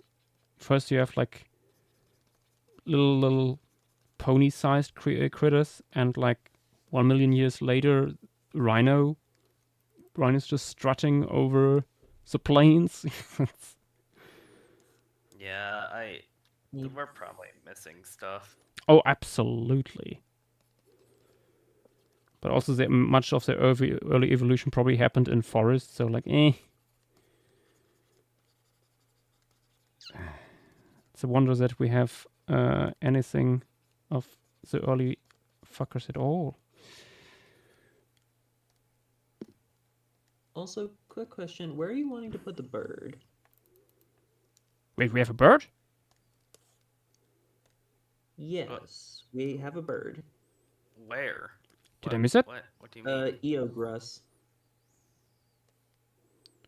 Grus. One of those cursorial. Oh, kind of I see it down odd here. It's not even that small. Yeah, no, Eogrus were sizable. I'm not sure if their phylogeny has been nailed down, but it's like a bustard crane ostrich. Well, not really ostrich. It's some kind of neon. Oh, these guys that like they were Yeah. first supposed. I know.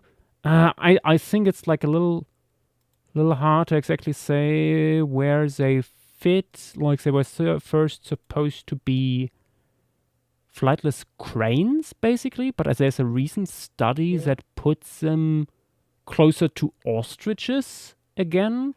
Oh wait, so they're early Struthioniforms now. Yeah, Okay. at least for the moment. Yeah. I have also heard people like questioning that maybe that result is simply because of convergences or something. But yeah, No joy. Yeah. There's also Telecrex, which is right next to it, which is a guinea fowl. Oh yeah, there's that one. T-Crex. Hmm. Totally missed that. What is Eogrus would be pretty sizable, Tarkops? right? What is that? I can check. Tarkops. That's the Omomyid. Ah, okay. Something for the tree.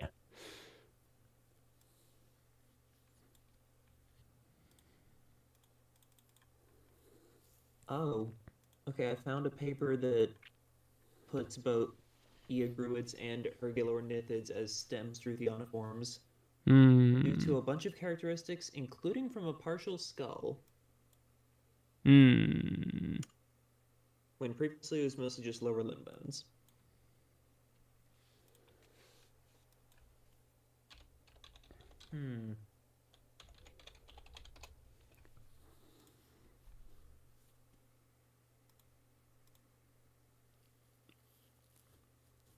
Okay.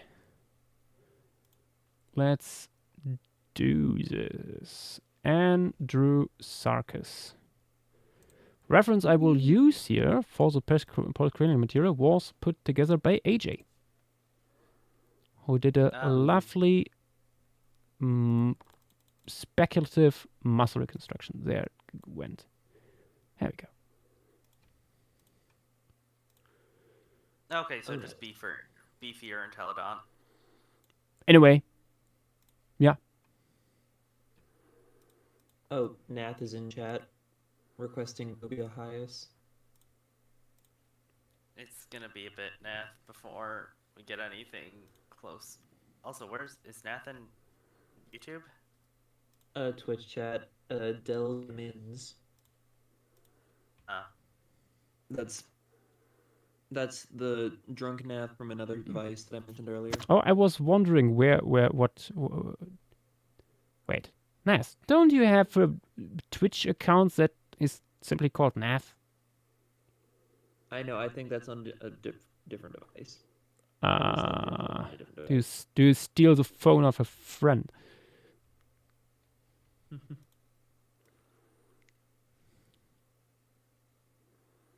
But yeah, fun part about Andrewsarchus. Skull is not only huge, but fucking wide. Yeah. It's doing the T-Rex thing. Where the snout is rather slim, and then everything behind the eyes just balloons.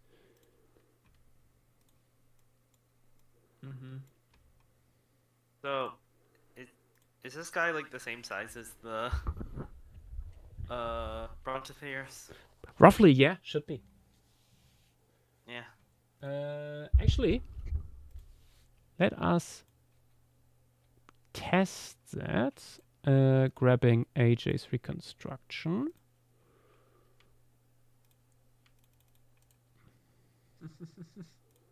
We put it From in here. Indarius Termina. It's a Dorito chip wide and as thick as a Snickers. Yes.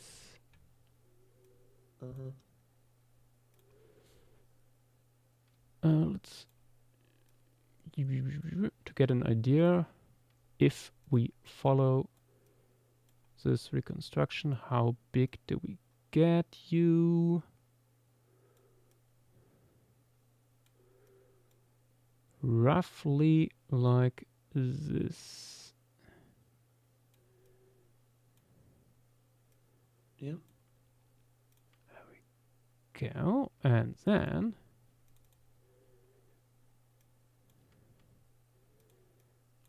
taking I think the rhino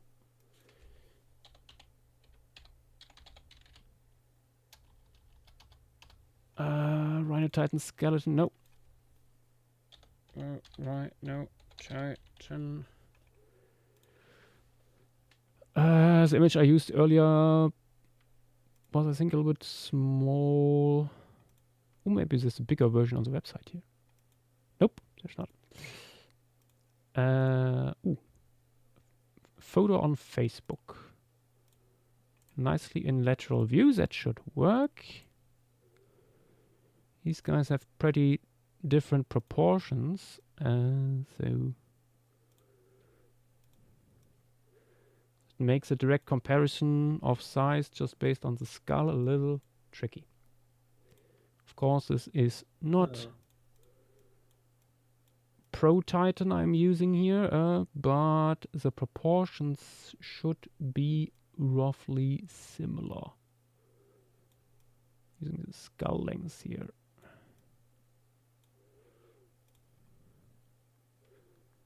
There we go.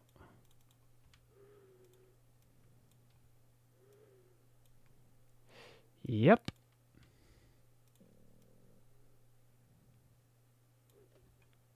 It's basically the same size. Mhm.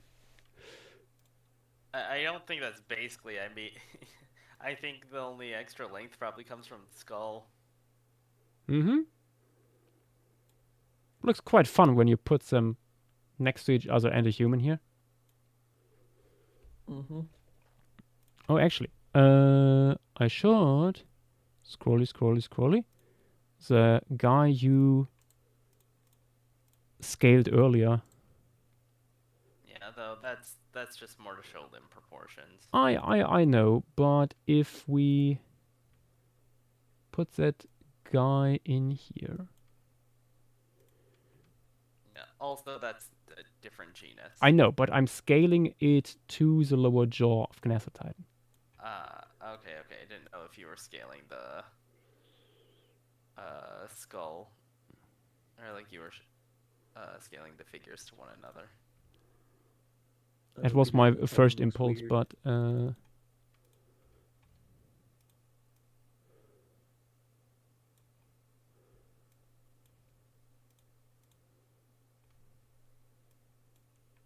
yeah. I think I might have made a little tiny bit too large, my guy. Yeah, I think it's too large. A little bit. Then again, this is only It's relative, around- so Yeah, I mean, it's around the same size, just a little bit shorter limbs.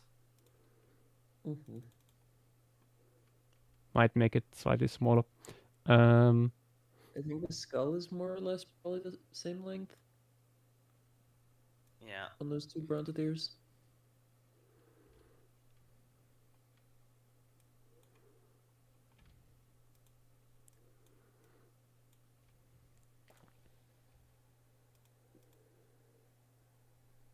Hmm.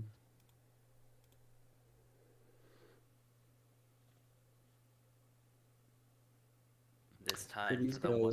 Uh, and Darius, why are its eyes so tiny though? Hard to say. Keep in mind when it comes to the size of eyes, the absolute size is more important than the proportional size.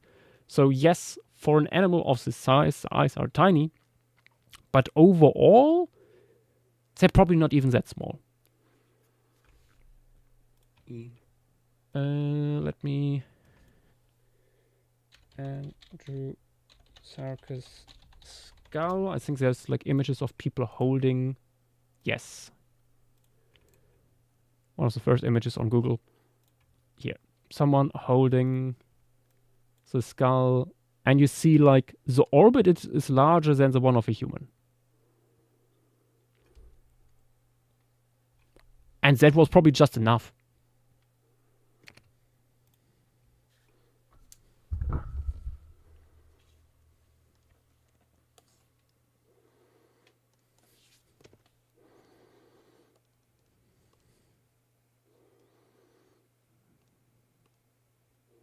It's as shrimple as that.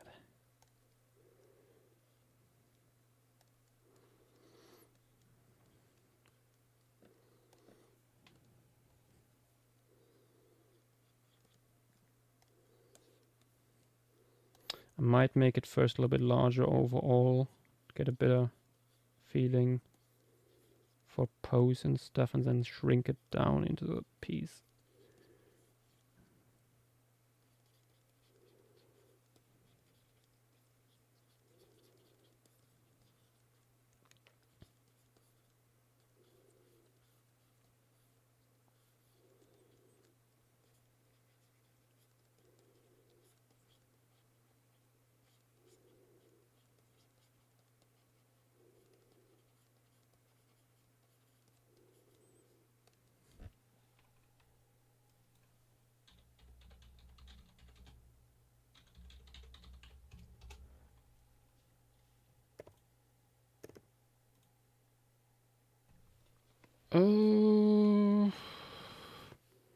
Yeah, let's go with 4 hoofs. It's not an entelodon after all.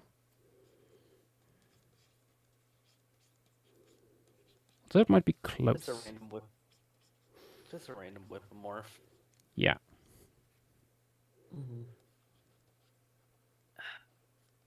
Has there been an in-depth like taxonomic thing done on it? Not in a long time, I think. Which is also... It is tricky to do when you have only skull at your disposal.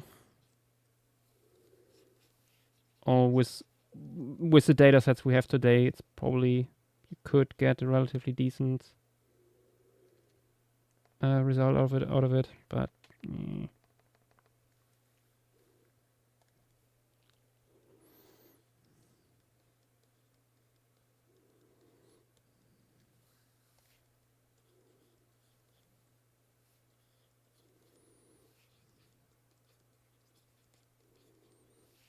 Oh.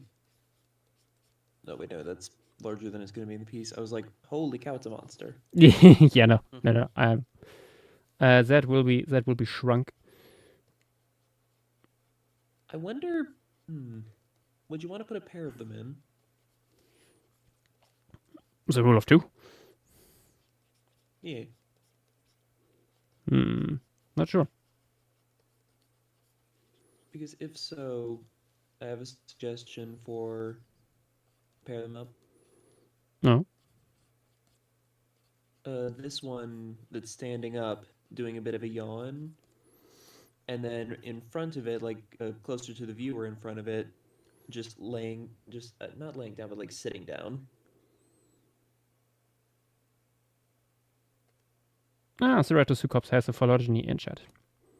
Yeah, Ooh, clades, nice. clades outside of entelodons there.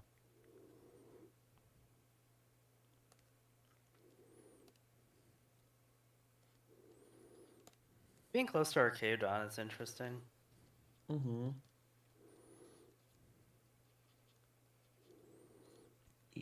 Oh wait, I think there is a 3D model on Sketchfab of the skull, or even AJ's model. I'm not sure. To get I the... found the sitting pose I was thinking of.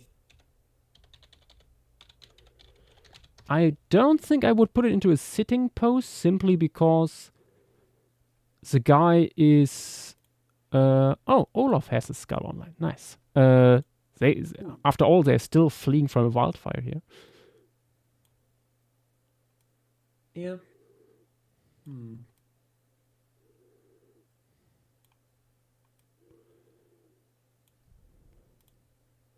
Let me see if I can find a thing that Trilo made last year back when we were trying to figure out heliosis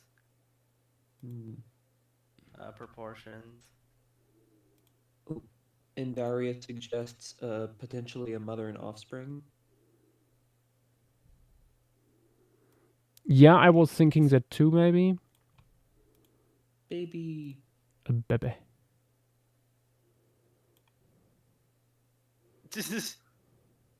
I found the beautiful thing that Dynamo made.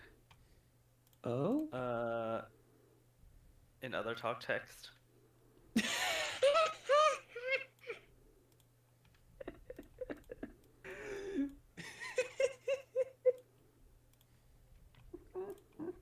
Oh, let's see.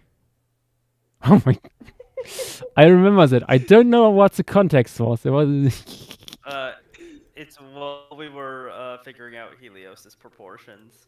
Oh god. Oh And god. if I recall correctly, this is actually pretty close to... Well, yeah.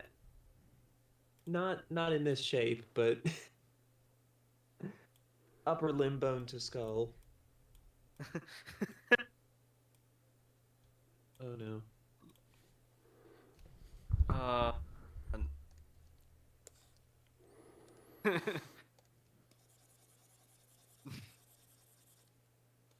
I'm gonna make him combust. No. Yeah, I mean either way it works. don't actually use this as reference. Hmm? I'm just gonna put that in text, so if anyone tries to find it. Oh, they'll the E. Here's something that he did, since you're Arcadon. Mm-hmm.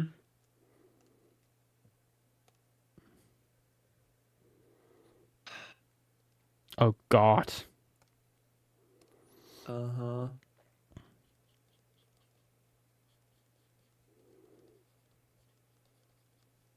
I think we There's all- checked in the arm bone and the skull material did come from the same individual Yeah. of Heliosis, Oh yeah, no, it's the same individual. which is horrible. Yeah, there's also this image. That's why it should be called Heliosus. Oh no.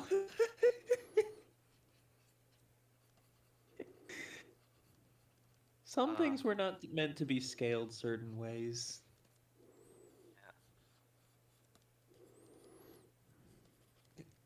Like Andrew Sarkis with Cotylorhynchus proportions. No. Once again, I made the head a little bit too large. I saw it based on the skull. It was, but yeah. Once soft tissue came on top, I made it a little bit too much. Yeah. That should be better. This reminds me, at some point you have to do a more accurate Heliosis recon, because your current one is based off the original specimen, or like the original figure, which is literally just a Platygonus skeletal with a replaced head. Which is honestly hilarious. It's clearly a pig. Why not just use Platygonus? But yeah, it amazes me that literally It was a horrible no one realization. checked. No one checked. For what? People Wasn't checked. it like years? As this was floating Yeah. around. Yeah. Yeah, and a bunch of people, like a few people did recons of it. Yeah. Oh, I don't know. Desert Leaper, in case you're still here. We were talking some time ago about like how some stuff in paleo art is done simply because everyone else did it. There are unconscious artistic traditions in the field that have led to some fun stuff. And this is a great example.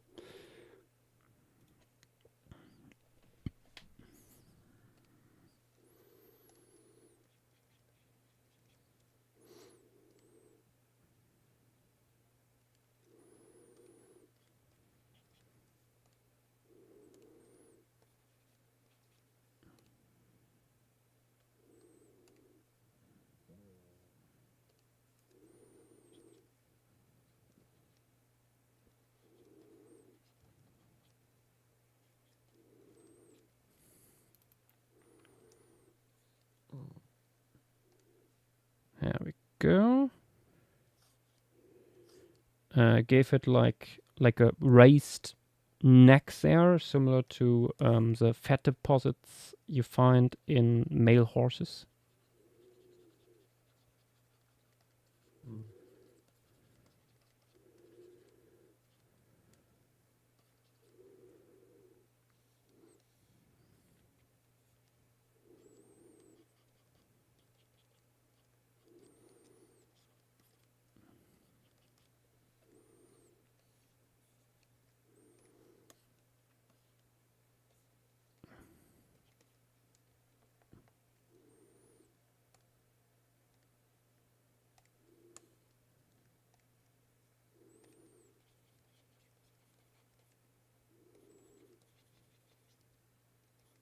And giving it a little mane. Yeah. I feel like this guy was mostly an omnivore, right? Based on the Graphically? dentition, I think it was more on the carnivorous side, honestly. Hmm.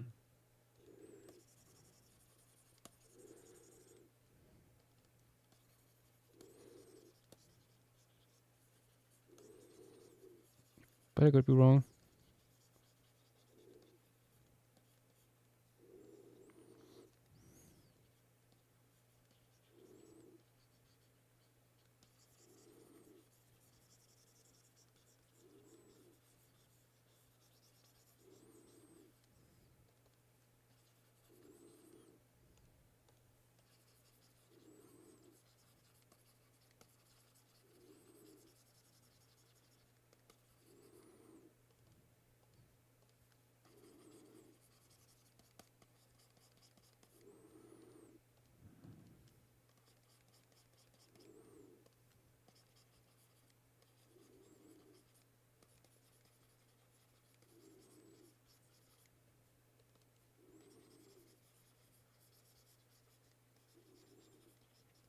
Hmm. One other thing I'm wondering is how pointy do you think the hooves might be on this fellow? Ooh, hard to say.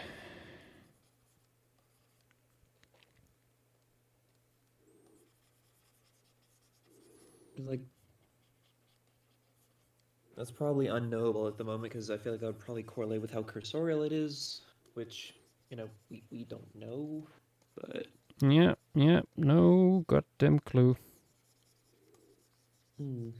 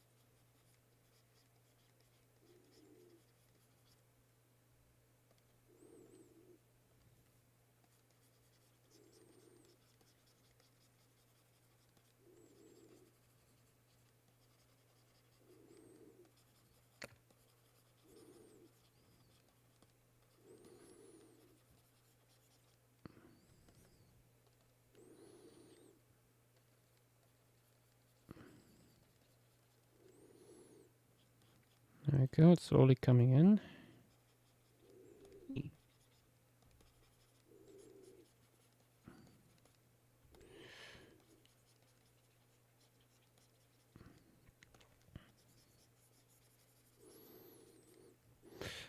I shall call him Marvin.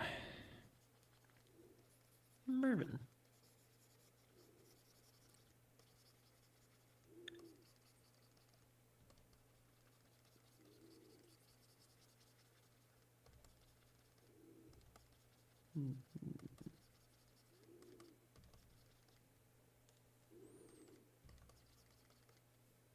What if you made it even more rotund? Just a little bit. But how much? It's Like just dropping down the belly a little bit.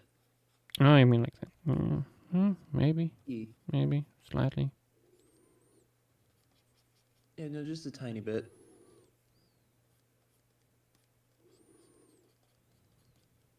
That classic large ungulate barrel shape.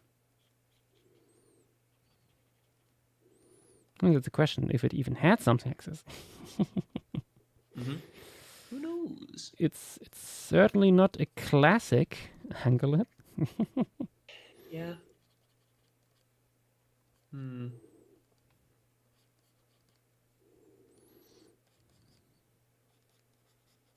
Turns out to have giraffe proportions. That would be hilarious.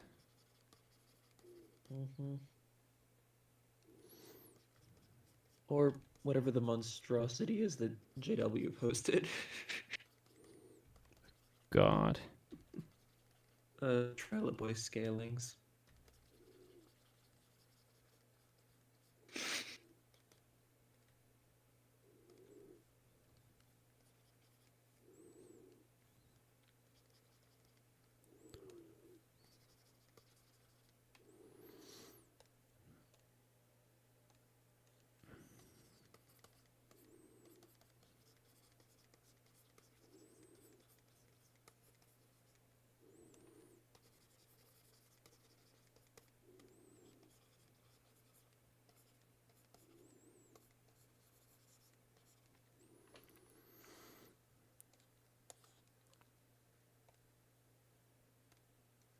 Okay, let's scale it. Oops, I forgot.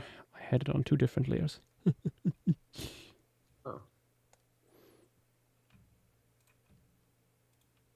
There we go. Fuse layers. Now reduce to content.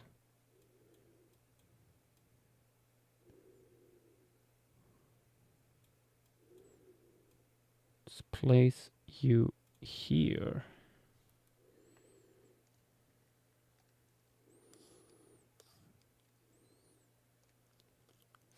Slightly too large.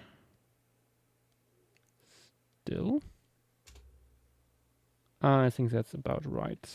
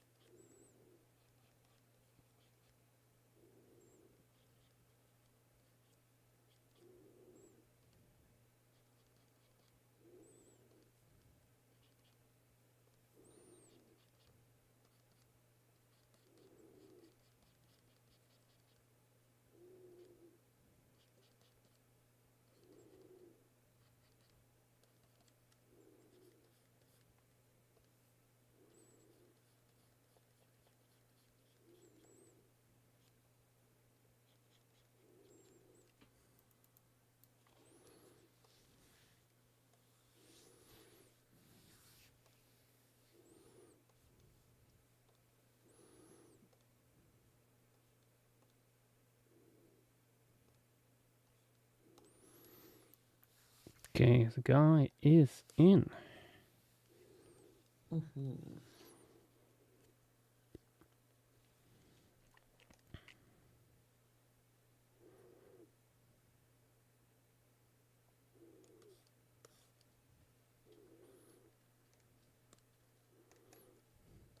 Very fancy patterning.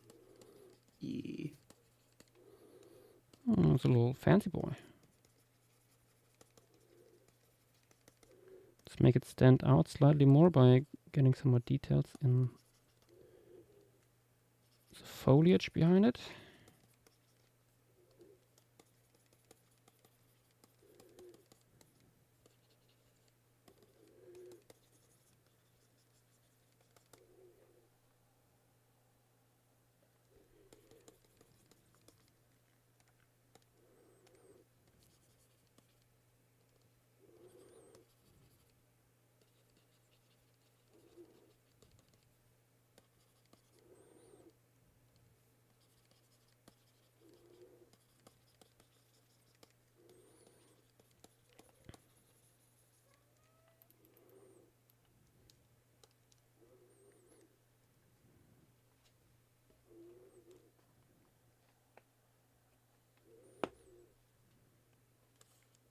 What are you thinking of adding next? Maybe doing Sarcastodon. Pathetic.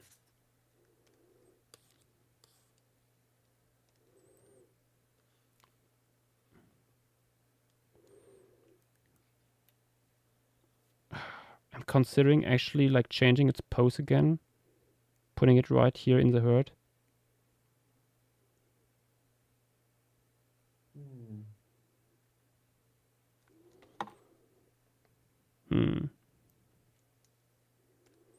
Stands more out when being placed on the sediment there.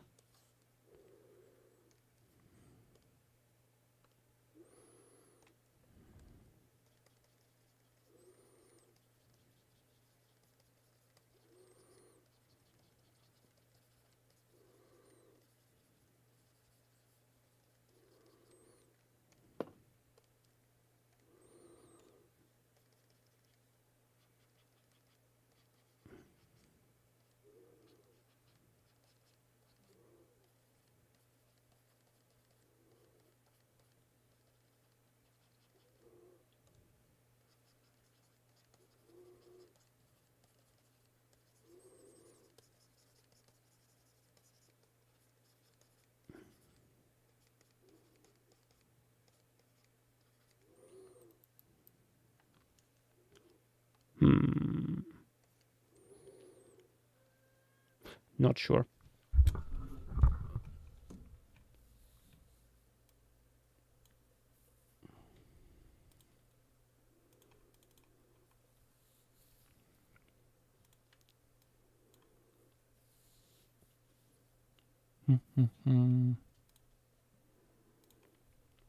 But more importantly, I should save. Yeah.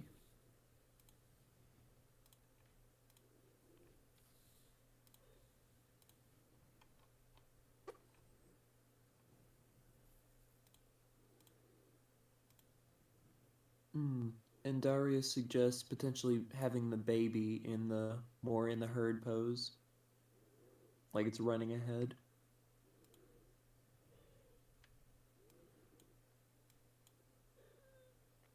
It could work maybe.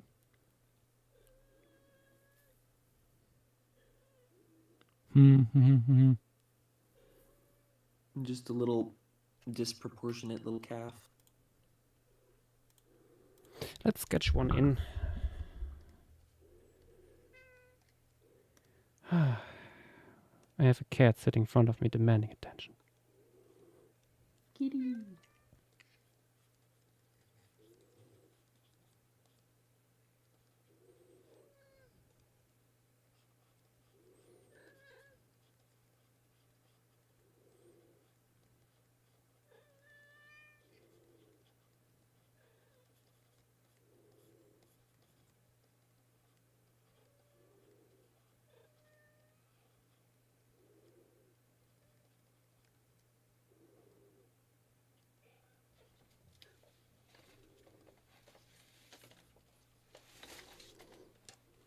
Sagi.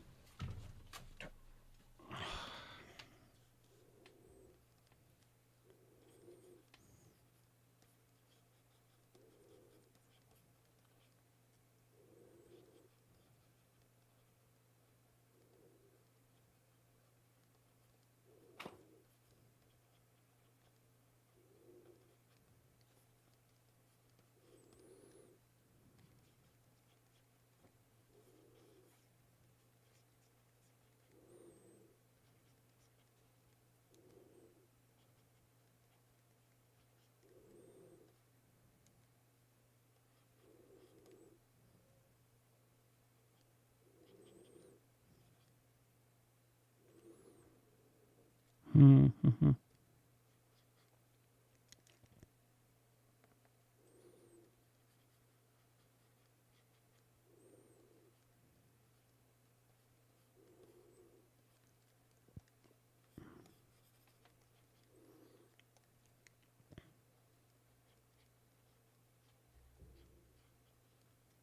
Oh, creature.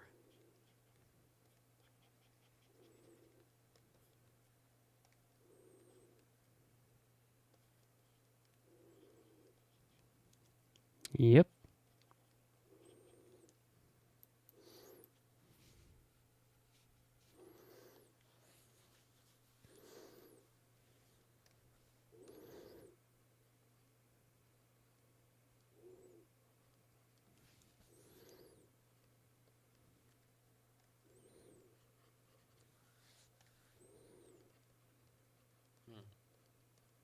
I feel like after this, it could also be good to show some of those birds. Mm-hmm. I think both the guinea fowl and the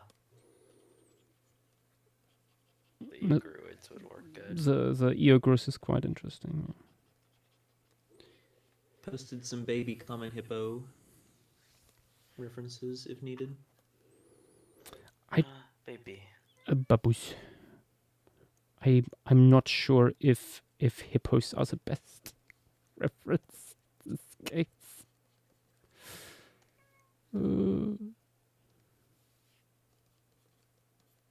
I mean, if you split the difference between them and piglets, you still get something that's a little shorter, stubbier than the adults. Just a little chibified.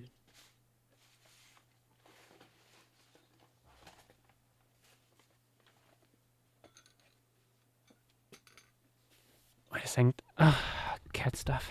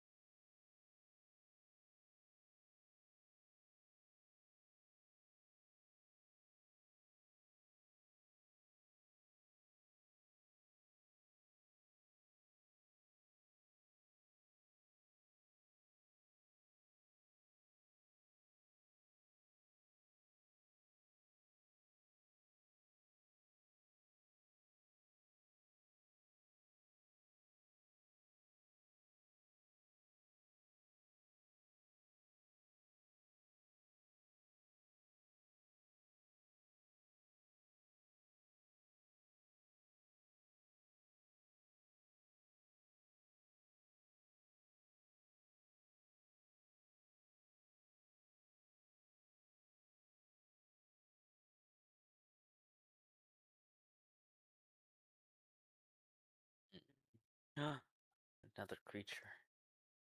Ooh. The pig that you posted. Oh yeah. Yeah, it's a baby red river hog.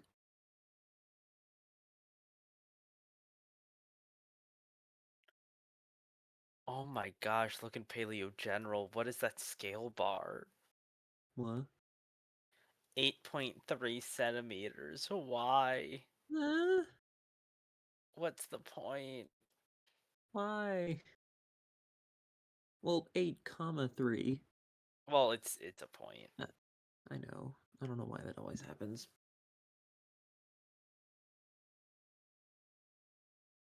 Ooh.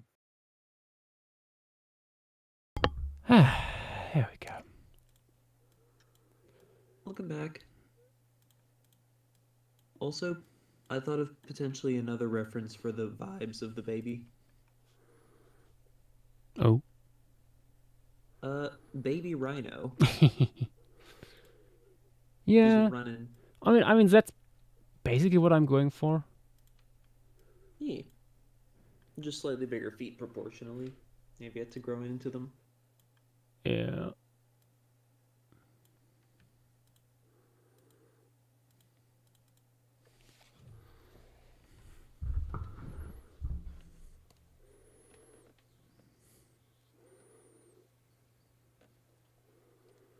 Oh, a little warthog.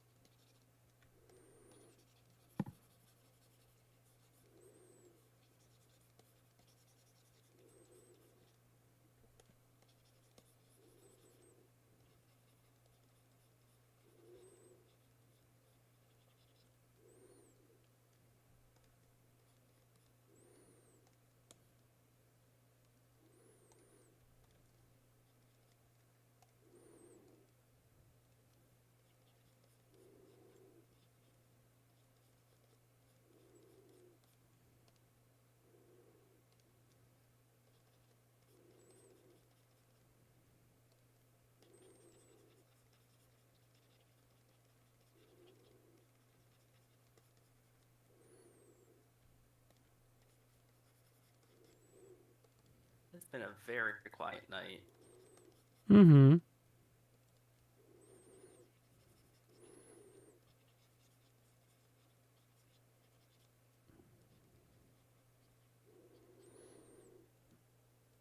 I mean, a few people couldn't be here. We already had the town hall meeting beforehand. Yeah. Energy is a little... Pretty chill. Yeah. Pretty chill to contrast with the absolute fiery chaos being depicted. Was a fiery chaos that was flocking preparations yesterday. Mm-hmm. What happened? It was a wild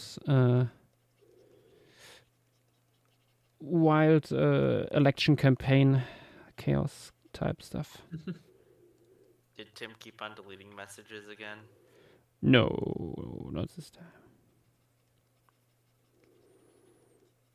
No, Solopterus was in the running. Like it was the first, most voted on thing for a while, and then people, including myself, pointed out it's only vaguely referred to from the Pleistocene material, and also more importantly, it's been done before. so it got deleted. Mm-hmm. Suddenly met Yes, like created like a deleted. power vacuum in the votes. Mm-hmm. Do you remember what the other thing was that got deleted? Like shortly afterward? What was it? It was a dog. Oh, Epicyon, my favorite Pleistocene mammal. Yeah, no, I put it on there without Oh, really what thinking. was suggested?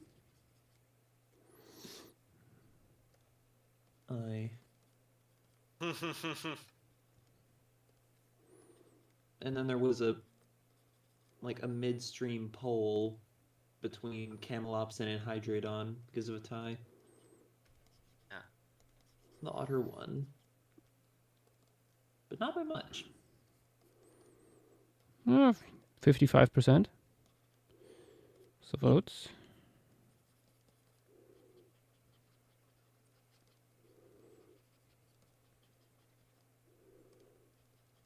Oh, you're giving it stripes. Yeah, yeah. Little piggy. Paleo artist. The paleo artist cannot resist giving the baby stripes. I mean, it also makes sense.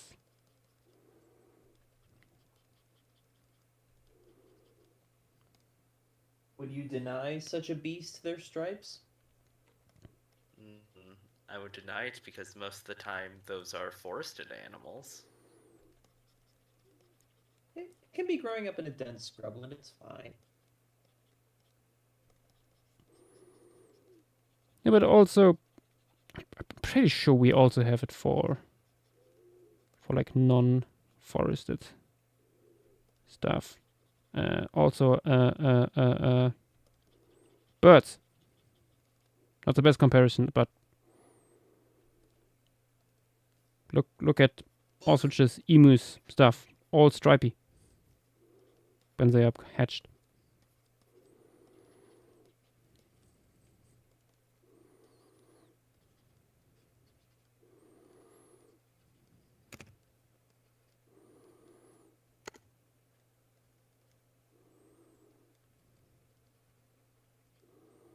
Also, something I just thought of.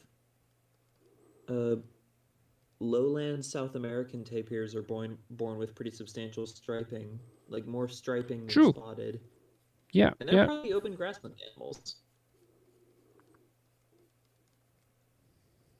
They're out on the wet plains.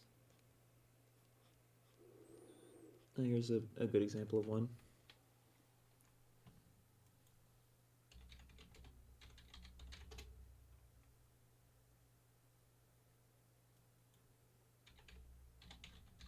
They're very cute.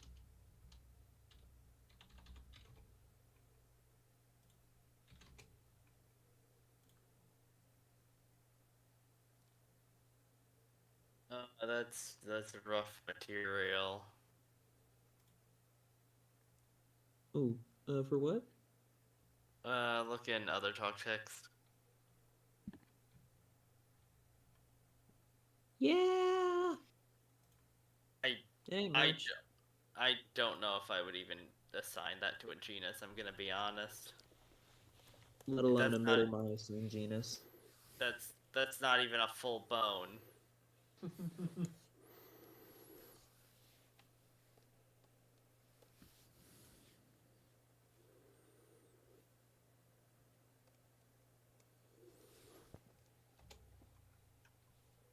Found the paper is described in. Give me a second. I want to see why they even assigned this to a genus.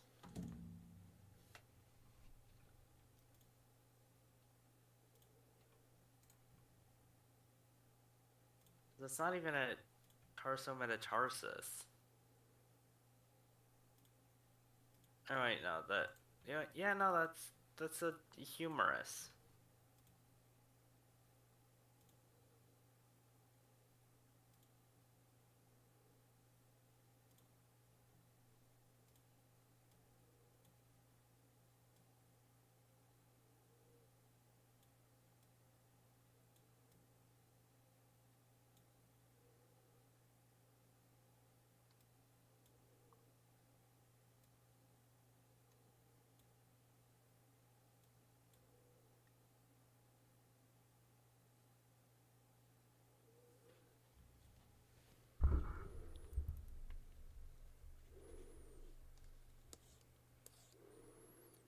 I think I should make the juvenile a little bit smaller.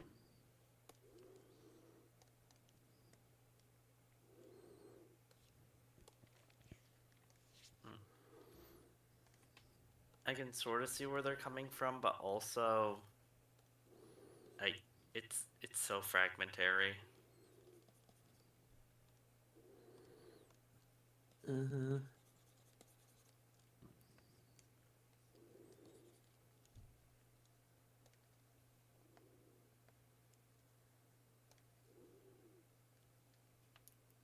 No, and Treriano, I'm looking at Twitch chat.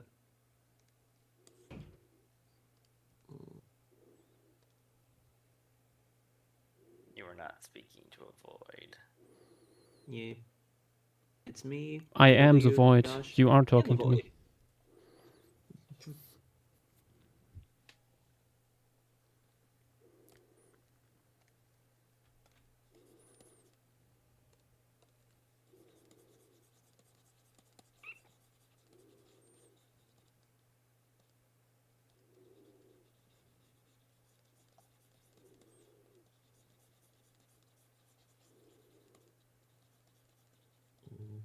This is such a whimsical creature.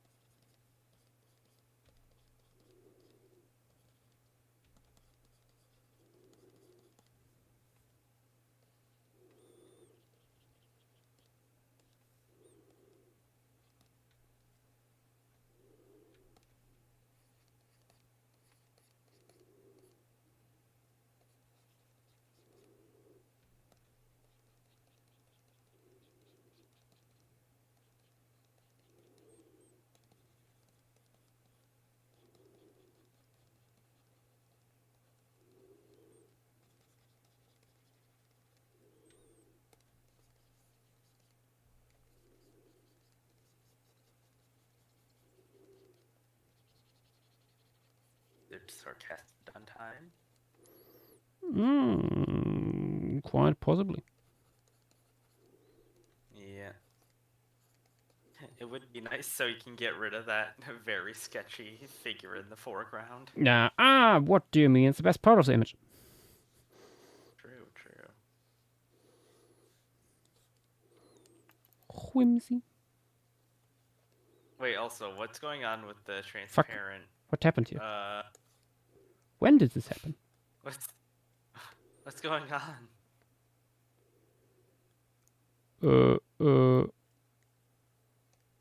Everything is in the right place except like. You did like a part of it just disappear? No. Or wait, hold. Did you make the canvas too big? What's going on? What's that? Oh no, I did. Yeah. No. I did something with a layer earlier, and I think that added that to it. It shouldn't. Okay.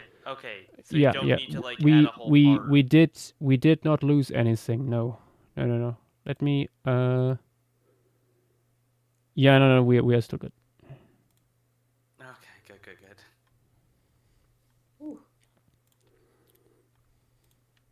Move along. Nothing to see here.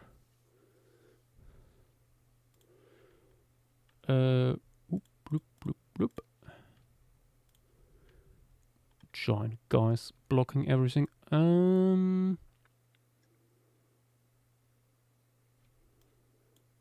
What was I thinking? Oh yeah, Sarkastodon. Again, something I think we only have a skull of. Yeah. I'm guessing the postcrania is just based on Petriophilus.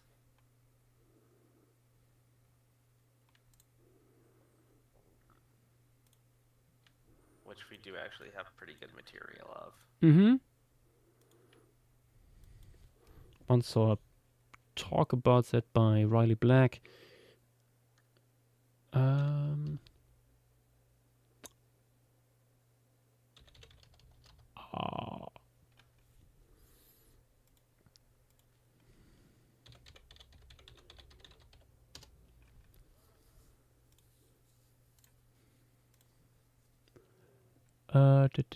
Yeah, Patriophilis is used in these reconstructions here. Usually. So vaguely feline looking.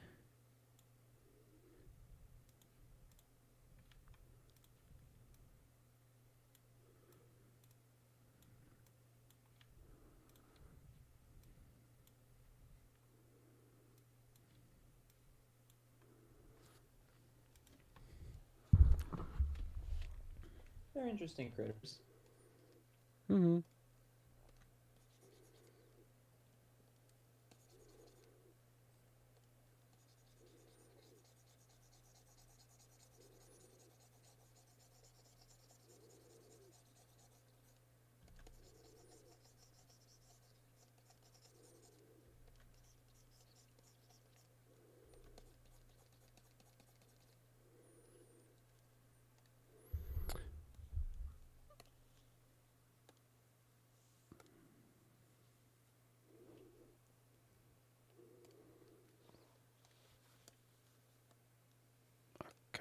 The skull is so incredibly wide. Like look at the dorsal view here. What is that?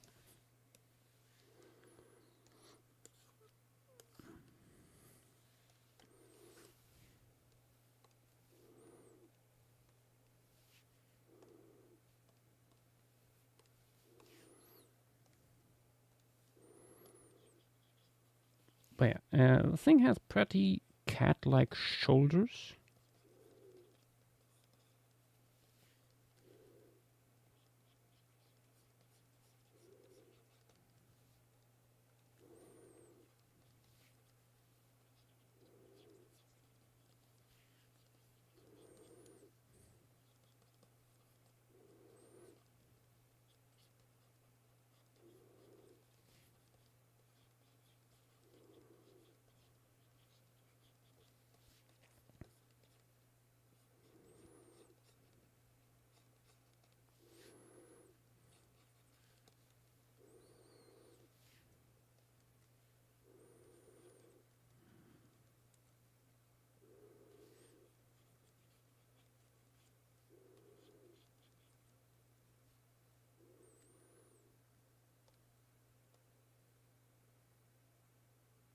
So I have to move it slightly here to better fit.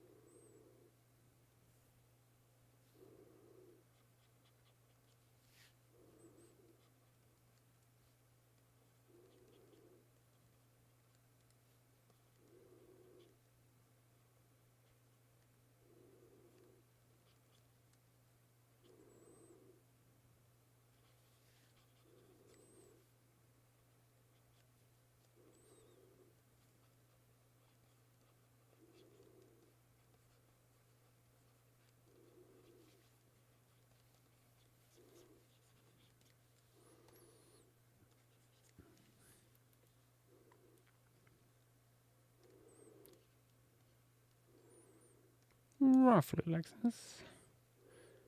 Maybe slightly smaller. Better fit into the space here. There we go. Does it just sound like lower part of that hill. Yeah, it's like coming up the shoreline here. Looking back.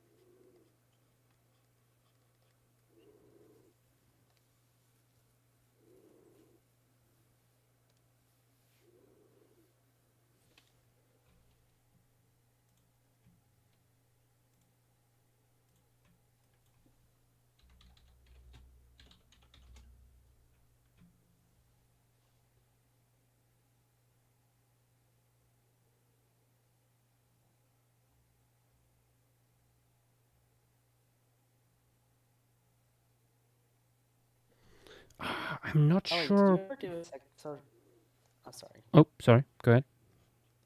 I was gonna say, did you ever do a second social media post after you finished the environment? Yeah.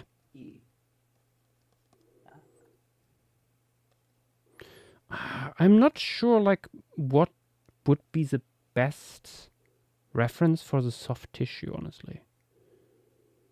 Ooh. What? Are these guys like basal caniforms or something? Yeah, Oxyenids. oxyenids. These are outside carnivora. I said that's what I was meaning, like like, did I say carnivora? You said caniform. I meant carnivoriforms. Why did I say caniforms? It's It's all good. pan-carnivora, so yeah. Yeah, outside the crown group at least. Just just do whatever. Wing it. Yeah, I was gonna say maybe give it a larger nose. I don't know. Like, I was Yeah. messing with basal feliforms.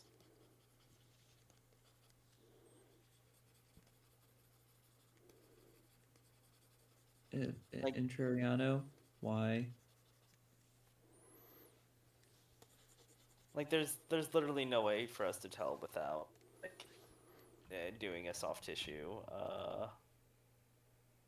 That is true. sort of correlate. Like, what would also be nice, like I was mentioning soft tissue correlation papers, like looking at animals to see like if there's any correlates to like snout length or like nose size or something like that. Yeah, soft I tissue I know there are people who would probably be able to tell looking at this, but getting them in here None of them. would Yeah, I be. was gonna say none of them are in VC. None of them are NVC. Could probably get one or two in here, but that might take a while for them to respond. Blah blah blah. Yeah. May I suggest a scaled up Tyra? Tyra. It's a pretty sizable. Binturong also works, but it's a pretty sizable carnivorous mustelid from South America.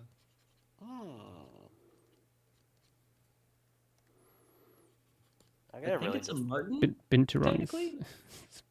That guy does have early carnivorous mammal vibes. Ooh, wait! I found a slightly better photo. It's like a Oh, big South American tropical marten. Oh yeah, that looks like a Paleogene thing, like that head. Why does it look like that? Yeah, just because. Because it can. I mean, the problem is also like it's a perspective. Yeah. Partially that it shows here, which is, I mean, I'm not doing myself much favor here. I could simply have made it classic lateral view. But why would you do that? Exactly. So also Could thinking, just maybe looking a little rotate bit more at bears because, but I was gonna say, why don't you just rotate the head a little bit more so you don't even see the face? yeah, but Don't then worry about it like at all. it also makes it.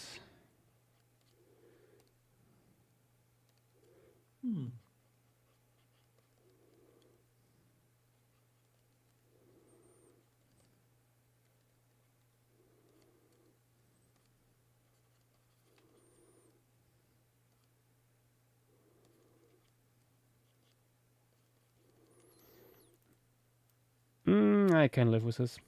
I want to make it melanistic anyway. Ooh, fun. So part of it will be hidden simply by being very dark.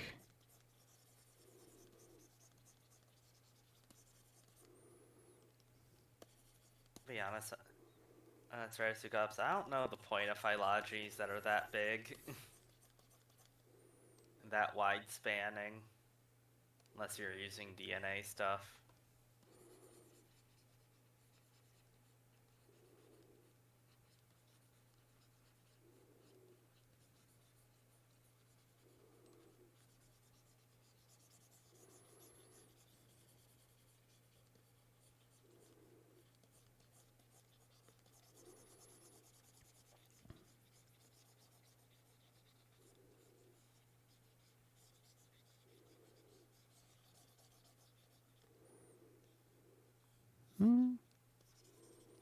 Might add the tail tip here too.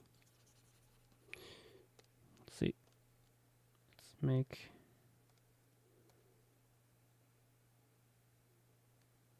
Okay.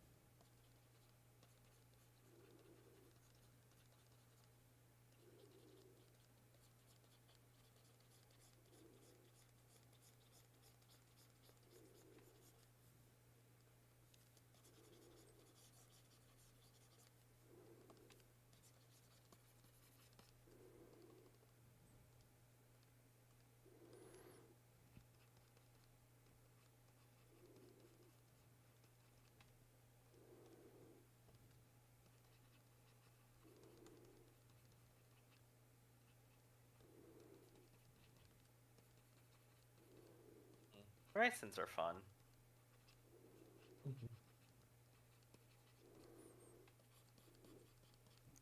Yep.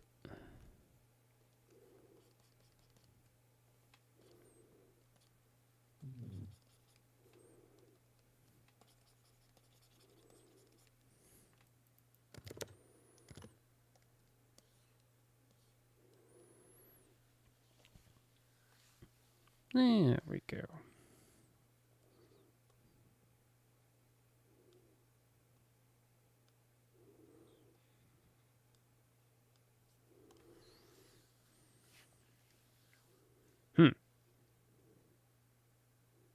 Now the question is, isn't that a little bit too dominant? Yeah, the value does make it Mm. extremely dominant, like how dark it is. Yeah, time to make it lighter. Maybe I shouldn't make it melanistic. Do you want it clustered right there? Yeah, nah, I like where it's positioned.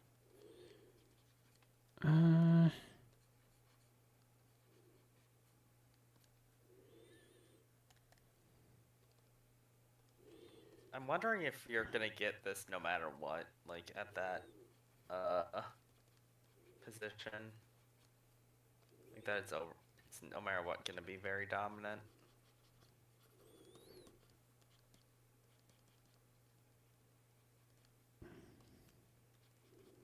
Because it's just so close to a bunch of other stuff, and no matter what, it'll be much larger.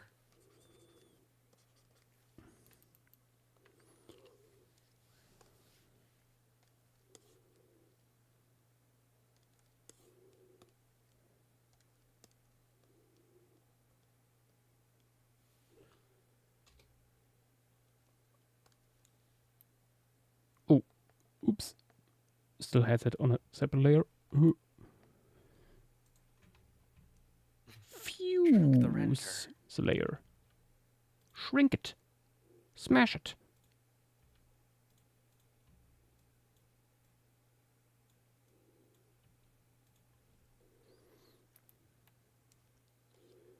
Making it a little smaller helps.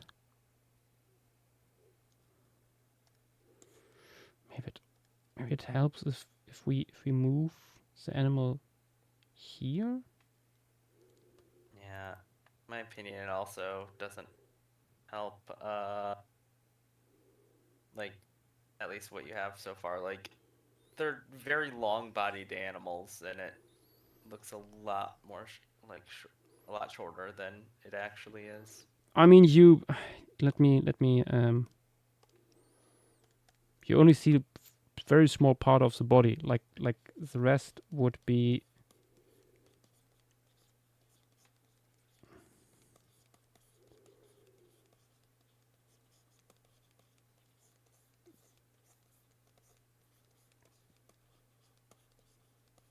basically like this. Okay.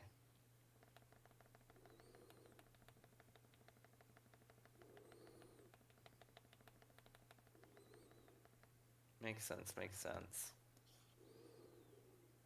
I think moving it down here could be the solution.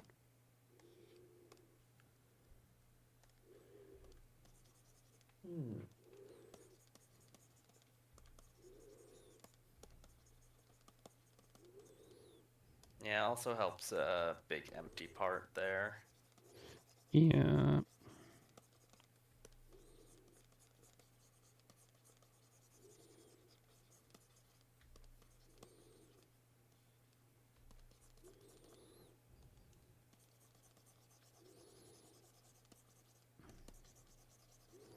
These are the things you only really figure out when you do the piece, not in the sketching phase.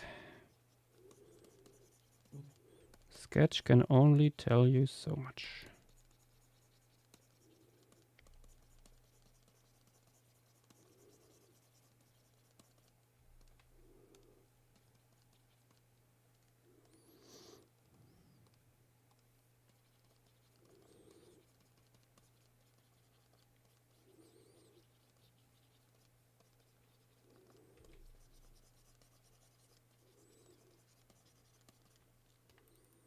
Let's zoom out. Ooh, yes. Yes.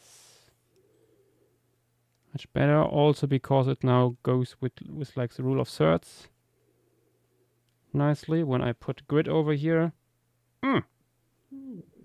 That lines up very nicely indeed.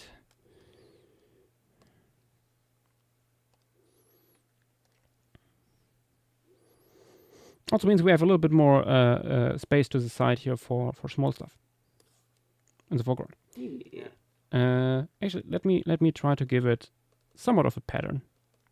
Maybe this is like melanistic specimen, but not too melanistic.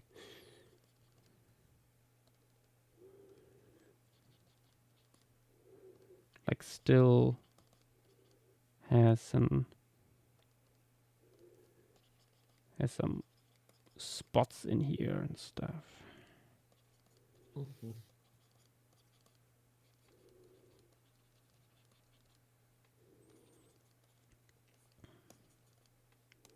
I know on jaguars and leopards, at least, they're mostly visible in direct light. Yeah. At least on full melanistic specimens. Yeah. Or you know what? Let me try to turn this into a non-melanistic specimen. Time to retcon this motherfucker.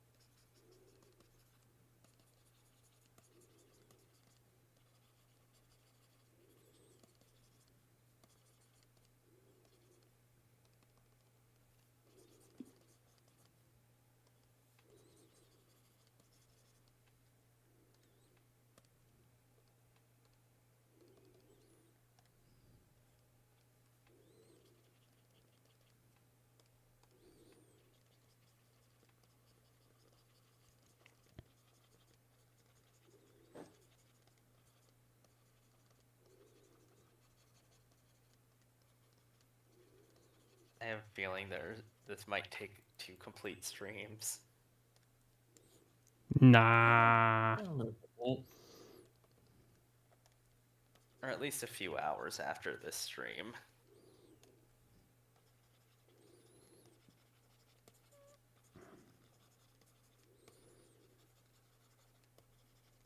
I have the feeling we're already further along than I anticipated, so.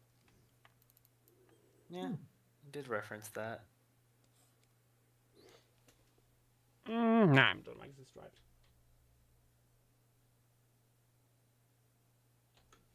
Reducing that again.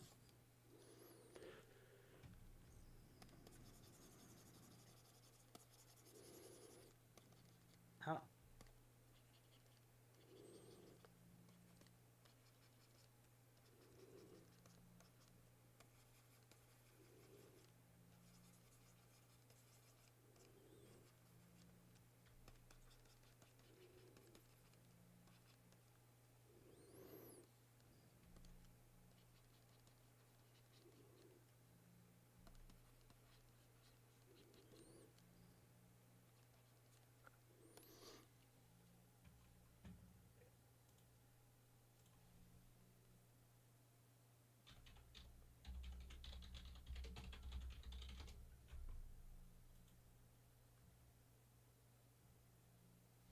I don't know if the spots really work.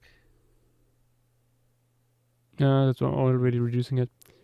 I actually just checked if somebody at some point did at least a rough study of what the facial muscles might look like. Can't find anything though. It's just stupid like that. Hmm. It's a pretty obscure group. I mean, not that. Yeah, but this guy is like the biggest. It's like usually at least the largest species of a group like this get a little bit of attention.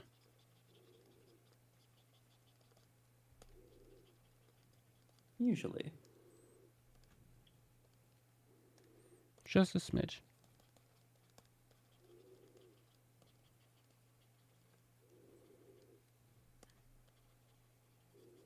Didn't find that, but I found a running gait for Petrophilus. Running gait.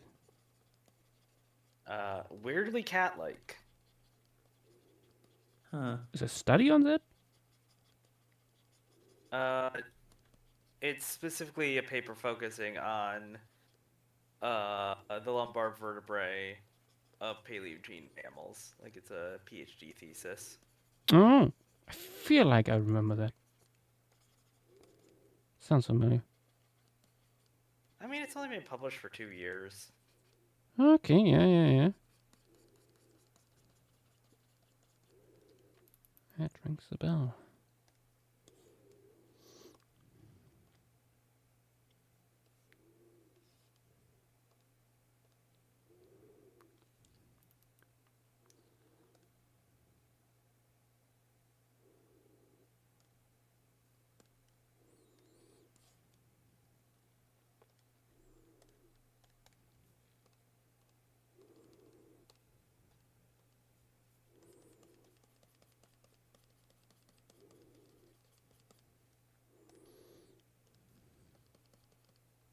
Oh my gosh, the lumbar vertebrae of our Cynotherium looks so stupid compared to the rest here.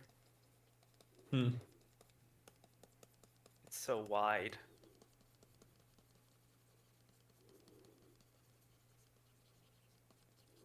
Behold.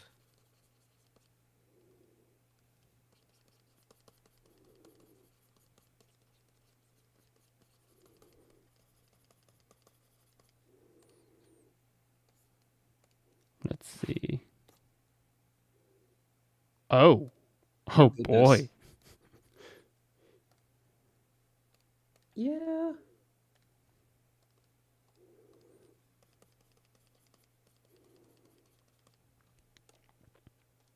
Oh my gosh, they did a Creodonta quote-unquote tree. What?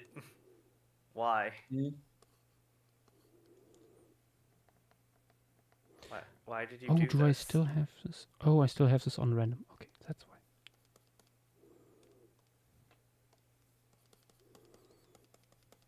I mean, it's nice. Probably a lot of these guys don't get phylogenies most of the time.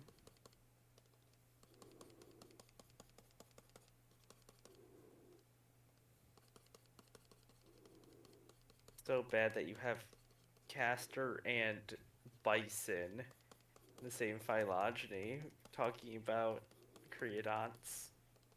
Mm-hmm. That is an unusual turn of events, for sure.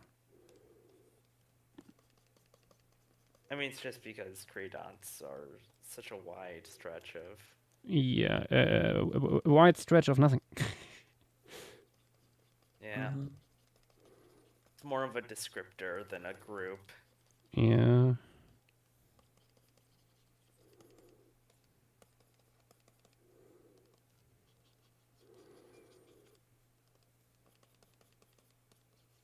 I found it always quite funny, like as a teenager, like seeing creodons, stuff like that. You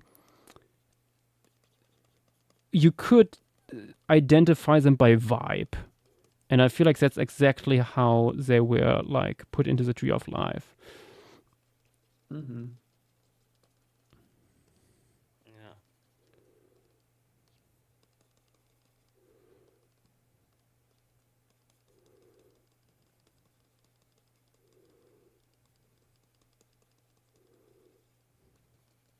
It's sort of like... This looks like nothing else that is around today. Put it in Creodonta. Yeah, Mm-hmm. nothing comparable, and it's carnivorous. Must be a creodon. Yeah. So there was a little bit more reason behind it, but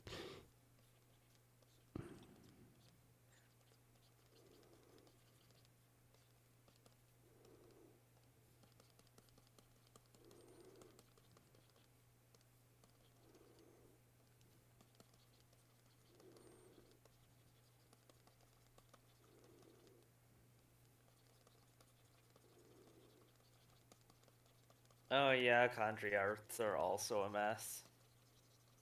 Condylarth. I.e., if it looks like it might be ancestral to ungulates.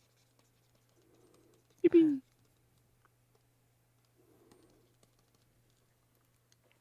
There we go, a little bit of grass in the foreground. Grand. And then also the nightmare that is Gracious. Camelesta. Oh boy, yes. Is it a mammal? Yes. Is it in the Paleocene? Yes. Is it a small mammal in the Paleocene? That's the thing, they put big ones in there too.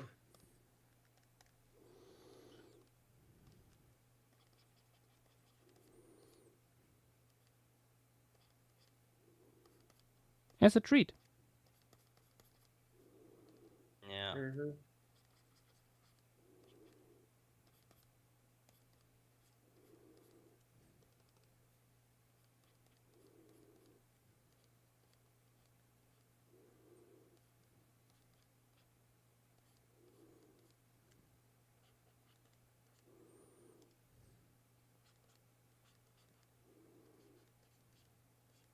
Seems like it's realistically Camelestidae and then maybe Pantalestans. I think at least things that are called Camelestans at this point.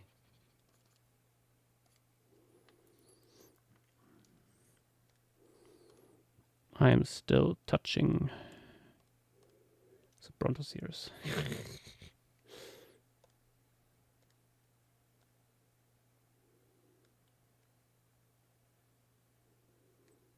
I think I'm slightly lightening up the Sarcastodon. There we go. I think that works.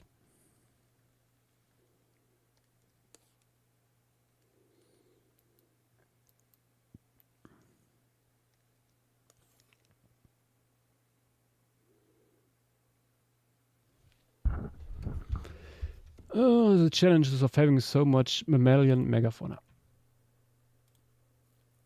Mm-hmm.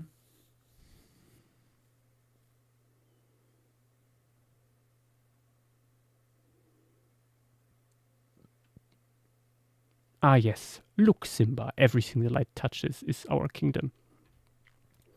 And what about that fiery land over there?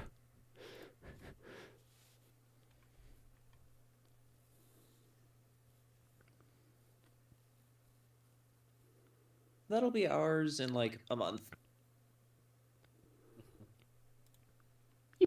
Gotta let everything grow back first.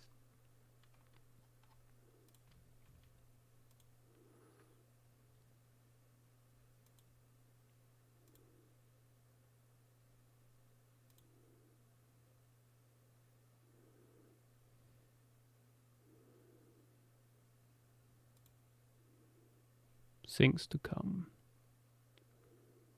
So the wool shoreline here still needs a little bit of work afterwards, like texture-wise and stuff.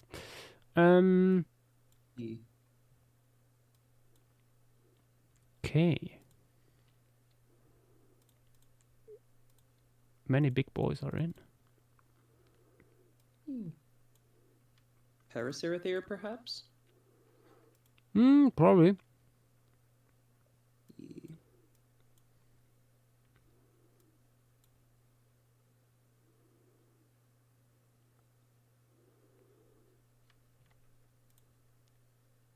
Small paracere.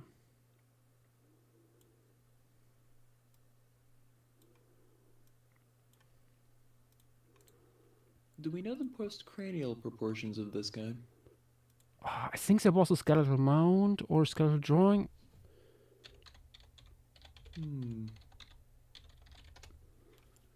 Let me check.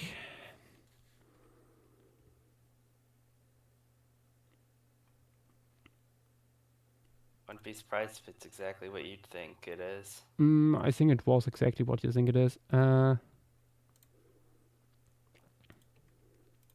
mean I did it before?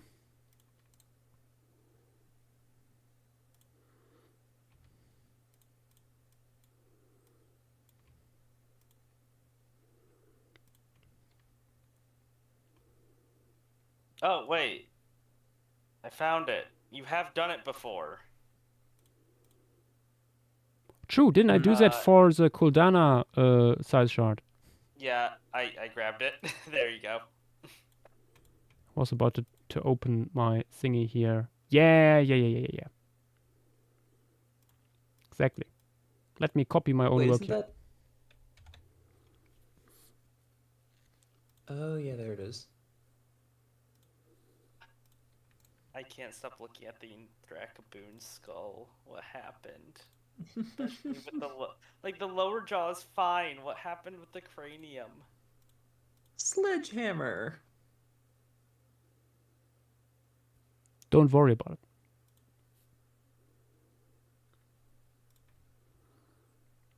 Actually, let me put this screenshot in here too. Floop. Let's actually scale it.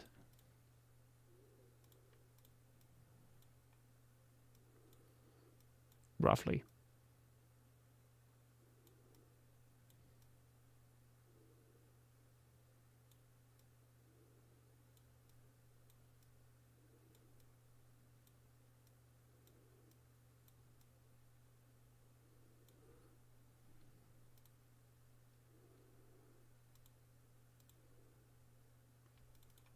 Roughly like this, and now compare it to not this.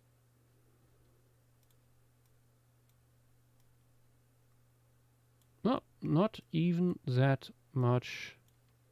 Not that small even.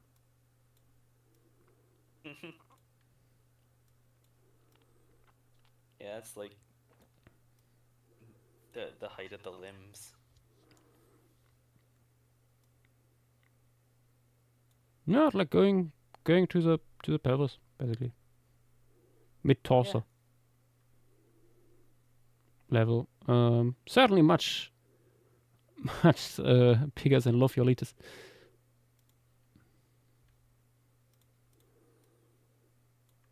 Okay, where do we put you?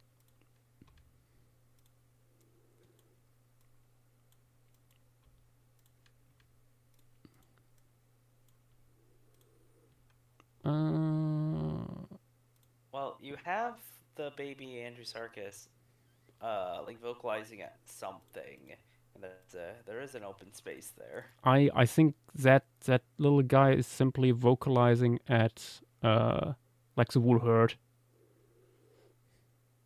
Yeah. Like, at least in my mind, it's like running in there. Look, I'm here.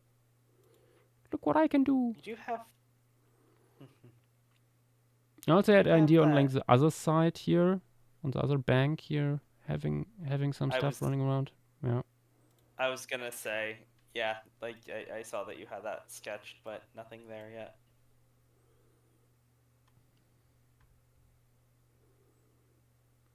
I feel like that's about as small as you can get without it being, Yeah. like, sort of readable. And it can be relatively easy put in, simply because it's more in the dark there. A little bit further away, and I can again work with copy paste.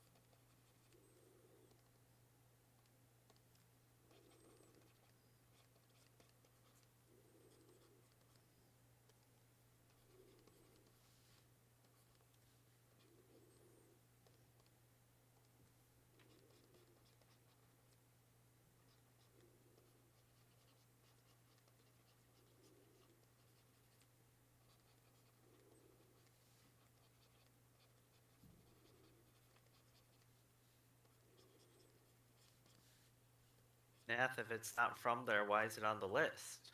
Why did you put it on the side What? stream? What?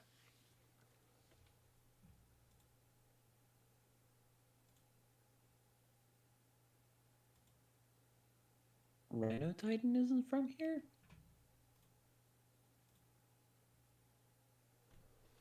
Yet, Ness, I also did not put Rhino Titan in. I just used its proportions for the post-cranium of Pro Titan. Ah.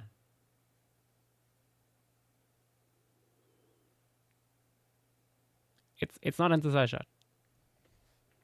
But it's also not in the image.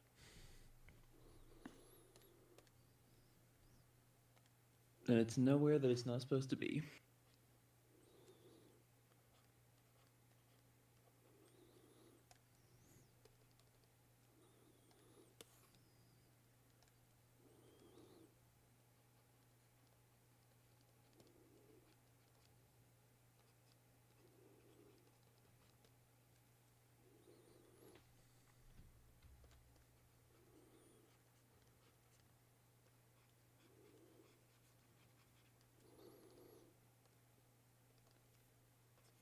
Creatures.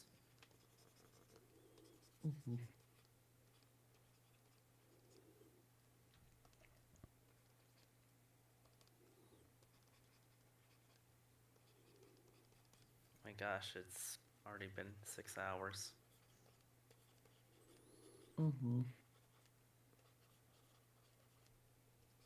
A good start to the stream.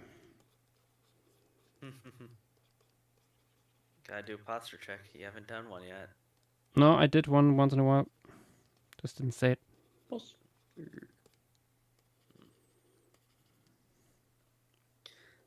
Since you need to start a little bit later, are you gonna go to the normal time?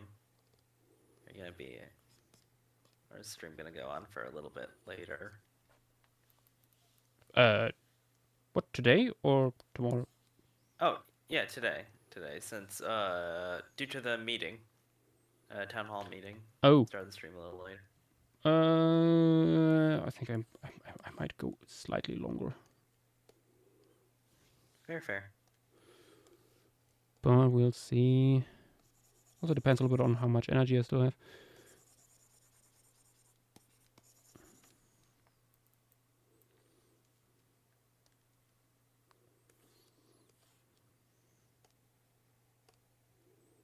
I don't really know of any other large percodactyls that you could add, like legitimately. Like there's some smaller tabiuromorphs, but that's like it. Mm-hmm. Are there any true rhinos from here? No. Huh.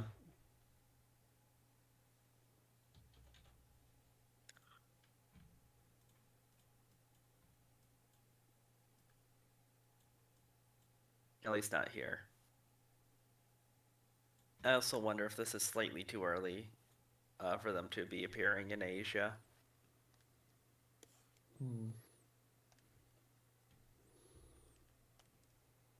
Wondering if those started to appear in the like late Eocene. Potentially. Though I could be wrong. I remember that there was a Asian like early rhino described this year.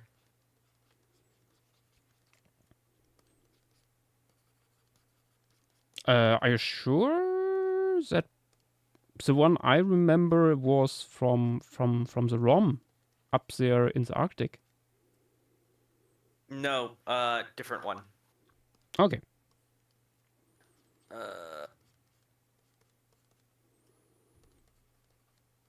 Let me find it. It was published, I think, back in January. Oh, it's been a while. Yeah.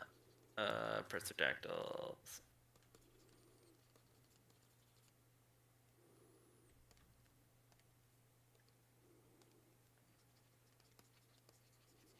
It might have been last year.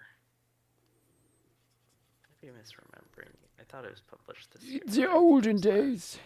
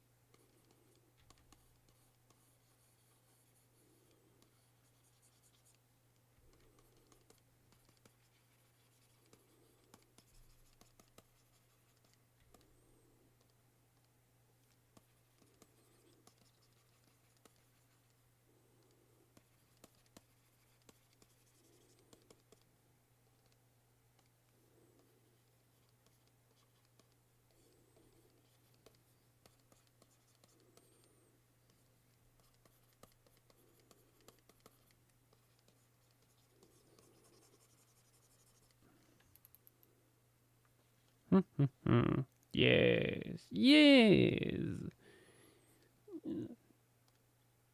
It's coming together as planned. Nice.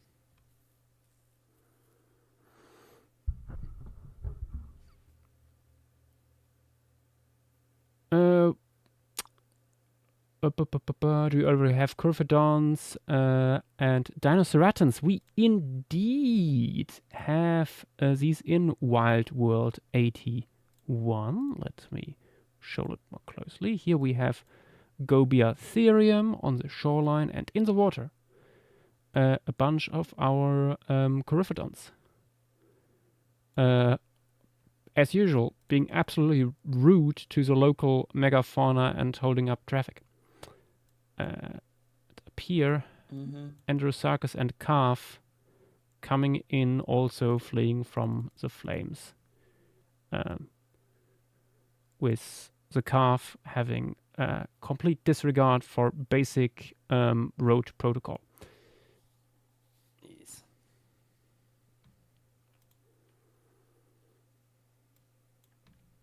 Okay, let's have a look on our shy chart here again. Doop, doop, doop, doop, doop. What? You haven't added Asiatosuchus yet. True, we have Asiatosuchus, we have turtles, and also the fun that is Eogros. Yes. Here we could also add like a bunch more. Oh wait, what actually says this up here? Cenolophus. I could not find what that was. Like the Yes, Microtitan yes. is a Are you here? Can you hear us? Let us know.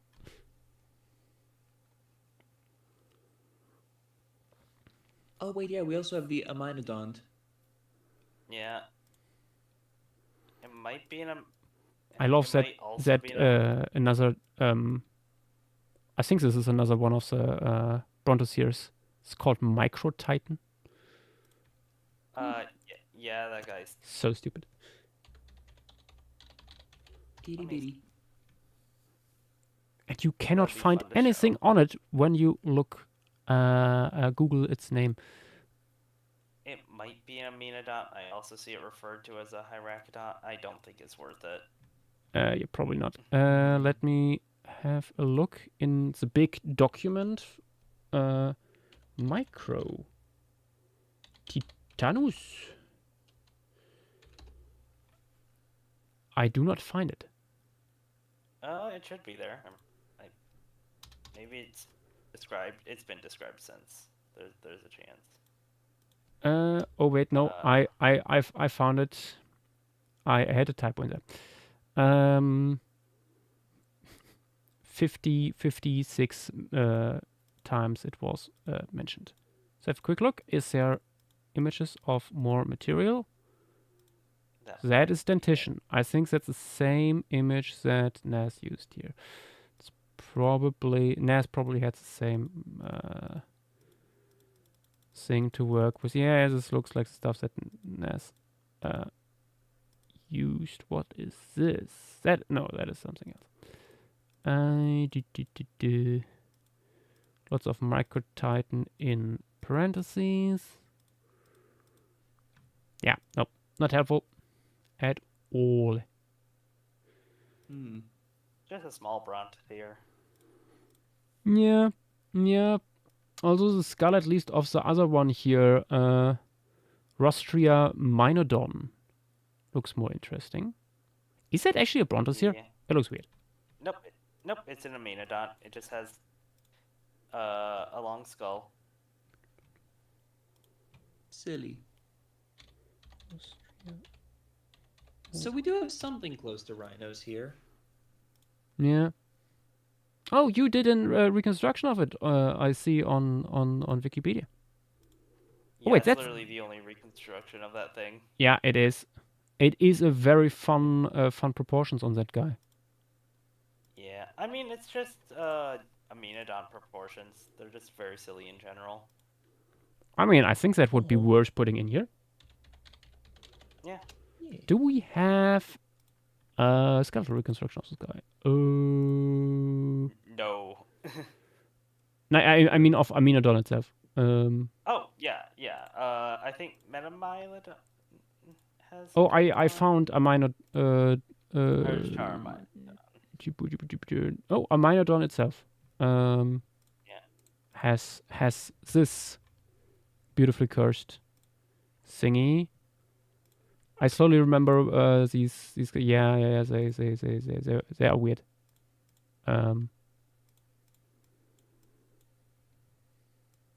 Yeah. I think we discussed them at some point on a stream.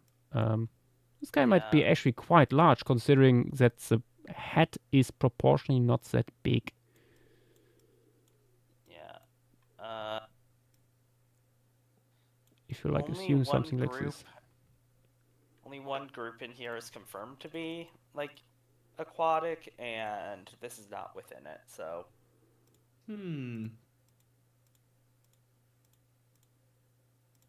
Metamilodonini is the only one. Yeah, so it's similar in size to Foster Couperia. Yeah. Probably. Not the largest. Yeah. We Scrap also this do have guy. Mesonitids. Oh yeah, some True, pretty true. cool big ones. Find a place to put Mongolionics. Oh!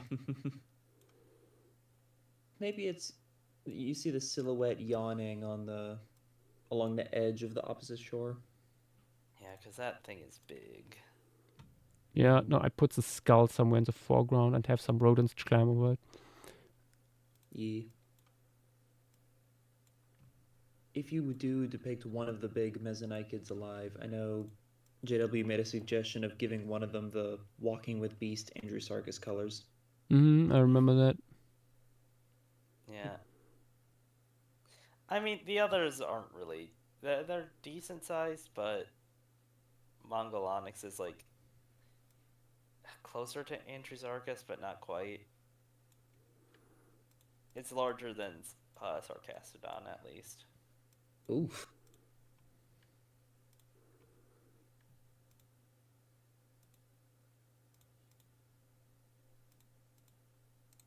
I think I might have made the Foster Couperia slightly too small. Scale them up a little.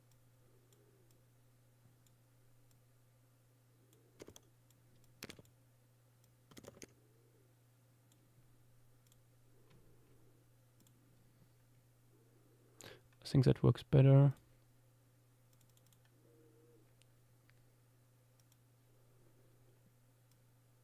But yeah, I think the Rostria Minodon might work here, like a whole group of them coming out of the water. Yeah, like ones that were able to just move around the Grelophodonts. Yeah. Let's put your reconstruction here also in as a slight reference. I mean, you could just use the skeleton. Yeah, no, I'm going for both.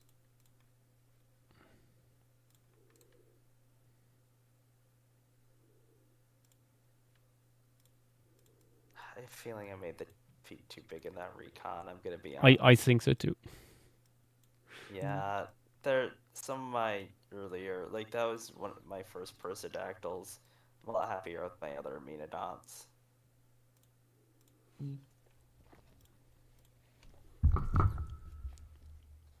I just hated drawing rhino feet. Fair and valid. Horrible creatures indeed.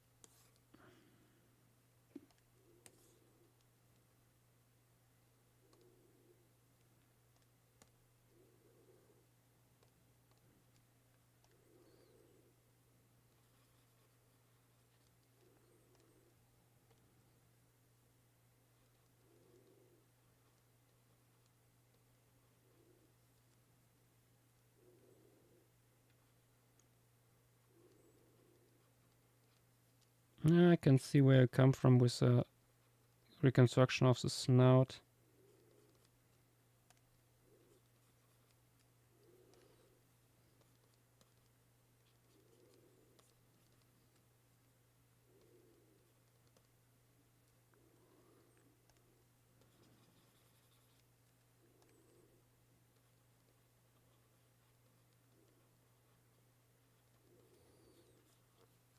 Let's give them big ears and ooh, maybe like a dewlap.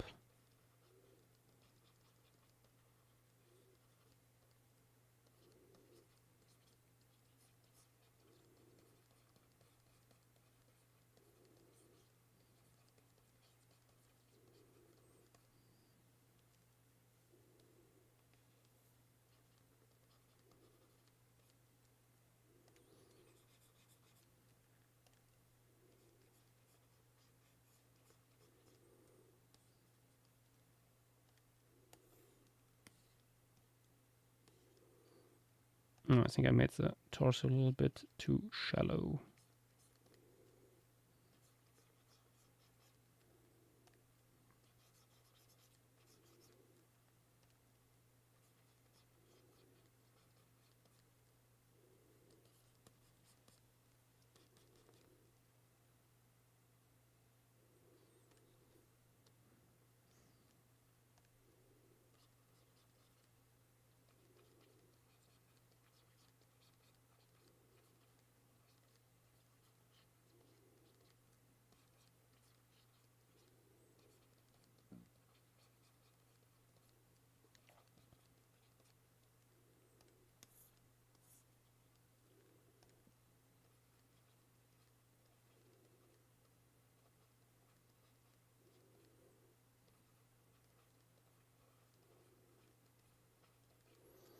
Giving them big ears.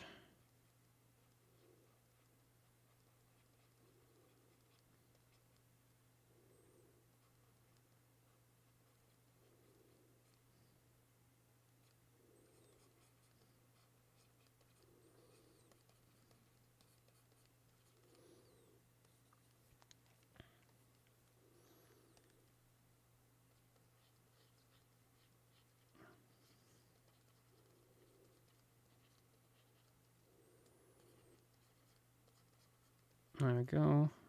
The Schnooper. The Schnoop indeed.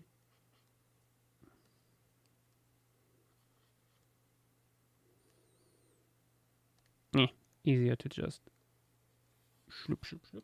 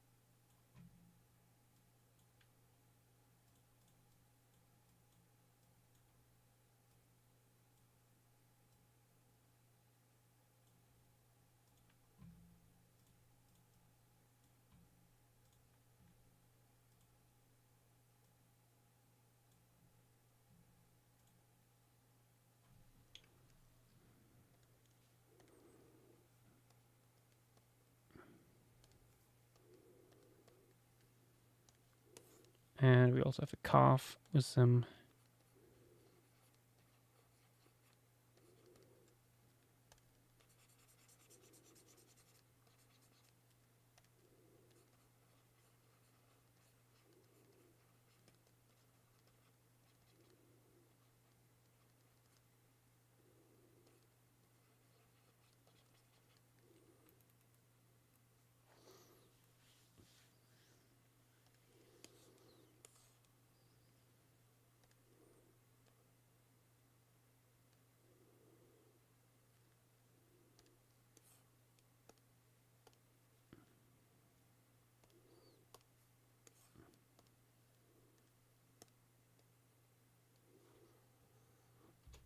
a little bit there, and let's move the whole thing slightly over here.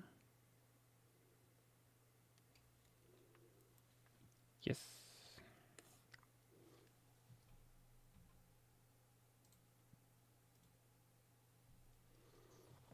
Okay, let's slap some color onto this.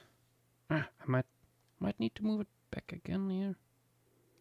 Ooh, I accidentally fused it with a reference layer. Can just erase it at this point.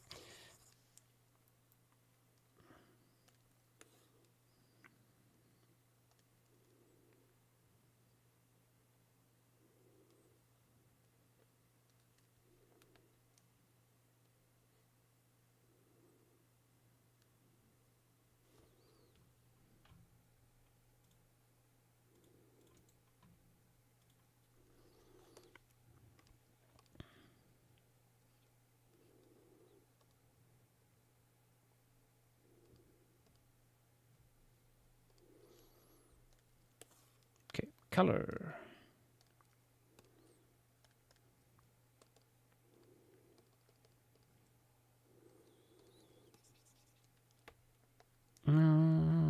Probably rather unassuming,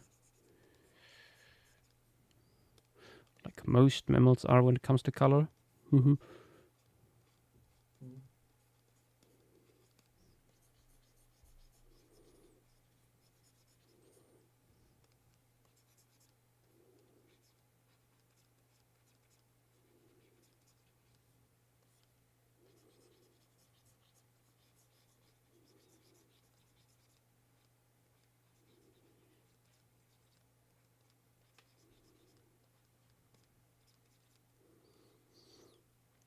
Question is if these guys would have fur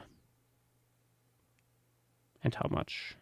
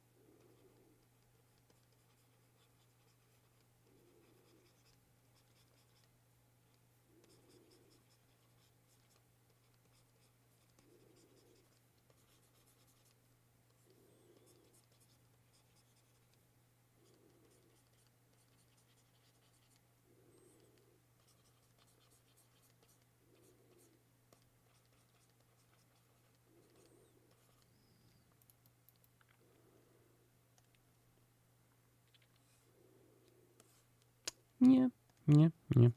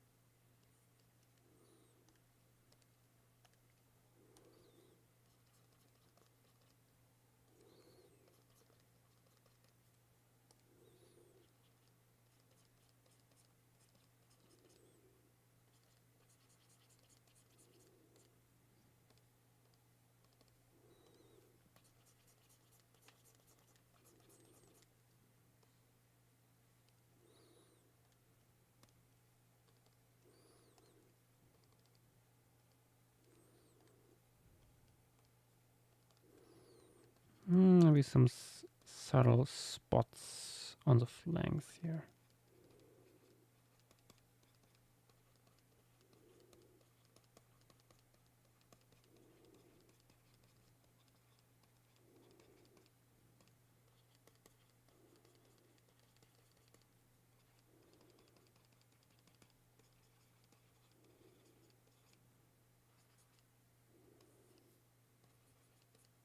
The creatures. The creatury.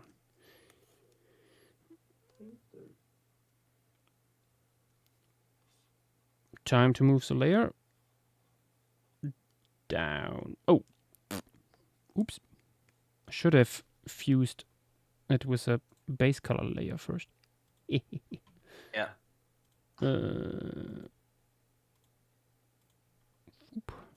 Now, let's move it down. Down we go. There we go. I just realized no one ever asked what people are hoping we spin on the wheel tonight. True, true. Another spin is approaching soon. Yes. Very quite soon. rapidly. Yep. What's the hopes and dreams of the stream?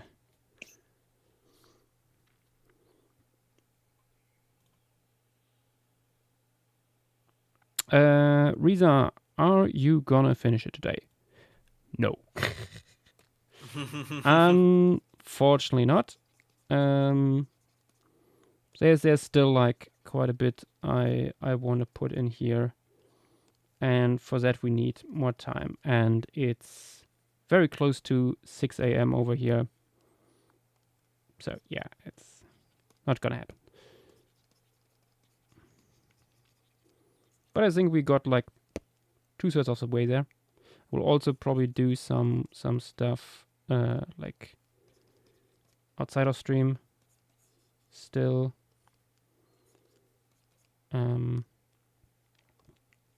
But yeah.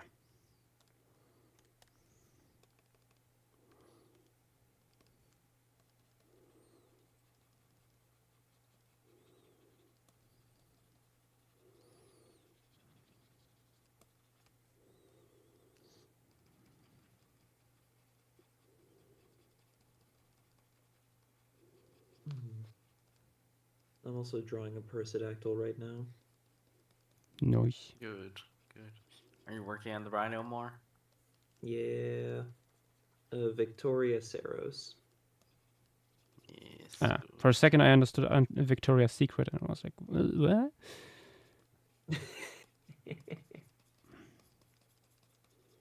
Yeah. Just working on a Miocene African elasmoth here. Mm-hmm. A cool fella out from quite a few bones. With basically no reconstructions. As usual. It's also smaller than I expected, at least from what I can scale. Oh yeah, there is the a skull few of- larger elasmospheres, but like many of them are not that impressive. Yeah, like the skull at its widest point on the zygomatic arches is, from what I can find, 30 centimeters. Oh yeah. That is This is like a cow. yeah. A cow at best. Yeah. Ooh. Let me actually try something. How would that look if I... Oh, a genius actually asks a good question. Will whatever the wheel lands on tonight be the last formation piece of the year, or will there be one more? Actually, I don't know how our timeline is. So next week on the 6th is Mammoth side. The day after is So the week after then is 13th, and then the Saturday after that is the 20th. I think we can still do one on the 20th. Okay. It's close to Christmas, but still, like, I think doable. Keep on spinning till you get a small formation. Mm-hmm.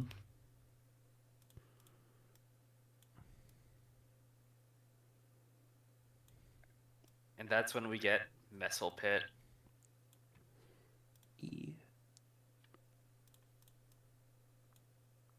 At that point, it's time to burn the wheel. No. That's where we get Xinjiang. Just last stream of the year. Last formation piece of the year. Yeah. With a bang. That could honestly look pretty nice if I doubled the amount of Brontosaurs. Yeah, that works. Though I would delete the one that's currently drinking. Yeah, no. I mean, I wouldn't least put it like unedited like this. Yeah. Also see how it looks if I like make them small, put them back here. I was just thinking that.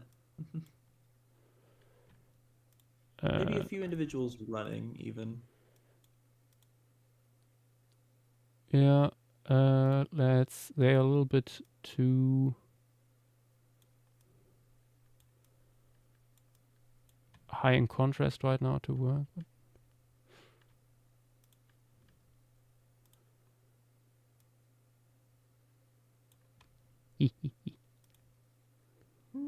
Just a few. Yes. Just one more. Just one more.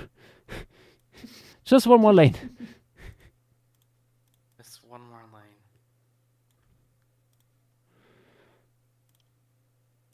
I swear, one more Brontos here will fix it. Mm-hmm. Something I just thought of. Did we actually talk about, if I recall correctly, that we have plenty of evidence of fire from this formation? None. Do we not? No, we don't have any plant remains. We do. I could have sworn there was something. We do have I plant mean, remains. we don't have any described. From what we were able to find, at least. I think there is charcoal a lot in that one paper that Dactylosaurus found, I think. But I'm not sure if it's like directly linked to the formation. Oh.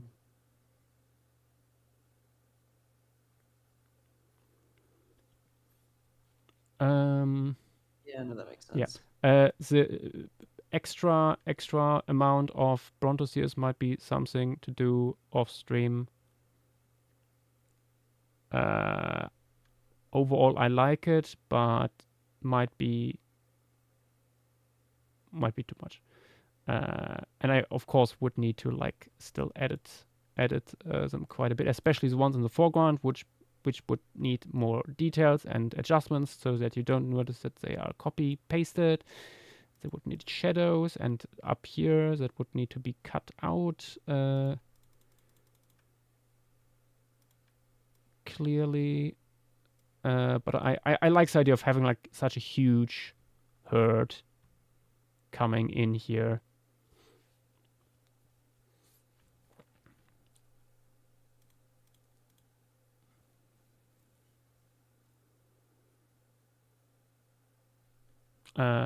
Naracorte Wild World. I don't think we have this on the wheel. Ooh.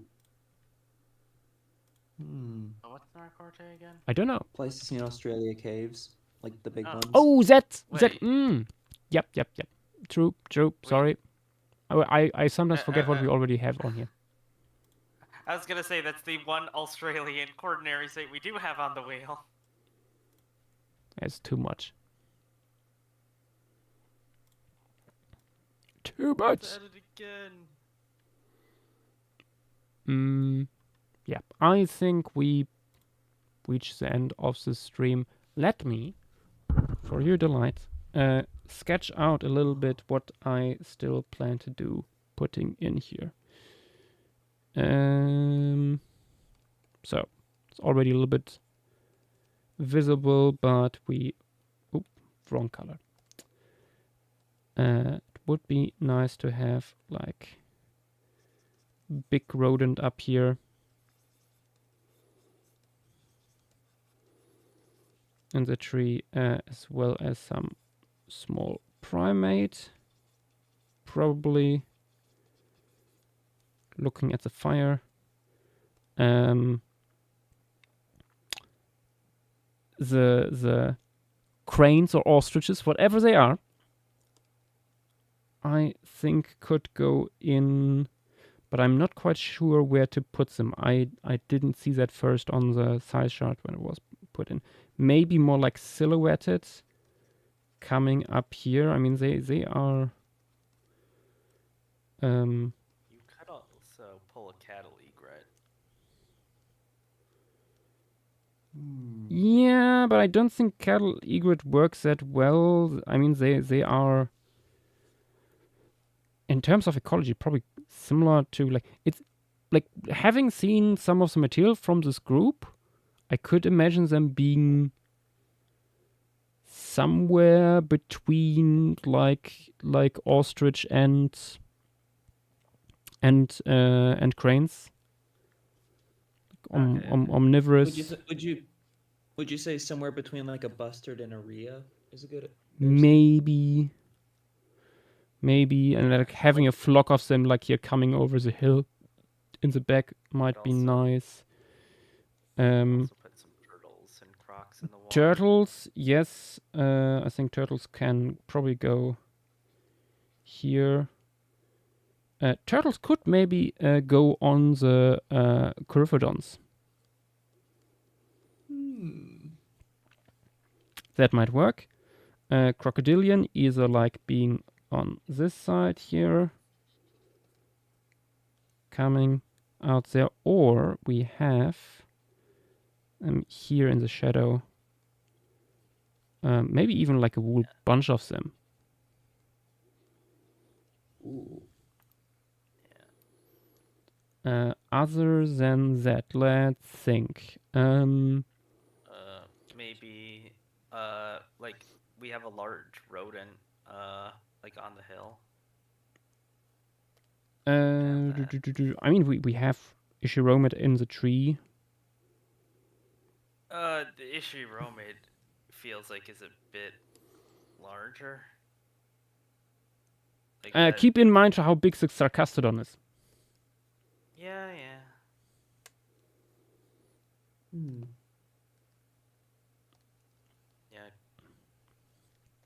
Maybe you could put Harpagalestes. Get a Mesonike a little bit closer to the camera. I think if we put in a Mesonike, then it would need to be one of the smaller one. I mean, that's why I'm bringing up Harpagalestes rather than Mongol Onyx. Yeah. You could also put Harpagalestes on here looks razor large. Yeah. You could also put Myiasis in the tree. Oh yeah. Myiasis. Carnivore thing. Yeah. Yeah. Propterodon? Propterodon? I think that's a Hyenodont. Oh yeah. That's a Hyenodont. Yeah. Pterodon itself is a Yeah. Hyenodont. I mean, could be also interesting to have Gobi or Hyas.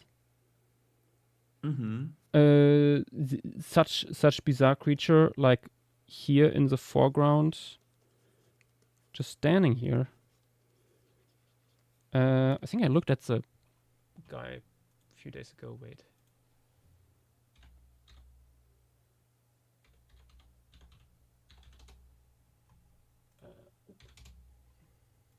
It's very funny how many Whippomorphs are appearing here. Yeah, weren't these fuckers quite lanky? In theory, yeah, potentially. Depends we don't know where Gobi Highest really places. So I mean, but if you interpret it like that, it you Could could be- give it like something similar to like Didectes proportions. So either way, yeah, lanky, maybe a bit longer of a tail to show that. yeah, exactly. Maybe with a small prey item between the. It could have the other bird from here Yeah, between its the- jaws. Yeah. Yeah. Yeah, that could work. Did we have some small rodents or stuff like that? Yeah, there's a few smaller rodents. Gomphos. What is Gomphos? So I think that is rather large. Nemolagus is big. Is that a? Let me see what that is. Ehrenlagus. Oh, it's a random lagaform. Advenimos? Oh, both Gomphos and it are lagomorphs. Fun. We should look into them a little bit more, but they just sort of seem like rabbit-like things.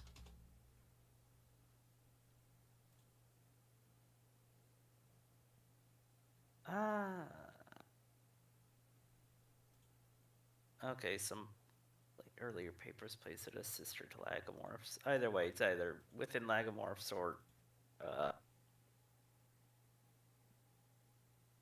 within or just right next to them.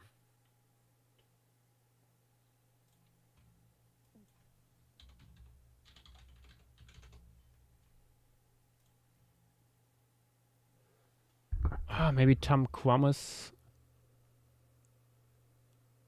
Also, no, that looks like it might be arboreal.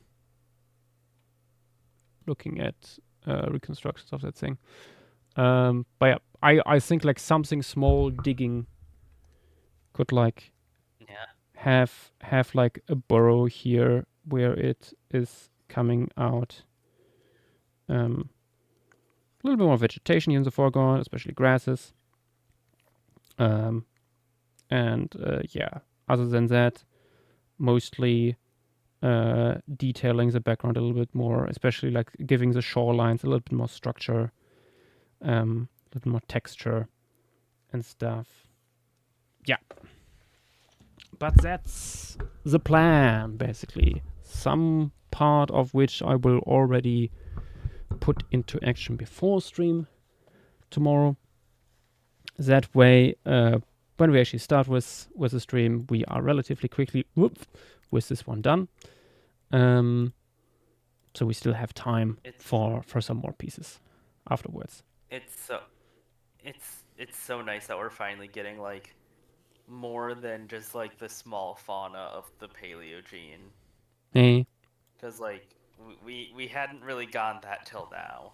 Mm-hmm. Like, we got it sort of with Africa slightly. Like Arsinotherium was there and all that. Oh, the not Vadi Altitan. We don't have that on here yet. Gerocatrani. Yeah. Yeah, we got a little glimpse of that. Thanks to that. I think it's also roughly same time, if I remember correctly. Be surprised. Which is Potentially. it's interesting to compare, like, because this is all before the big interchange happened between Africa and Eurasia. Mm-hmm. Before elephants entered the wider world, basically. Yeah. Which is why we have this diversity of brontosaurs, rhinos, and so on later on. Oh, yeah. This would be the Erden Manha formation stream. For now, we will do a little bit more on it later. But this leaves us with no choice but get us the wheel. Let it open up.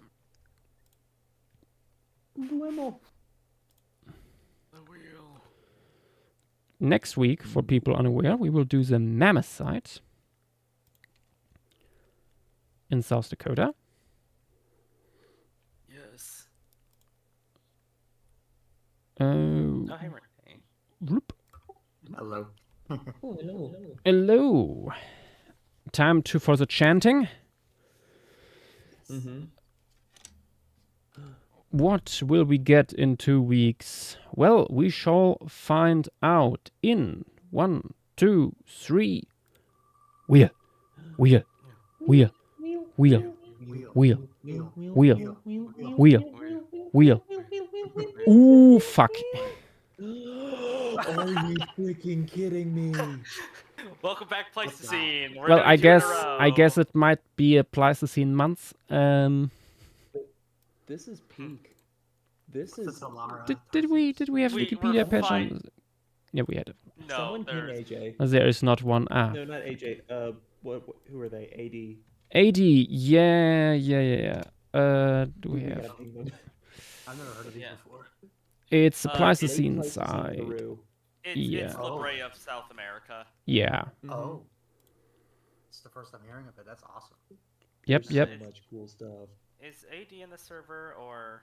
He was once. Maybe I can lure him back. Who knows? I'll at him in general of Mammalia. Yeah. Maybe you'd like to join the reference server.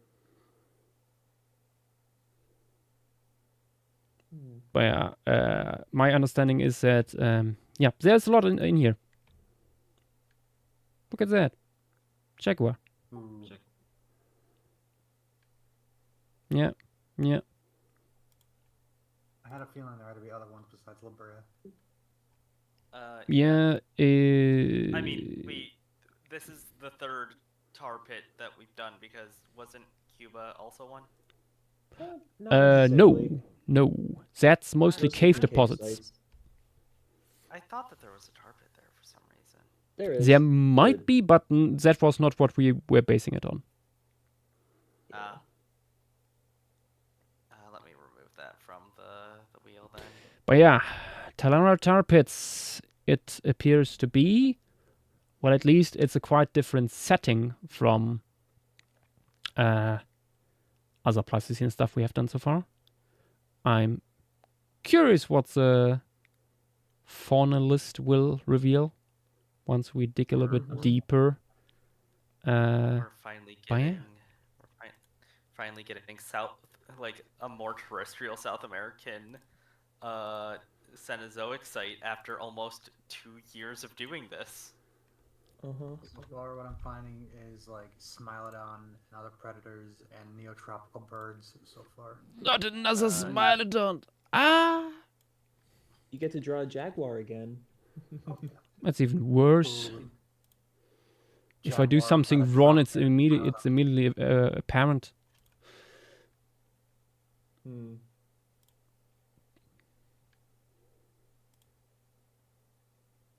Apparently, that jaguar was very big, and they thought it was an American lion at first.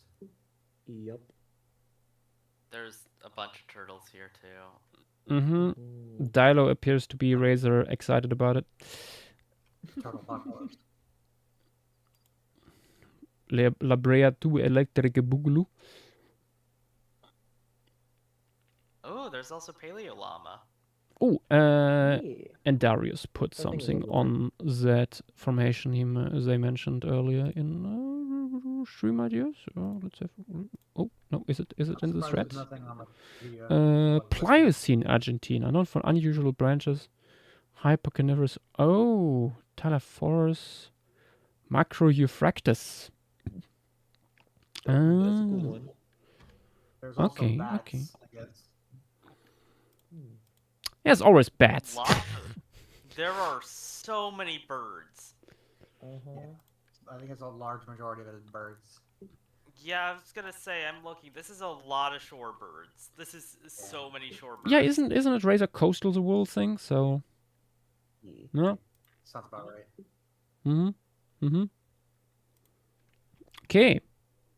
But with that, let's have a large look at the piece here.